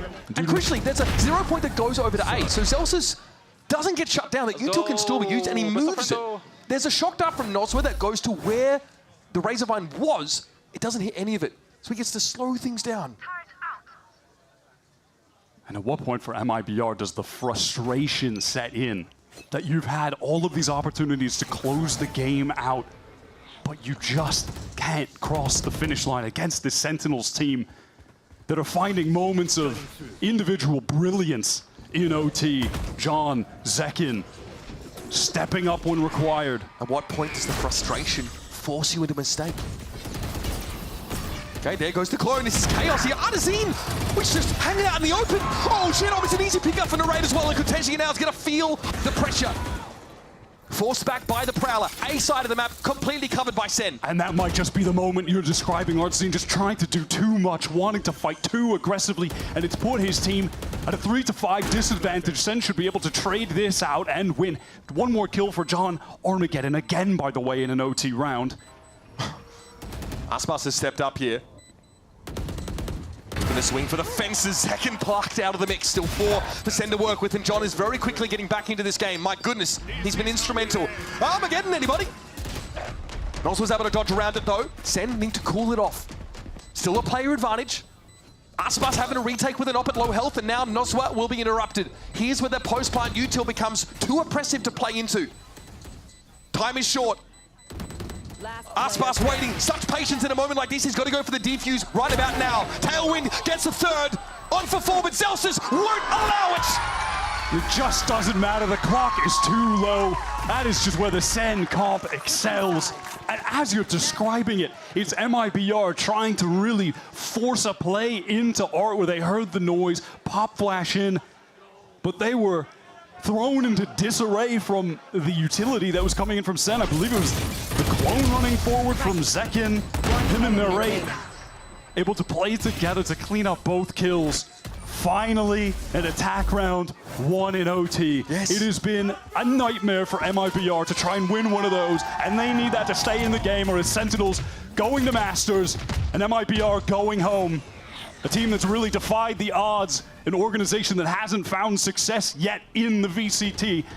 Now for the first time with the star of Brazil, Aspas, they are on the cusp of staying in this series. They need to step up now. For the first time this overtime, they're on the back foot, MIBR. Nothing free this round for Shenom. Celsius shows, but gets away to safety. Zekken has held his ground, but he falls. Oh, that's a tough one. The dynamic duelist out of the picture here for Sentinels. And now MIBR have a chance to start to close the net and take us to a 35th round of Pearl. Celsius a little fortunate there. Wind blows in the right direction. Oh, wow. That's so intelligent from Bang with a recall smoke so he can path for the rotate. Yeah, but Shenom aware he's gotten all of this space. It's called a rotate. All of MIBR on the way. Cortesia is in a position to hear all of this. The pitter-patter little feet. Oh, does he go for this? This timing window is insane. It's unreal. He's going to get one at least. Surely no! Fate smiles on Sentinels, but Shenom's able to find Celsius as he attempts to get to the B site. Turns off that utility that was in the site as well. 4 versus 3. Can this be their first attack round? They still need to get into the site. Narrate gets one. The time is so low. No plant yet. Running out of time at MIBR, but they do get the stick. It's now or never. Sentinels trying to book their ticket to Masters Bangkok.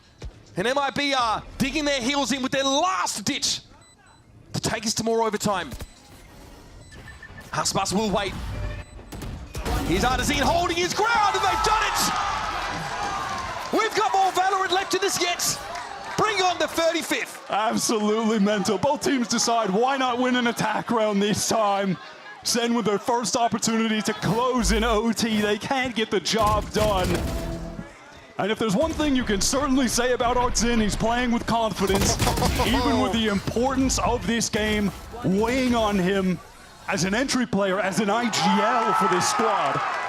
He wins the duel against Zekken, one of the best aimers in the world, to open that round up. Time to jump. Then Shenom gets into B, calls that big rotate. 0 Point gets a ton of information for MIBR. It's certainly going to slow SEN down at least a bit. They get the orb onto Zekken, trying to play into the dimensional drift, where they found so much success across all of Kickoff, having really leaned into Yoru. This is such a clash of meta decisions, these two teams. MIBR, who are really playing the classic agents on these maps, versus SEN that heavily leaned into Tejo as soon as we began Kickoff, have leaned fully into Vice, Yoru. We're getting close to the back cover of the playbook for both teams here, surely. Early exploration from MIBR to double door and towards Art. Yields nothing because SEN are playing a slow default. The stealth drone is going to push Aspas back. Again, here is that play we've seen multiple times. Double initiator drone, either side of mid, push Zekken into the link. He's got a gate crash out to get back towards A main as well. They know they're not going to get wrapped on here in art. They can go for this push now. So Aspas, yeah, got marked there for a moment. Genom sees the clone go past, and we're calling it audible to head over towards B. Zelsis will be the first there, but there's still all this KJ util. It has to be cleared. Cortezia is going to have to at least get one in this situation. Young Carlton Banks has to be the one to stand up under scrutiny here. Here's Zekken pass. It's Aspas, though, that opens up the account. And Cortezia's got no reason to peek. What? Zekken's not ready. He swings on him. John has to go big. But Bang, in dismay, sees the house of cards come crumbling down. And once again, SEN have to defend their right to advance out of this map. That is pace. Ruthless aggression from MIBR getting back into the B site. They stacked over A. SEN hit them with a great rotate. It's Cortezia's delay in hauls as well, finding his. And you can always rely on Aspas to get at least one kill with the AWP. Picks off Zelsis, who was trying to get a kill via the one-way. But that one-way works just as well for the AWPer. MIBR, another opportunity to close this game out. What is this, 5 if I'm not mistaken, 6? I'm losing count, man, but they've had a hell of a lot of tries. At this point in the map, there's nothing left but that pure grit and determination. Will to win. Once again, MIBR, like you said, at advantage point here. We've seen this from them before, that early drone to try and insert someone deep over towards the B site. It was Shannon before trying to find that lurk timing. Call to rotate late from his team to A to B. They've got a turret watching for that A main push-up. Cortezia is getting active on the lurk with that Nebula popped. Much like SEN the last round, they're able to get a player down art. That's going to be checked, though. I think John re-clears that with a stealth drone, and there's also going to be a Prowler that threatens to confirm the position of Cortezia, but he's stuck here. He's going to go for water. Zelsis, though, is the one about to get busy. Razorvine, disregarded. Enemies, ignored. Smoke, pushed into. And that's Zenom that picks him up. Here's Cortezia now. He's a big problem. A thorn in the side. Oh, but no, no. Get him out of there! Just barely half of his HP ripped away. Finally, the site anchors dealt with for MIBR. They've gotten the util out of Zelsis. They finally get the spike down. MIBR are on the precipice here of staying alive in this series. Cortezia strikes back with a vengeance. Narrate! Somehow that second bullet through the masonry. Don't ask me how it hit. And Aspas is low. SEN have to get onto this site proper, though. Oh my god, Aspas is trying to rotate. Does he have God knows where right now? Alone. Aspas, what are you doing? You're too late! It's all gone wrong for MIBR! And SEN again have evened the game. We're going to round 37. What a absolute disaster. Tragedy at the end. MIBR haven't gotten a better chance than that. They break the site open, they kill the anchors, trade out with man advantage. And then Nere comes in, finds his two-piece. The spike isn't even planted for long. It's not even planted for long. Oh, head in hands. Oh my god. Somebody, please think of Cubit, please. That could mentally be the death blow for MIBR. They felt that that was their win. That was where they were going to close the map out and get us to Pearl. They can't be out of it due to that, though. They have to stay in the game. As exhausting as it's been, as frustrating as it's been, that they haven't been able to close out with so many opportunities. MIBR and Sentinels are both left it all out there on Pearl. I mean, this is one of the most mental Valorant games we have seen in some time, certainly in Kickoff. It's MIBR with the last vestiges of strength trying to stay alive and give themselves a chance of being the ones at Masters instead. Sentinels have got him in control. MIBR, they want to re-clear this. Could be their undoing. Back up for days, Wyatt! John QT, the shot goes wide! And Artesine is able to get there! Icheniv just needs to run, just get out. You've got the advantage. Play for the retake now, MIBR. Second thought to check the smoke. Nobody was in there. Shannon was out of dodge entirely, and Narrate gets given a stay of execution. He's gotta get that. He comes back for a second bite of the apple. Cortesia will punish him. 2 up for Sentinels, just 2. An ill-fated attack round now has to be carried by Zekken and Zelsis. And there it is, Zekken, not able to get it. And Zelsis is going to be swarmed. There's just no way to win that out. MIBR have done it. Artzin is coming up with the most impactful kills in this OT, despite being head in hands after losing that tragic last round. He took matters into his own hands. What is it going to take for MIBR to win this map, Wyatt? How much more? He's trying to trade, but the crosshair is immediately on him. That position red by the IGL of MIBR. They've got, what is this, their 40th chance to close the game out? Round number 38. Someone ask Sliggy. I can't keep count. It's been a patchwork of rounds. SEN have struggled, really. Only one opportunity to close the map out for them. So far, they've been trying to return serve in this overtime. Zekken with an Aspas look here, could be overwhelmed. First time, I believe, that they've even played with this operator. He's got to get out. Zekken is going to be in trouble. Okay. Just in time, gets away. Spidey senses clearly tingling, and there's Aspas down. Okay, Zelsis in a ridiculous position. Artzin walks face first into it. We're going all night. We're going till 2 a.m. I don't know if you have any plans map. this evening. Cancel the reservations. We're locked in. Slowing down just a tad in the mid-round. The round wins and losses will continue until morale improves.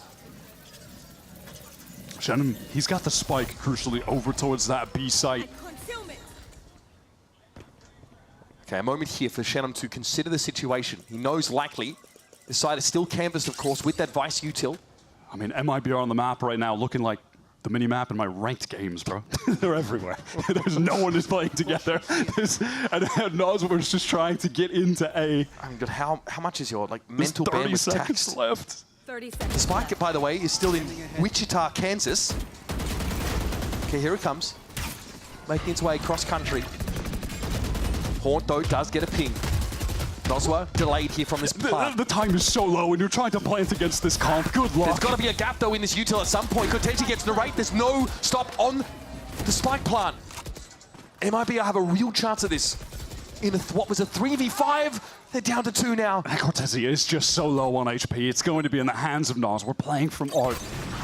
All right, shot missed there for Zelsis. He gets off the line. Noswa peers in. That was timing that he should have hit. Cortesia, there's going to be a defuse at some point. And eventually, the numbers now start to drop away.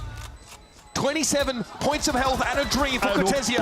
A single bullet. And they'll block the shots as long as they have to. Shorty's not going to get the job done at that distance. A kill that means nothing there for Cortesia at the end of the round. I mean, just stat padding only. Holy man. We just don't stop. This is now a record for the most rounds played in a VCT Americas game, folks. The longest match, the longest map, rather, we have ever seen. It took 38 rounds for Zekken to bust out the defensive glass cannon off an OT. He just realized it after 2 hours of game. Wait, what if I op a B long? I haven't bought that yet. Stay with us as we descend into madness, folks, and into uncharted territory on Pearl. One thing's for sure, you're guaranteed a good time. Can SEN get to advantage here? At this point, just take it to Drift and end this with a TDM game. Some real Drift fans in the room, I appreciate it. So last time, well, the last longest game was another Aspas one. Okay, a moment here to breathe. I appreciate it myself. Portal closed. Very slow default here for SEN, giving up much of the map, hoping for a walkout from MIBR that frankly is not going to come. It is patient from Sentinels at the moment. Typically, they've been putting a lot of emphasis on heavy pressure, Art, and Link at the same time. With the double drones from their initiators. This is the smallest of angles from Cortesia. It is a pinhole. I mean, rare as well that MIBR are playing rather safe here. They put so much emphasis on a main control. This round is passive from both sides. Oh, he gives himself away. Zekken was pushed back by the alarm bot, so he's going to get through now. Aspas, surely ready for this? Okay. Prowler just took a giant bite out of Crime, but Shadow's got the dirtiest of angles. Sees Zekken coming. MIBR with the player advantage, but we're in a post-plant world now. Aspas low to the Razorvine, down to 50. Zelsa setting up more of this architecture now. How do MIBR get through all this util? First Razorvine. The Razorvine is so good for delay. John still has that concuss, and crucially, he has the guided salvos for more delay, and Bang is alive. There's stars on the spike. Guys, we gotta move. We gotta tap it. We have to get this util out. And they can't lose anyone to these salvos. MIBR get off of it. Nos was down, though. Aspas, shorty in the smoke. Got a mustard in the kitchen with a candlestick. It's John who finds Aspas. 2 left for Sentinels, and they're gonna push through. It's all on John. He gives up the ghost. The tiniest of timing windows. Just get it. 3 seconds remaining. MIBR, they are able to rush that crossfire setup to our 2A main.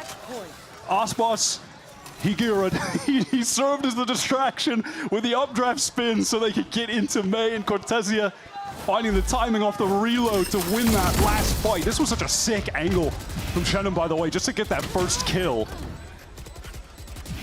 Oh This my is God, man. VCT Americas Hotel California, folks. You can check out whenever you like, but you ain't leaving. And surely MIBR finally close out now after being at the advantage. Oh my God. I mean, Kaplan is being tortured by this game. On the upside, we've discovered the cure for hypotension, Wyatt. For Kaplan.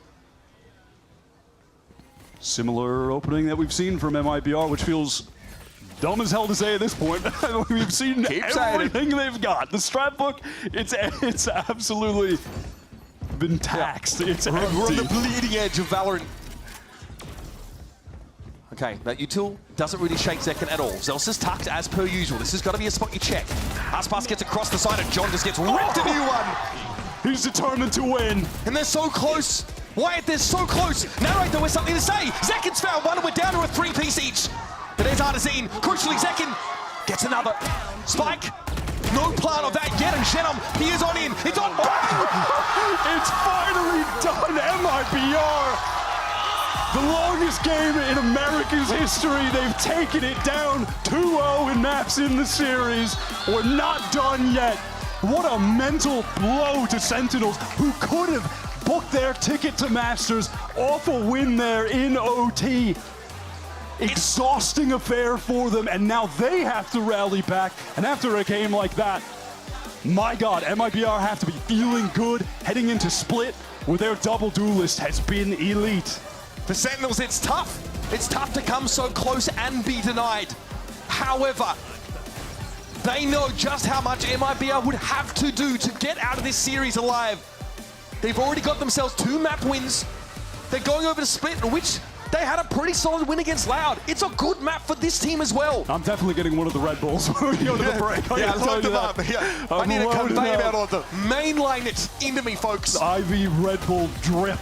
Oh my God, what a map. That was outrageous. I can't believe we're still going. I can't believe MIBR rallied back. And Shenum, the rookie, was such a star in the server. Let's see what these teams still have in their tank, because we're settled for a best of 5, folks. A quick break for us now, but when we return, our analysts will get us ready for map number 4. God help us all.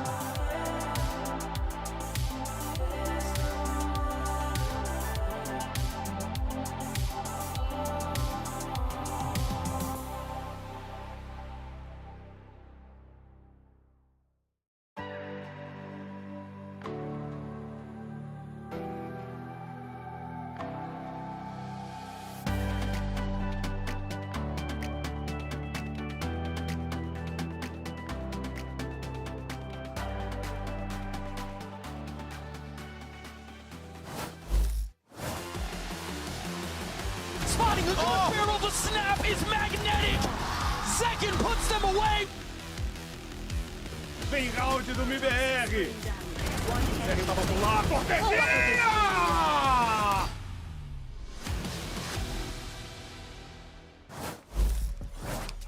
It's been 84 years. But we're back. And there's Sentinels having a much needed conversation because they were up 9-3. And once Jamie, our incredible jib operator, swings his camera around, you're going to see the score. 1929, 1921. That's a year. The year that Jimmy was born. The year I was born, 1921. And let me tell you, that year didn't really pop off. The roaring 20s, though. Well, it depends who you are. Yeah. In any case, so now, let's go ahead and dive into that matchup. That's my one topical thing for today. Let's talk about Aspas because guess what, folks? He hit 2,000 kills. Holy crap, Yeah, in this Mimi. one map, actually. His first kill. His first kill got him to 2,000 of all time in Americas. And I was like, well, Aspas actually hasn't had that good of a match so far. And then he turns up, opping everywhere.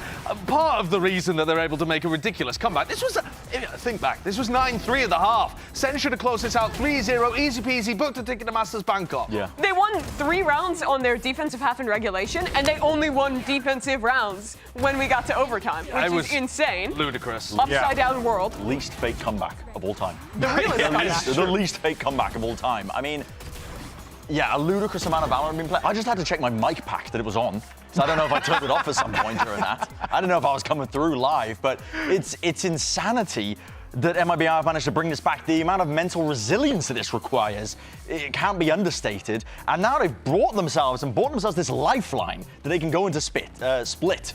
And spit. Yeah, that too. I'm the one who spit. This team is Aspas and friends, but the friends are doing damn well in this game. He picked these tier 2 players, pitched them to MIBR, and Shenom was phenomenal in this game. Oh, no. Yeah. Oh, where's Van Silly? He was. He was. 33 kills. Same joke. 29 on Cortesia as well. Like, those guys were popping, but, I mean... Was he Corta awesome? That doesn't even make sense. That doesn't make sense. Right, okay. Mine made sense. I'll show you some of the rounds that were part of the breakdown, right? Like part of the way in which MIBR was able to come back. They were running these B executes. What year was this? This was so long ago. This was round 18. This is round 18, 19. They did this around 21 as well. They were abusing the B defensive Sentinels. Now they made adaptations in overtime, but this was how SEN ended up letting things slip.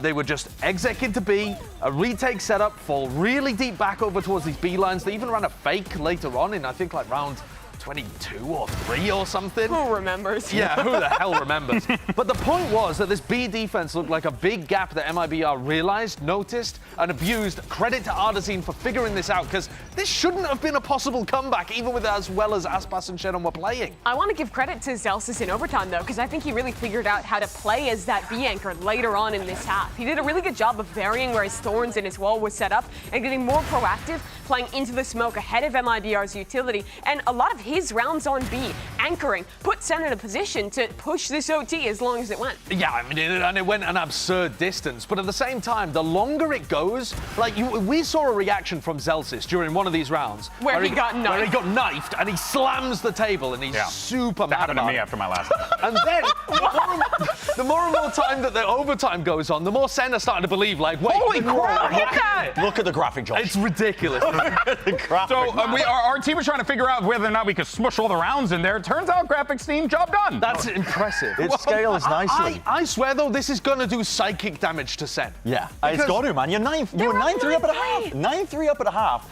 It would be the most funniest thing. It really would. We're actually going to split. They play double duelist here with Aspas and Ardazine, and they've actually been frying, and we've only seen... That is SEN the play worst once. 9-3 curse in the history of 9-3 curses, I would say. This will be a historic loss if SEN end up losing this series with that game. Well, let's refocus then. Let's talk about split. Let's get ready for this one because, you know, last time we were seeing the double duelist from MIBR. We saw some interesting ideas from them on this one. So, well, older but good ideas. But very well executed, Very right? well This executed. is like the pinnacle for me of MIBR's simple old ideas executed very well. Yeah. I think the pathing of the double dive agents between Artisan and Aspas on their attacking side is very nice. The way they're splitting into heavens. Teams aren't really used to playing against this these days, and they've clearly taken advantage of that, on top of just insane mechanics. I also thought that when we were looking at how they specifically tied things in, what you were talking about, the ante, right? Yeah. They were doing a lot of Artisan would go up mid, while the rest of them took a ramp and flanked around. That puts crazy pressure on the Vents player,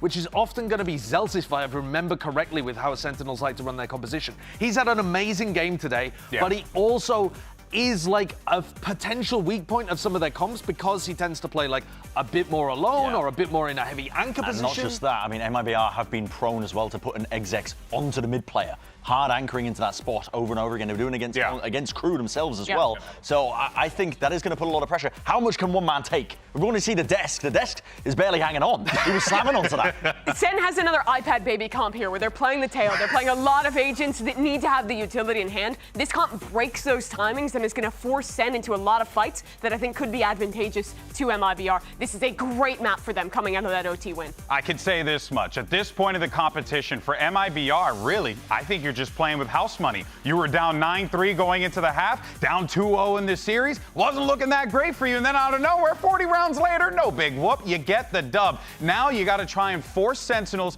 well, to kind of cave on this split. It's going to be quite difficult, folks. We're going to take a quick break. When we come back, can MIBR force map 5, or will Sentinels go to Bangkok? We'll see you then.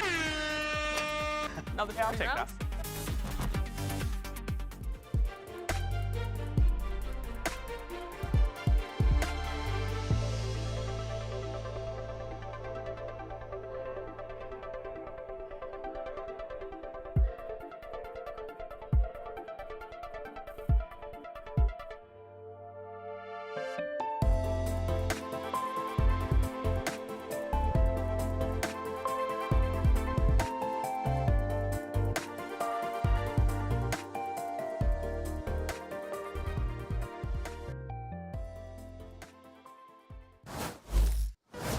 Well, our third map of this series, Pearl, looked like it was about to play out exactly the same way as the first two. A 9-3 lead for Sentinels in the half-time, and what followed was something we never could have expected, Wyatt. I'm still trying to catch my breath just a bit. Listen, we got the Red Bulls, we got the tea. We're getting back into the zone for this next map. Split, a pick of MIBR, where this double duelist look has been so sick, man. I've loved watching Artzin play so aggressively, the pathing he has with his double satchels, and how it allows Aspas on attack to be that second guy in, trading off of him. And then you have Aspas alive in the late rounds. I think it really puts him in the exact positions where he's going to excel. So it's going to be tough for SEN to shut that down. They are going to be beginning on attacker, though, with the comp that the desk talked about, neither team switching things up. And this is where SEN most recently beat the other best Brazilian team in Loud. Yep. And this is obviously where we get to see Sentinels with the Tejo Breach combo, right? So you do have a setup that can allow you to lay that util and catch people out, have them dead to rights. I mean, on the defense side, I'd be scared of being in B Heaven for MIBR. That's a place where you can really easily put that util together. Absolutely. You do not want to be in a position where you're going to get fault line by Narrate into the guiding salvos by John QT. Going down in that situation, just the ultimate frustration of playing against this comp. So, after the longest match in VCT Americas history, what is left in the tank for these two? I mean, it's got to be a lot more frustrating for SEN than MIBR, I'll tell you that. That was an exhausting map for them. Yep, tough to lose. Every time on defense here with the double duelist, Artzin and Aspas, they always pick up the double sheriff. They've got that right now, and they want a triple swing, MIBR. Face towards A main. They're going to overload ramp here. Is a split SEN comp right now. They don't have everyone quite together, and John gets some damage on Nosma. And now they don't have that utility for when the spike is going to be attempted to be defused by MIBR. No missiles. But Nosma is the only player that can't be healed up in this team. Well, they hear the Narrate is on the run. Okay, can still aftershock this, maybe start to force MIBR out into the field. Nosma goes first. He's the one that was lowest. Bang here into the poison cloud. Snaps on Artisan. Stick together now, playing ones and twos as Zekken trends to the right. Nosma now out of the picture. Aspas in with the Sheriff, and he takes a commanding lead in this situation. Shenum, though, out in the open, has to try and defuse from there. Listen to the pings, there's no time left. And Sentinels able to lock it down here in the first round of split. And as is going to be the case, SEN just have so much post-plant delay. That's even with John going down. But you have to give credit to the narrate micro play where he decided to not attempt to trade off of John. He just ran away into sewers after this. Was making all that noise, and you could see on the minimap while the rest of MIBR were trying to scale in, Aspas was just sitting there waiting for him to come back up ropes. That wasted maybe 5-6 seconds of Aspas' time, and then he had to run to the site. And at that point, you're cooked. They are planted for heaven. It's a great round from SEN and a great decision from Narrate. And it's a round that means so much to SEN. You can see it. Velsa's on his feet after a pistol. Clearly, they've got some devils to fight after that last game. Yeah, they don't want to be shook by how disastrous that loss was on Pearl. With a map just going to the distance in that way, and then you lose, that can deplete your mental completely. Oh, you made the wrong choice, Aspas. A 50-50 that goes the way of Zekken. Out with the clone. And out with the ace from MIBR. And Zekken with that ghost, you want your star duelist Yoru to just run around the map. They give him the plant as well. They play around this dimensional drift as a constant win con. We saw that so much on Pearl. Cortesia is picked up here in sewer. Zekken now will just wait the rest of this round out. Jenom didn't even matter. Fight or die, he got his orb, and now he has his ult for the bonus. Again, getting that by round 3 once more. It was thwarted a little bit by MIBR on Pearl. A couple of those dimensional drift rounds didn't quite go off without a hit, but in the overwhelming majority of cases, Sentinels have been able to find a way to use it, your ultimate to win a round. SEN, they basically get the exact value that they want out of this round. They only lose one player. It was the Ghost. Zekken wants to go down anyway to get his ult. So pretty much picture perfect from their side so far. Everything going according to plan. And this is the kind of round as well where when you're trying to get that ult into Zekken's hands that... I just saw what he bought. We're doing this again. Oh, no. Oh, no, no, no, no, no. We're headed down to Bucky's, folks. He's got the Bucky. And again, we've seen it in the past, just the emerging from the dimensional drift with the cover of a flash. Maybe it's going to be a play in towards B Heaven with that Bucky. We'll see. That same Viper wall, though, is going to be over at A. Where are we headed? Who's next? Gatecrash is going up a ramp. He actually just immediately teleports into it. He's trying to go fast here. Get as much out of his drift as he can. Try and canvas this map. He's a proper cartographer. Now trying to see it all. He pops out. Oh, and he gets his. At least it's traded by Nas. We're fast. Info, though, is good. Look at SEN scaling in behind this dimensional drift. Noswa is about to be pressured down, and the paranoia renders him sightless. He literally never sees what hits him. So aftershock here from Shenom. He's just outside of it. So far, John and Narrate are taking their sweet time. Shenom is someone you have to respect in this situation. You need to expend util potentially to win this fight. They don't have any util to get onto Shenom. Well, it's that's just a bad one. bundles. That's a problem. Narrate knows how to swing it. Here's his buy round for MIBR that's about to go up in a cloud of smoke. Unless Aspas has something to say. We saw him get a 1v2 clutch with the operator. This 1v3, though, feels impossible with the positioning that SEN have right now on the map. Would be a notch above, for sure. And Aspas tries, and Zelsis is waiting for him. Hungrily devours the star player. And the bonus round strat with the dimensional drift works exactly as Kaplan drew it up. Maybe for the first time. Releasing the grip a little bit on 4Cuber and feeling less stressed. Bro, what is in that water that Zelsis is chugging? 6-0. Standout player for a 4th consecutive map. Determined to win Man, he at wants all it. costs. And you could see that by the emotion he was showing on Pearl. I believe it was in that 1v2 that Aspas won, where he was more than frustrated, slamming his desk. Oh, yeah. He's just so passionate in all ways emotionally about the game when he's playing. It's a double-edged sword there, Wyatt. So that side of him just doesn't come out as much. He's been so good today, though. Yep. I mean, if SEN win this series, he is the easy MVP for their side. It's no question. If I'm Rob Moore, I'm getting the palanquin ready. Carry him off stage in style. Still more work to be done before we can think about that outcome. John sends the drone in. Okay, does catch on to Cortesia there and rope. Artzin forced to ensure he pushed back by the missiles, and now SEN can gain that space for free with the clone going forward. Flash through. Artzin's right where he needs to be with his Bucky. Zekken gets a taste of his own medicine from the prior. Oh, just awkward when he's trying to drop there. The crosshair just not positioned properly. Okay, still a chance for two. Stalwart presence here for the defenders in heaven. Nosway is able to stop them in their tracks. All the while. Yeah, it's off Zelsis just present. But has he seen enough? The orb. Has he gotten enough real estate? 30 seconds left. Narrate throws out a last-second flash towards Mail, just saying, hey, we might be showing up over there, Noswer. You gotta be careful. It keeps Aspas watching drop as well as here comes the push. Cortesia has to get ahead, of course, of these salvers and shows himself instantly. It's a very uncomfortable spot to be in, trying to anchor this site against this Teo breach comp. But he lives. He buys time. They just can't get the kill on him. Eventually he drops. Time bought, but Spike already down. Aspas with the rifle here. Will likely link up with Shenom, who will attempt to gain control of heaven. Will there be a way for Shenom to kind of be the human drone if he's a bait for Aspas? No, it's just not going to happen. It's just a game of whack-a-mole at that point. This is pretty smooth sailing for SEN. Again, they sort of start these maps so well. Sensational Shenom. Might have an opportunity here. John spotted salvos, not in his direction, but it's a stinger. Lets him down there as Narrate chalks 3 for the round.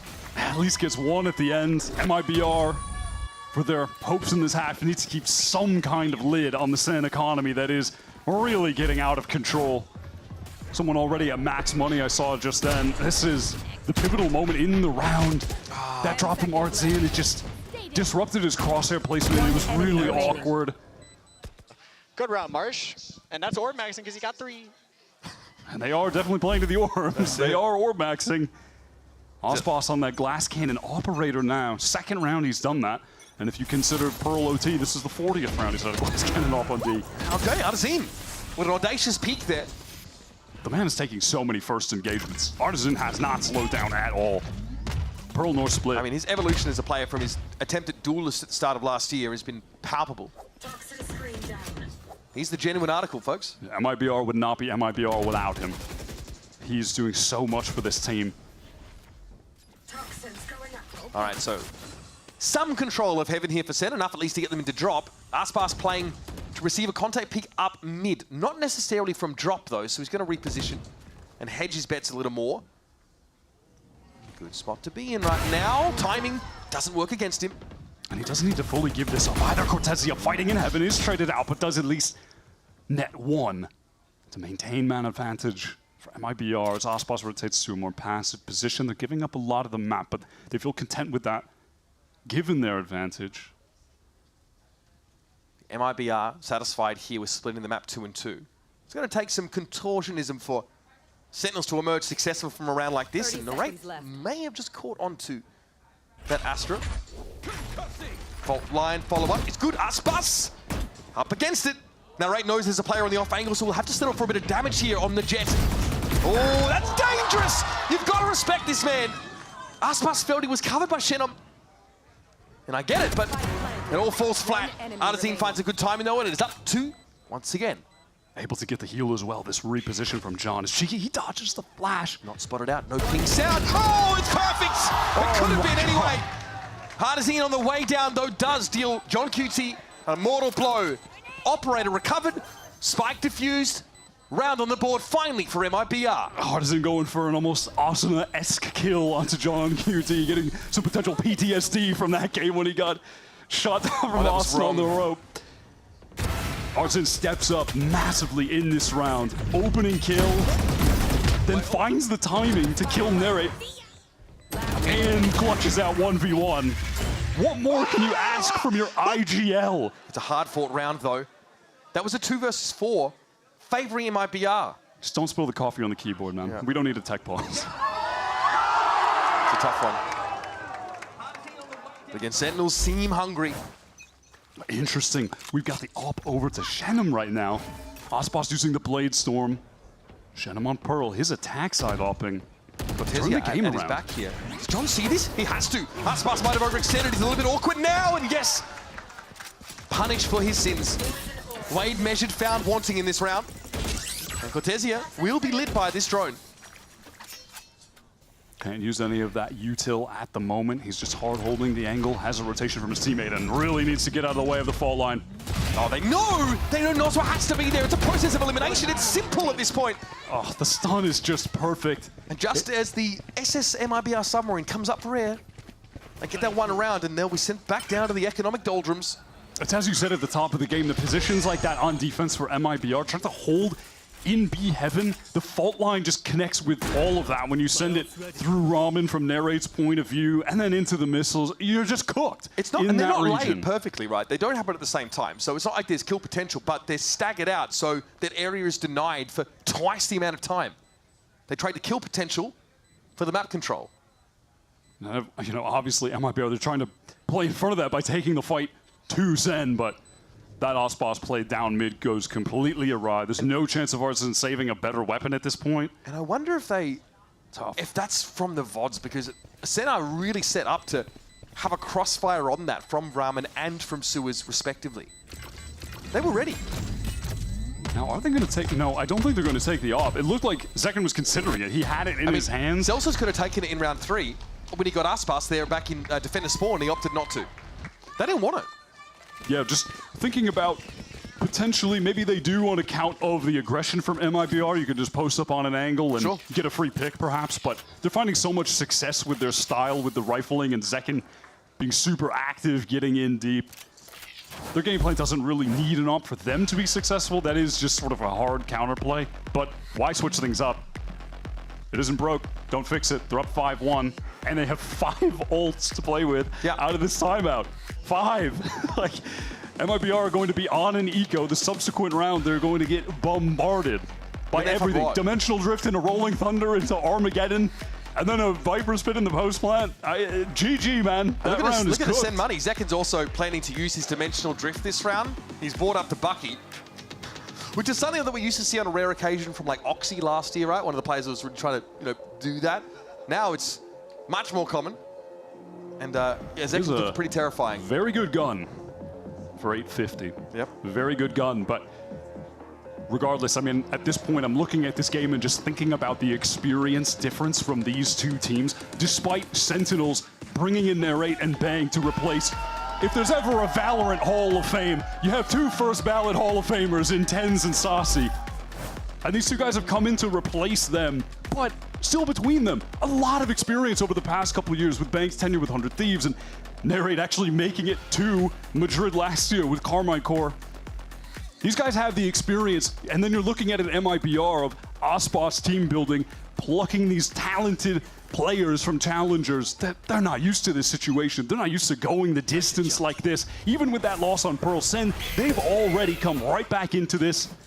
They're looking so good on this attack side. Zekken hoping for some extra upside on the Bucky in case someone pushed in.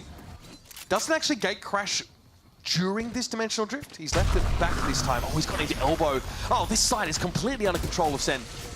So it's not a kill that results of the use of the Dimensional Drift, but full control of this side. However, there is a showstopper here for Artzin and a Cosmic Divide for Shenum to break this side up, but this looks oppressive regardless. And if things get dangerous, you can see Narrate's position low on the minimap. He could send out a lethal Rolling Thunder just to seal the deal, in case MIBR maybe find a pick here. There's no reason for MIBR not to go for this. They're going to buy in the next anyway. Aspas, or Artisan rather, maybe with the judge might not consider that, but he's gone very low. Zekken's clone. Good point, MIBR. They're just down to try and do some Zekken, come on. damage. Bucky, not the biggest investment, so gonna feel fine to lose that one. Cortezia one onto Zelsis. Are they gonna get out with these guns? Awkward. Just a rate walking away from that one. They'll take it. I mean, it's ultimately, in the moment, doesn't matter too much, given SEN are all sitting at like 5k each. That is true. But it is an anti-eco that they spent 2 ultimates in already. Right, and it gets them closer to their ultimates, getting some of those kills as well, and now they have the advantage in that regard. Still, hopes of getting SEN on an eco of their own at any point. That's going to be challenging. Those are not looking great. You've got both Initiator ultimates still ready to go here for Sentinels. Aspas with the operator. He's posted up.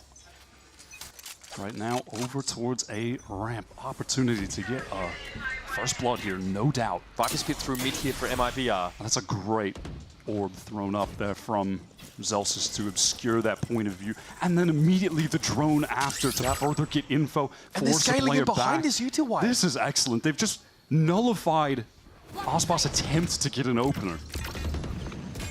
Oh, this is a bit awkward now. Flash, that's deadly for Aspas. He has to get out. He's been allowed to escape, but the Rolling Thunder has cleared this A side. Armageddon also committed to the same effect.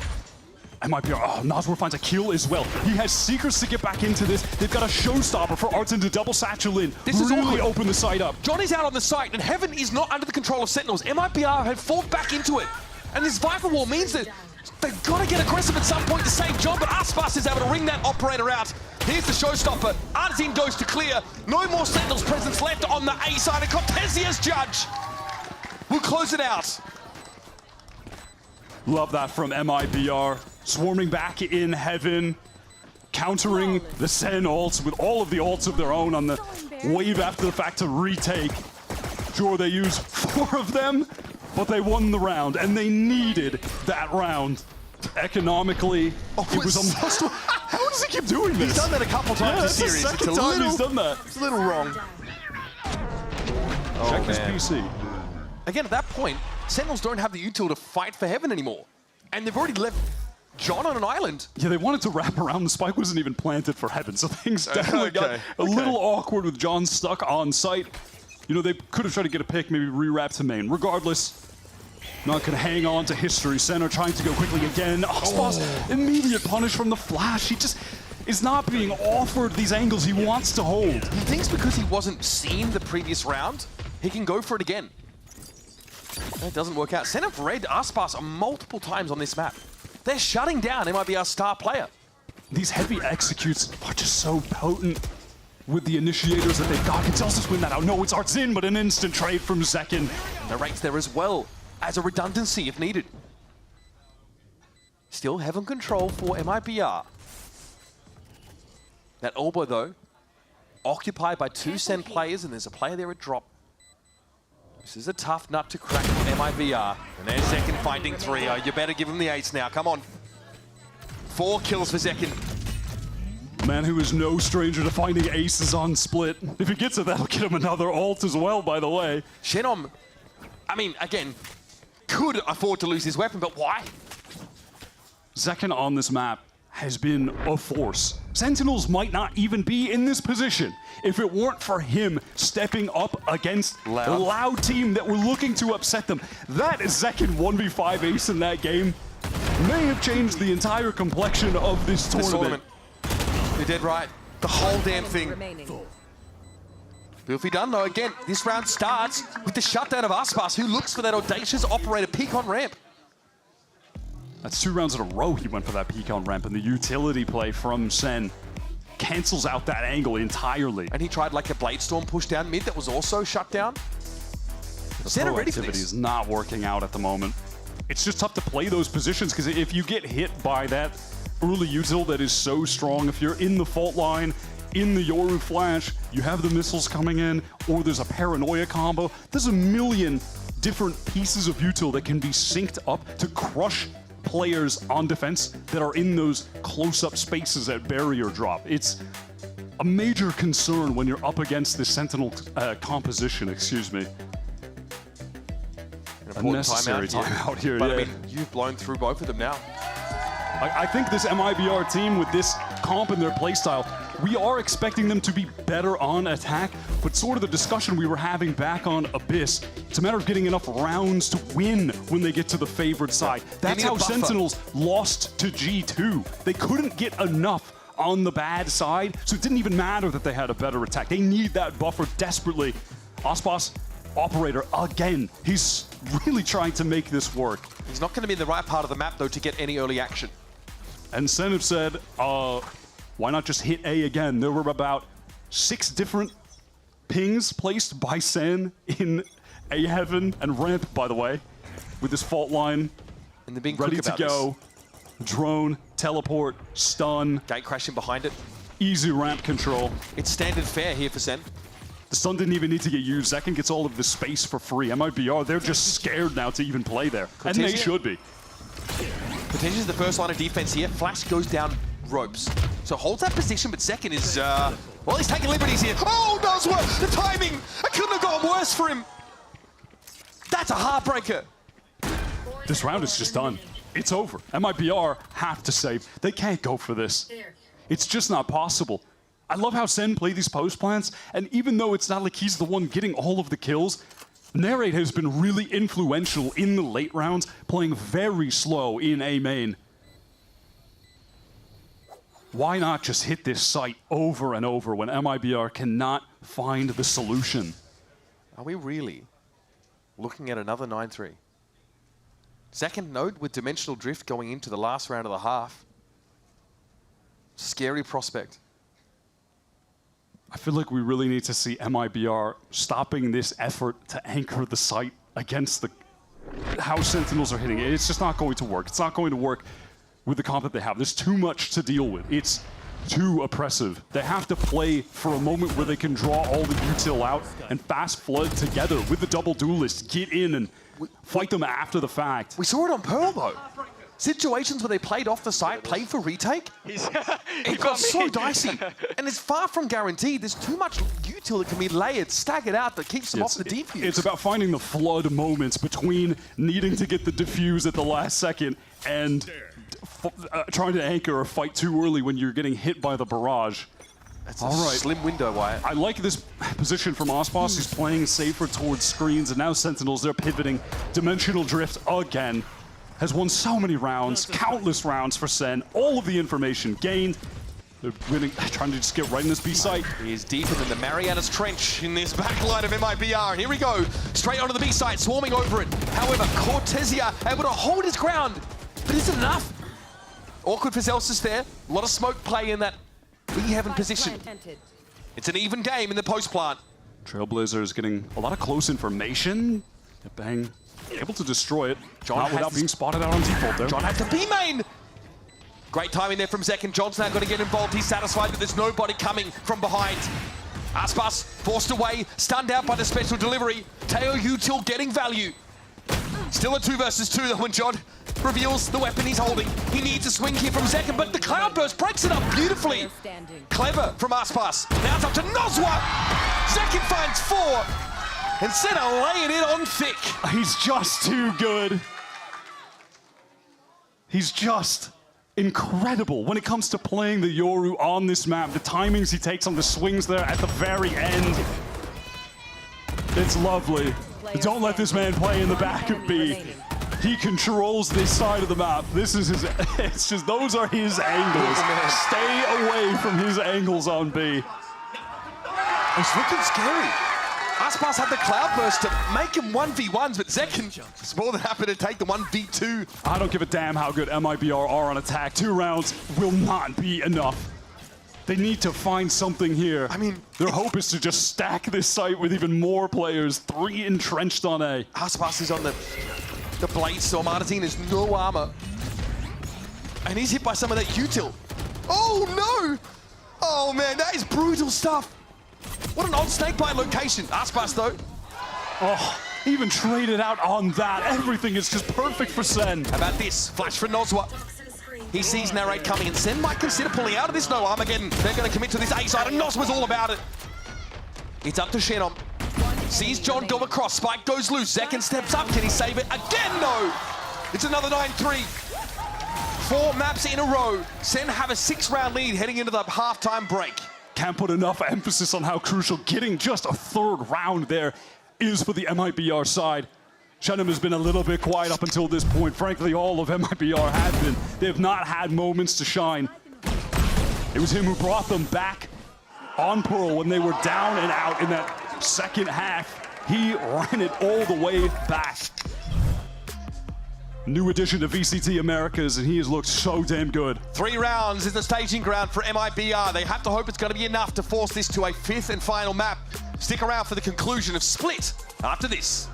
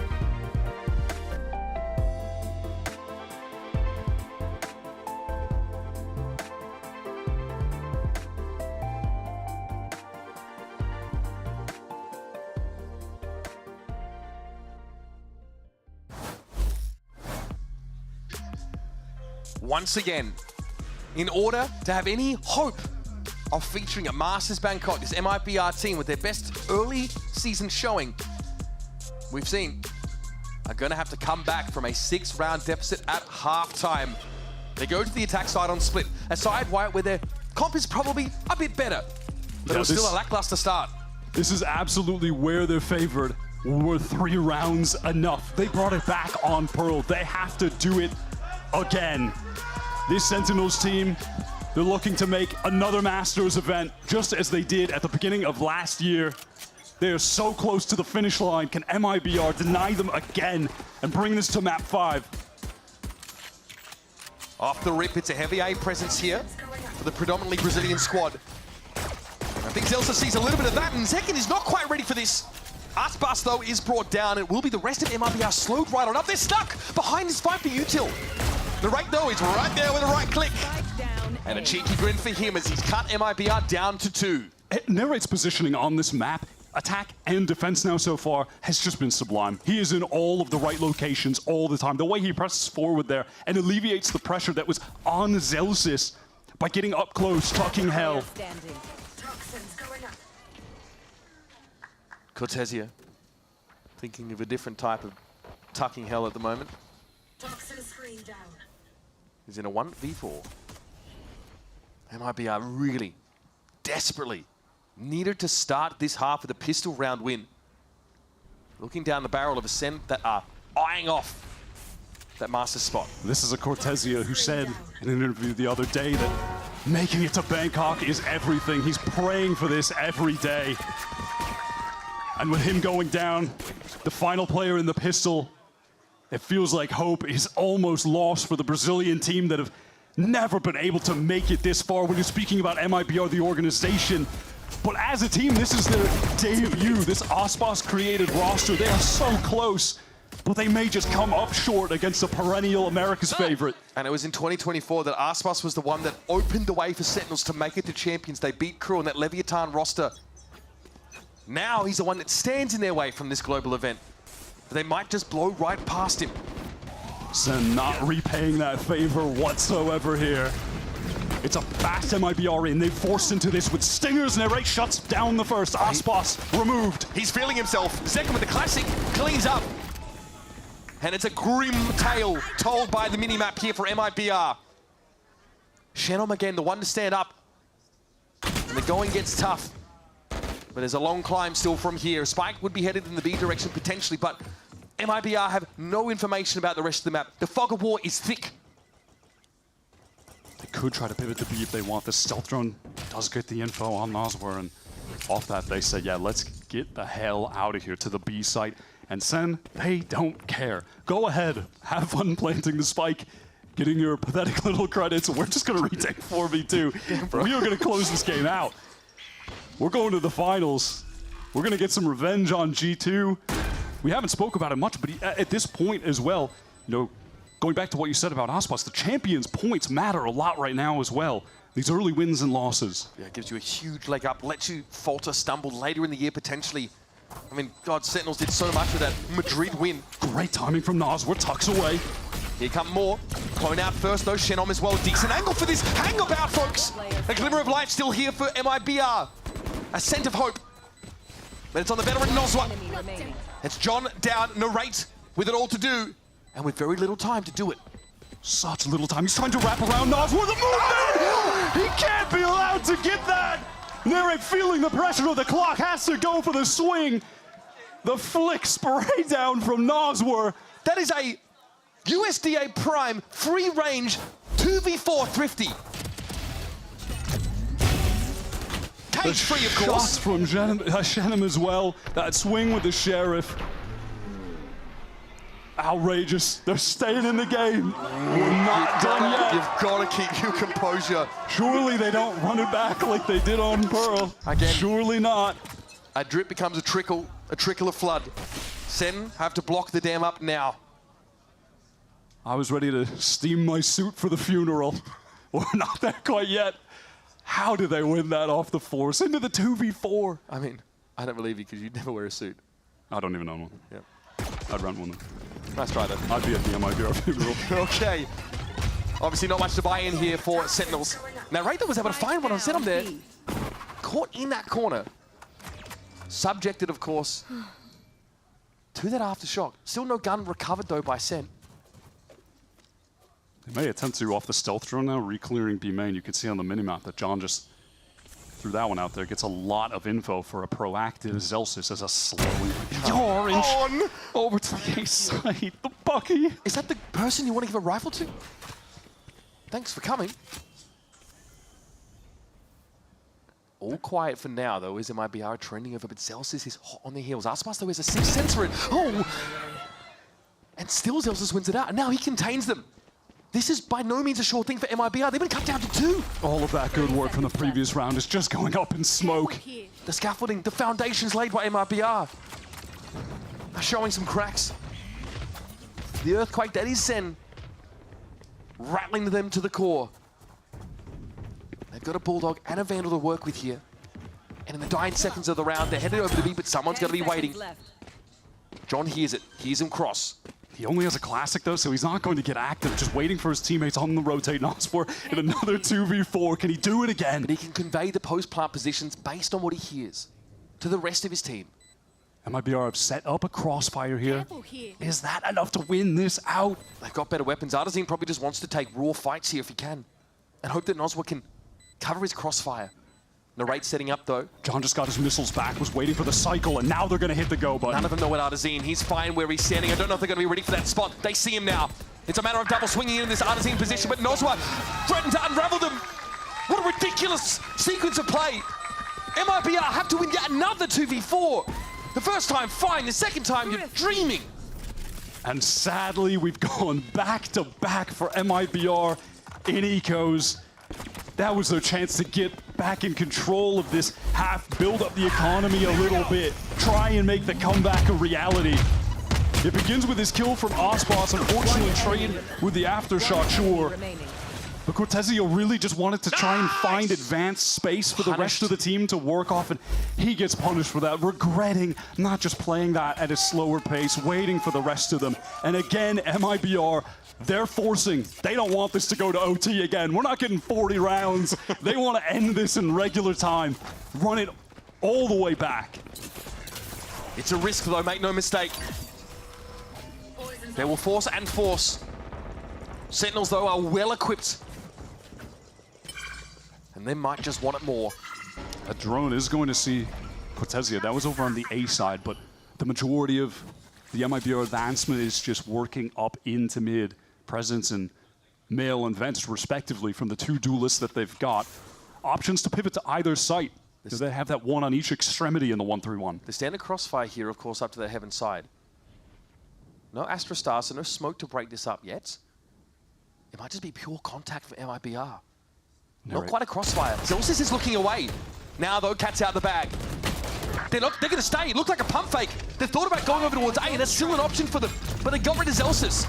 Oh, they've gotten some really important utility pieces out of Sentinels, now pivoting to A. This is great calling, but they have to deal with Zekken, who has just been a force on this map, determined to win it for Sen. He's ahead of the paint shell and might try and catch this stagger timing. It's Aspas down first.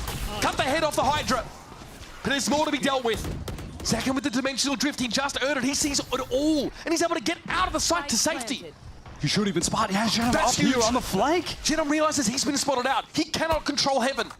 Center set up for a flood. They've got a flash. They've got a stun from John. And a full line to work with. Artazine tried to get ahead of it. I like the idea, but it ends up being a trade. It's down to Cortezio and Zenom. The latter who's not quite back in heaven just yet. And Cortezio has to stand tall. It's a great opener. The odds are even. MIBR, this round is worth so much, and Cortezio doesn't let him down.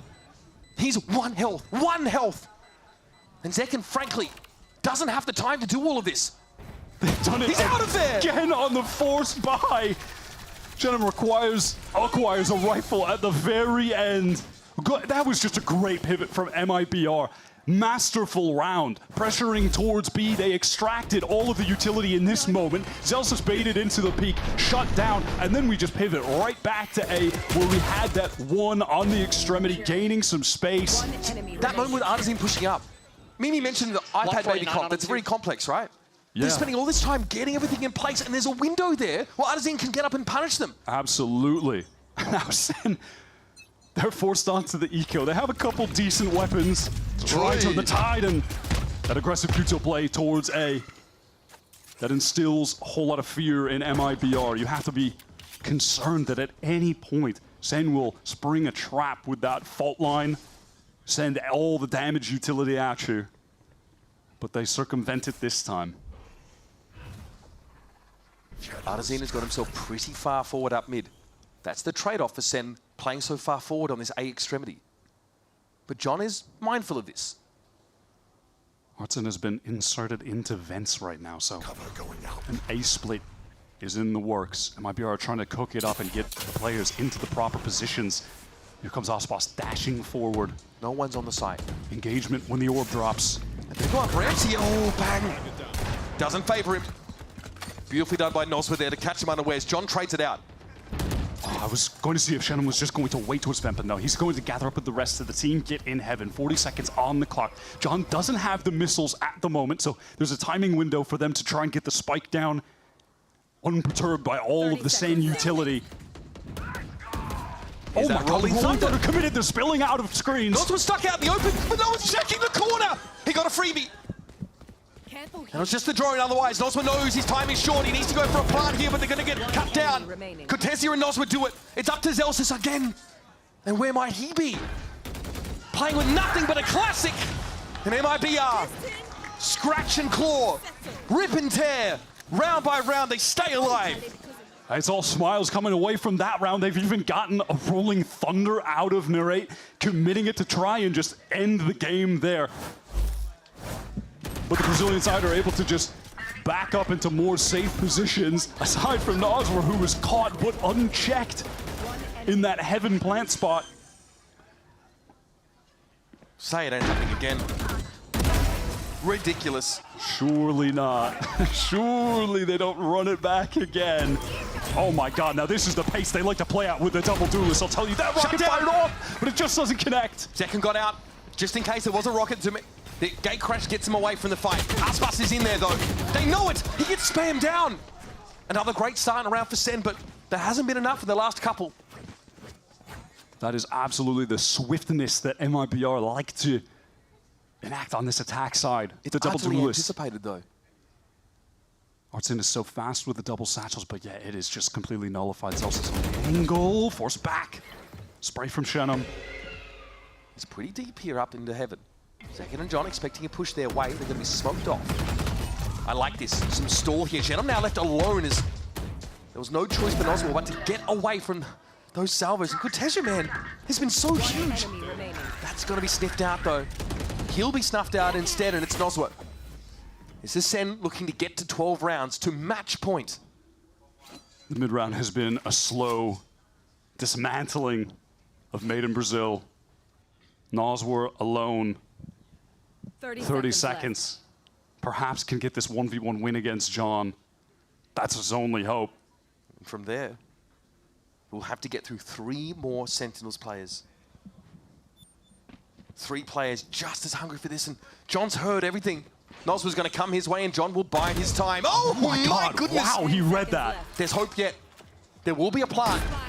Nosworth gets it down, and now the pressure will start to mount. Some weak players on SEN. He turned the flash, 2 players up in heaven. Nosworth sees one. Narrate gets ahead of it. Eventually, Sentinels overwhelmed. It's anything but pretty. Just a millisecond away from being able to path out of the sightline from the heaven swing. Desperately wanted to evade and then try to isolate another 1v1 by jumping out of the way with the knife out, but Zelsis is too quick. He has been lights out, 4 maps straight. And he wants to seal the deal. Oh, Aspas completely caught there. They tried to go for that fast play. Cortesia and Shenham, in the most important game of their career, have stood tall. But this might be it, the last gasp. Sentinels get to match point. This is just a tenured Sentinels core that has so much experience in these high-pressure games together against this newly built MIBR roster that has made a hell of a run, but it might just end here. Not if they have something to say about it. Cosmic Divide here, thrown back towards screens, going to force Narrate to stay into the site. Up ramp they go, they avoid that aftershock, and look how deep Artisan is. Refusing to get on the other side of that wall. He's just getting ahead of Zekken. This surely is going to get the better of him. Surely! And it does. Are they ready for Artisan? No, they are not! John with the Armageddon, but he gets caught out of Nozwa. Mows him down. Well, Bang. I think we're done for the round, don't you? Oh, what an insane timing from Artisan playing around the Cosmic Divide. That is so sick. And stop me if you've heard this one before. But there's a Viper's Pit, there's a Blade Storm coming up, there's still these impactful ultimates that MIBR can use to slant these rounds in their favor, and have a look at the money on Sentinels. If they kill Bang right now on the hunt, which, look, MIBR, they don't really want to lose any weapons themselves at this point. The economy isn't great, so it can negatively impact the buy on the subsequent round. But it is far more dire for SEN. By the looks of things, it's going to be 3 rifles for SEN if they want to make that investment. 2 if they want to be more conservative. Another hard-fought round here for MIBR. And it all off the back of Artisan getting deep, playing around that Cosmic Divide, catching Zekken unaware. And those are the rounds that have really impressed when you're speaking about MIBR's split play so far in Kickoff. It's all about Artisan getting into these really forward positions where you're just not playing against other Raze players doing that. And he catches you off guard. SEN timeout here. Another round, another situation where one of these heavy util initiators has that util out in their hands when they need to be fighting with their weapon. This is definitely one of the most obvious weaknesses of this Sentinels comp. Breach obviously has that issue as well. Kaplan is ready to put this game to bed. This has been absolutely a marathon, nowhere near a sprint. Despite some of these maps being dominant for SEN, my God, did Pearl extend the runtime of this 100th episode of the VCT. Yeah, we're here to pack that extra value into today's show for you folks. And again, yeah, MIBR have got to be pleased taking 4 of the last 6 rounds out of the game, but with SEN at the precipice of victory. We get one more map. That is absolutely the extended edition director's cut. It never felt like it should have even gotten this far. That is the Snyder cut of VCT Americas. Round number 20 coming at you. And again for SEN, not much to work with weapon-wise. Bang kept the rifle, hands it over to Zekken. Getting close to that dimensional drift. Yeah, that's a key element to keep your eye on in this round. Can he find a kill, or will he just pick up this orb? Very clearly, Sentinels would love to get control of this space for the A orb. I mean, hell, they might even be able to find a kill here with the utility. I like it from Zekken, but it's a little dangerous. Artisan did cop a stray bullet or 2, but they're just glancing blows, and it topped up mostly. Essentially just down to a light armor as he takes that space up in a ramp. Boombot gets ahead of glides it. past Zekken. This is a sick timing. Artisan, is he checking for this? No, there's no way you're ready for that. And so, the young IGL for MIBR takes a backseat for this match point round. And Zelsis here looks to protect the B side with the Viper's Pit. What are the options for MIBR? It looks like they feel like they've got no choice to jump into the fog. The Trailblazer got a stun. They have to locate Celsius within the pit. Shed him down. Bang's been able to deal with him. Aspas has to dive in. There's no other choice. Bang materializes. He appears, but Celsius is going to be trading it out. Cortesia, the shorty, it's not enough. He pulls up empty-handed. Signed, sealed, delivered. It wouldn't be a Masters event without SEN City in attendance. It's on the eco round out of the Kaplan timeout. The stress can end for him after that series. They've done it again, back-to-back years. They're going to be at the first Masters. They're going to have another crack at G2 in the grand finals, who have been unstoppable so far. But the history continues of the Sentinels org just always beating MIBR. Though this new roster, obviously, a massive difference from what we've seen in the past. This Aspas-led team with the young players from Challengers who really did show out. Shannon was phenomenal today. Really stepped up to get that map win on Pearl. You have to give a lot of respect to this new squad for making it this deep in the bracket with the heavy hitters that we've got in Americas this year. But Sentinels, the favorite, we expect them to be in a tournament like Masters, and they've done it. The new additions, Bang and Narrate, living up to the hype. What a marathon. The longest map in VCT Americas history.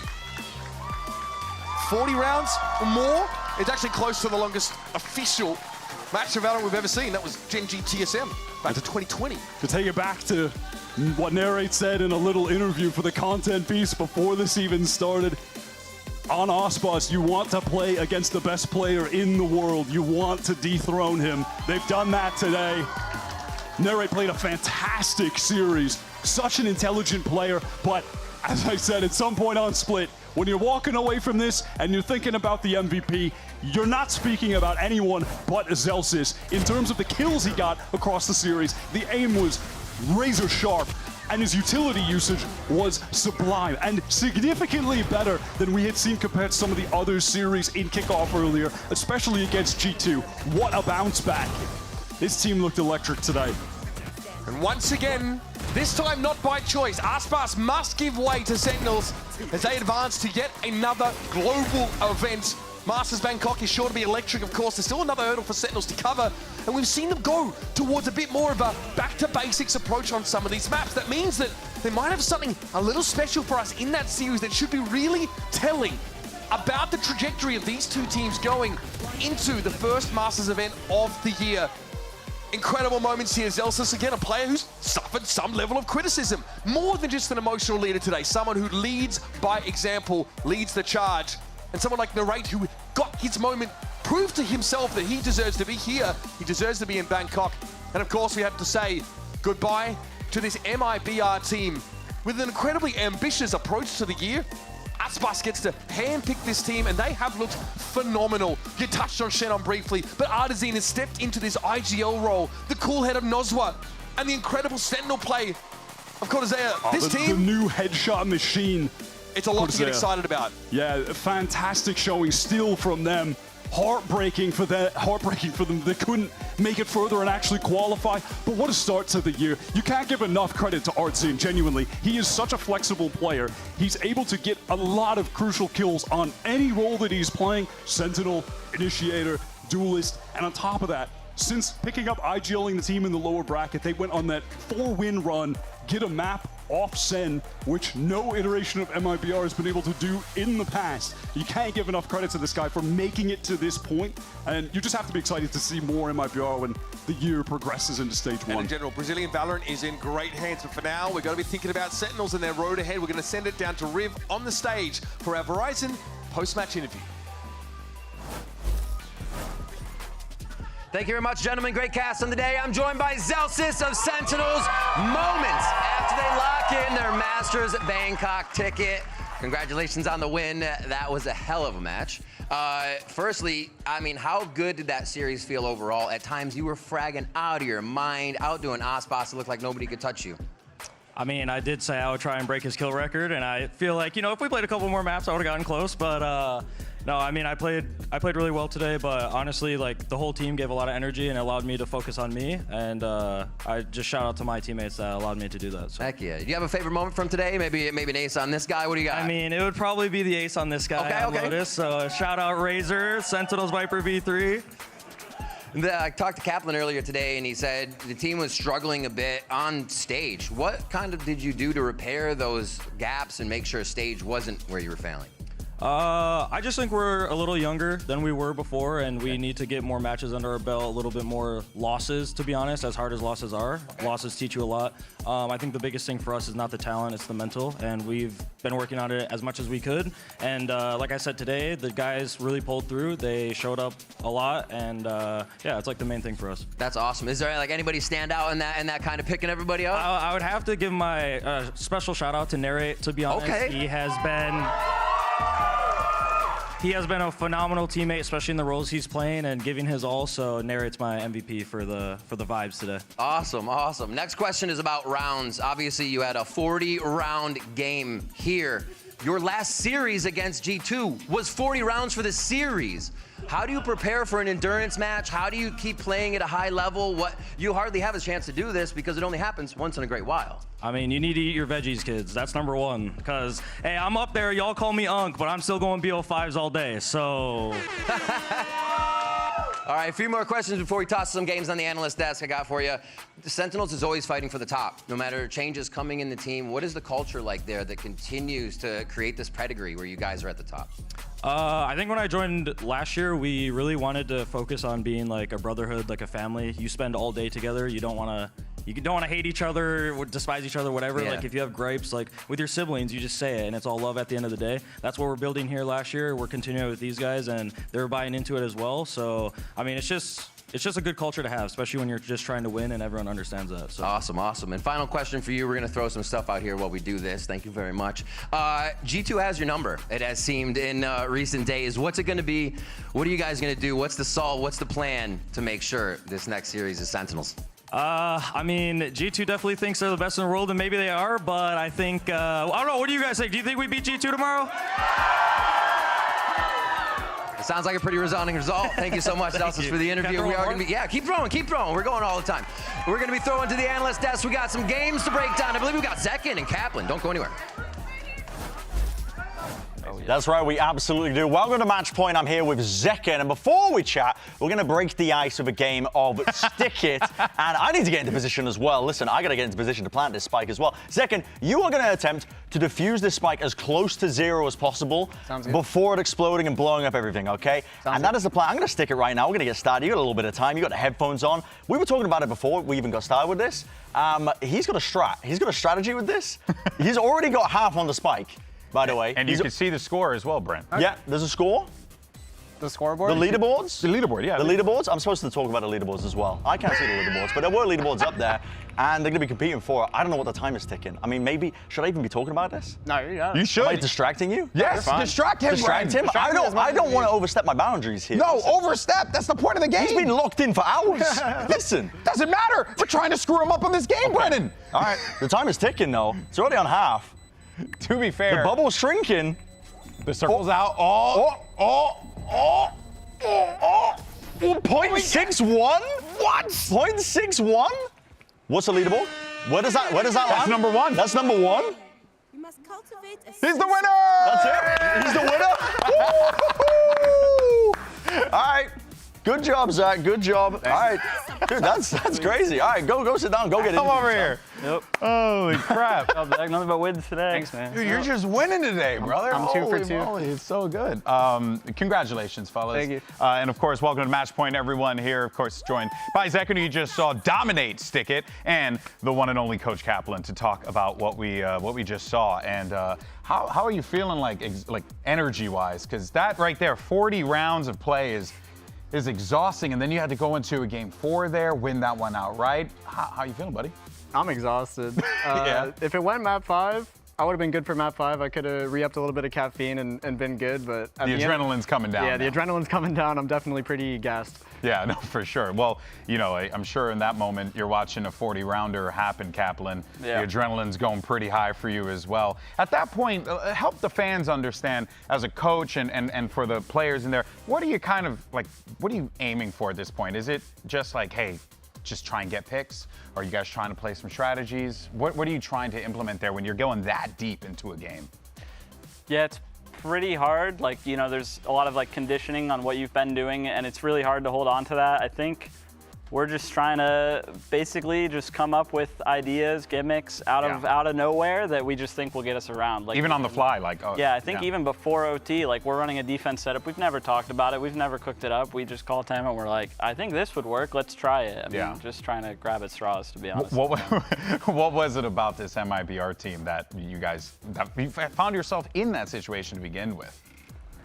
To be honest, I think it's more about us than anything. We were really in control all series, and it went 9-3 into the half, I believe. Yeah, I think we're obviously finding our groove, figuring out how to be a team on stage. It's not going to be perfect, I think I don't want to speak for you, Zach, or anyone on the team, but I think we just got a little excited to close it out. We're up, and hey, oh my God, stuff happens right there. Yeah. You know what I mean? It happens, right? Yeah. In that moment, who in the comms were being the most vocal to kind of keep the team focused? Because I could see how that would be very, frustrating, right, in the moment, especially with round after round and going so high. Definitely Amin. I mean, he's calling round to round, so he's already going to be talking a lot. But Yeah. he definitely was a good leader today, trying to calm us down, keep us calming correctly, not freaking out when we're that close to winning or losing in OT. So I would say definitely Amin, and then Zelsis, I mean, he always does it. Yeah. But yeah, those two. So now coming off of the G2 loss, and I know you guys were frustrated with that. I've been knowing y'all for a while, so I guess I can see it on your faces. What is it about the team, in your opinion, when you went into the server with them, that you guys felt was the biggest challenge to have to overcome going up against them? You want to go first? You got that. You got it. I think we just made too many mistakes. Map 1, Abyss, we started slow. I think we went down 0-4. And then we just kept making kind of mistake after mistake on defense, and they really took advantage of it. And then by the time it was map 2, we were already pretty demoralized, and it's kind of tough to come back from that, especially when we were playing pretty poorly in map 1. I think like going into the next one, if we're just clean from the start and doing our fundamental things right, then we'll be in a much better position than we were last time. One more for you, Cap. Yeah, I agree. I mean, G2 are an incredible team, and we were definitely all really angry. Not really, I think, about the loss yesterday as much as how we lost. Abyss defense was a bumpy start. A lot of that's on me too. That didn't go how we wanted, but I think we did a pretty poor job finding our groove and our energy and our confidence after that. Like we went into Pearl and we had plans and we were in good spots, but we were just we weren't flowing as a team. We weren't connected anymore. The morale was really low, and that's something we set out to. Zach's absolutely right. We need to start hot, but I think going from frankly, we probably all feel like we kind of choked that Pearl today. Going from that to how well the split Because I was worried about split, honestly. Their double duelist composition was quite good, and you guys just were ready for it. So it paid off. And now look, you're going to Bangkok, bro. Are you excited? Oh, I'm excited. I can't wait. Yeah, have you ever been? No, I've never been. Okay, we got to get some pad thai, maybe a couple teas. What's up with you? Have you ever been? I'm pumped. Yeah, I went to Bangkok with my wife. It was our first vacation together. We went for 3 weeks. We went to Bangkok and Chiang Mai. Me and my wife's second vacation together. Nice. So look at that. That's awesome, Matt. Wait, well, I think you guys are going to have a great time out there, but job's not done yet. Still got one more game to do. You excited for tomorrow just to get another shot at revenge? Yeah, I can't wait. I mean, I love BO5s. And I mean, the opportunity of getting revenge is always nice, so I'm just really excited. And should we expect you to just go into like a coma for the next couple of hours until you have to play again? Yeah, I'm gonna go home and just lay in bed and do nothing for the next. And just be on your phone probably until either on my phone or asleep, one of the two. All right, hey, well, Zekken, I want to appreciate you, brother Kaplan. Always a pleasure chatting with you as well. Guys, congratulations on making it to Bangkok. As we said before, job's not done. You got another big match tomorrow against G2, and we all can't wait to see it. Well, that's it, folks. Day 11 of Kickoff coming to an end. We got our final 2. Let's take a look at the bracket to see where we are. It's G2 and Sentinel. Truly couldn't have ended any other way. We're going to get to see them run it back from that winner bracket final. What a competition this has been. Jeez. Would you say that this has been one of the hardest tournaments, or like if you had to scale it or compare it to any of the other tournaments you had done in the past, or how do you feel? I think last kickoff, I think we got knocked into lowers a bit earlier. So I think that one was a bit more difficult of a run because we had a nice winners run. We won 2 matches in winners, but this one's definitely pretty tough as well. Yeah, seems tough, man. Well, you guys have been killing it, and it's showing in the results. Top 2 going to Bangkok, folks. We have settled our 2 squads. It's G2 and Sentinels that are going to be representing the Americas region going in to Masters Bangkok. But that's going to do it for us here today. Darn right. And we are going to leave you with our Samsung SSD fast replay. Fellas, give them the hot salute on the way out. Take care, everyone. See you tomorrow.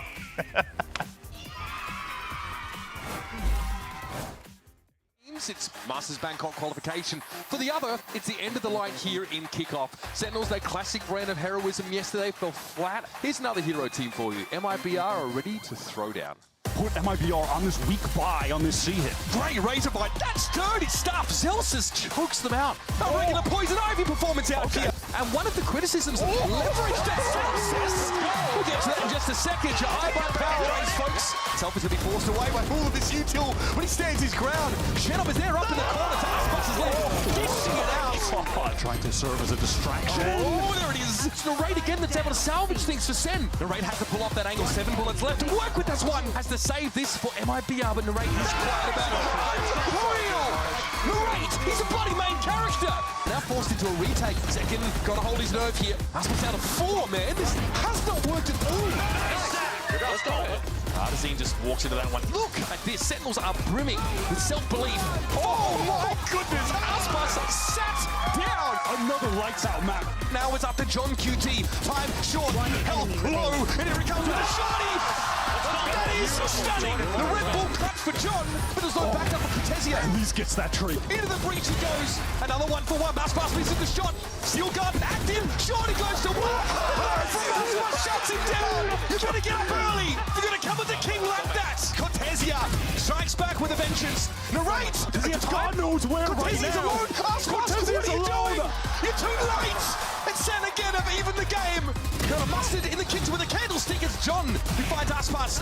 2 left for Sentinels and they're going to push through. It's all over John. He gives up the ghost. It's finally done. MIBR. The longest game in America's history. They've taken it down 2-0 in maps in the series. We're not done yet. Go straight onto the B site, swarming over it. Without being spotted out on default, though. John has the B main. Great timing there from Zekken. Needs a swing here from Zekken, but the Cloudburst breaks it up beautifully. Clever from Aspas. Now it's up to Noswa. Zekken finds 4. And SEN are laying it on thick. God, Sentinels did so much with that Madrid win. Great timing from Nos. Then it's on the veteran Noswa. John down, narrate with it all to do. Such little time. He's trying to wrap around Nos with a motion. He can't be allowed to get that. Artazine, is he checking for this? No, there's no way you're ready for that. Delsis is going to be trading it out. Cortesia, the shorty, it's not enough. He pulls up empty-handed. Signed, sealed, delivered. It wouldn't be a Masters event without SEN City in attendance. They've done it again. Back-to-back years. They're going to be at the first Masters.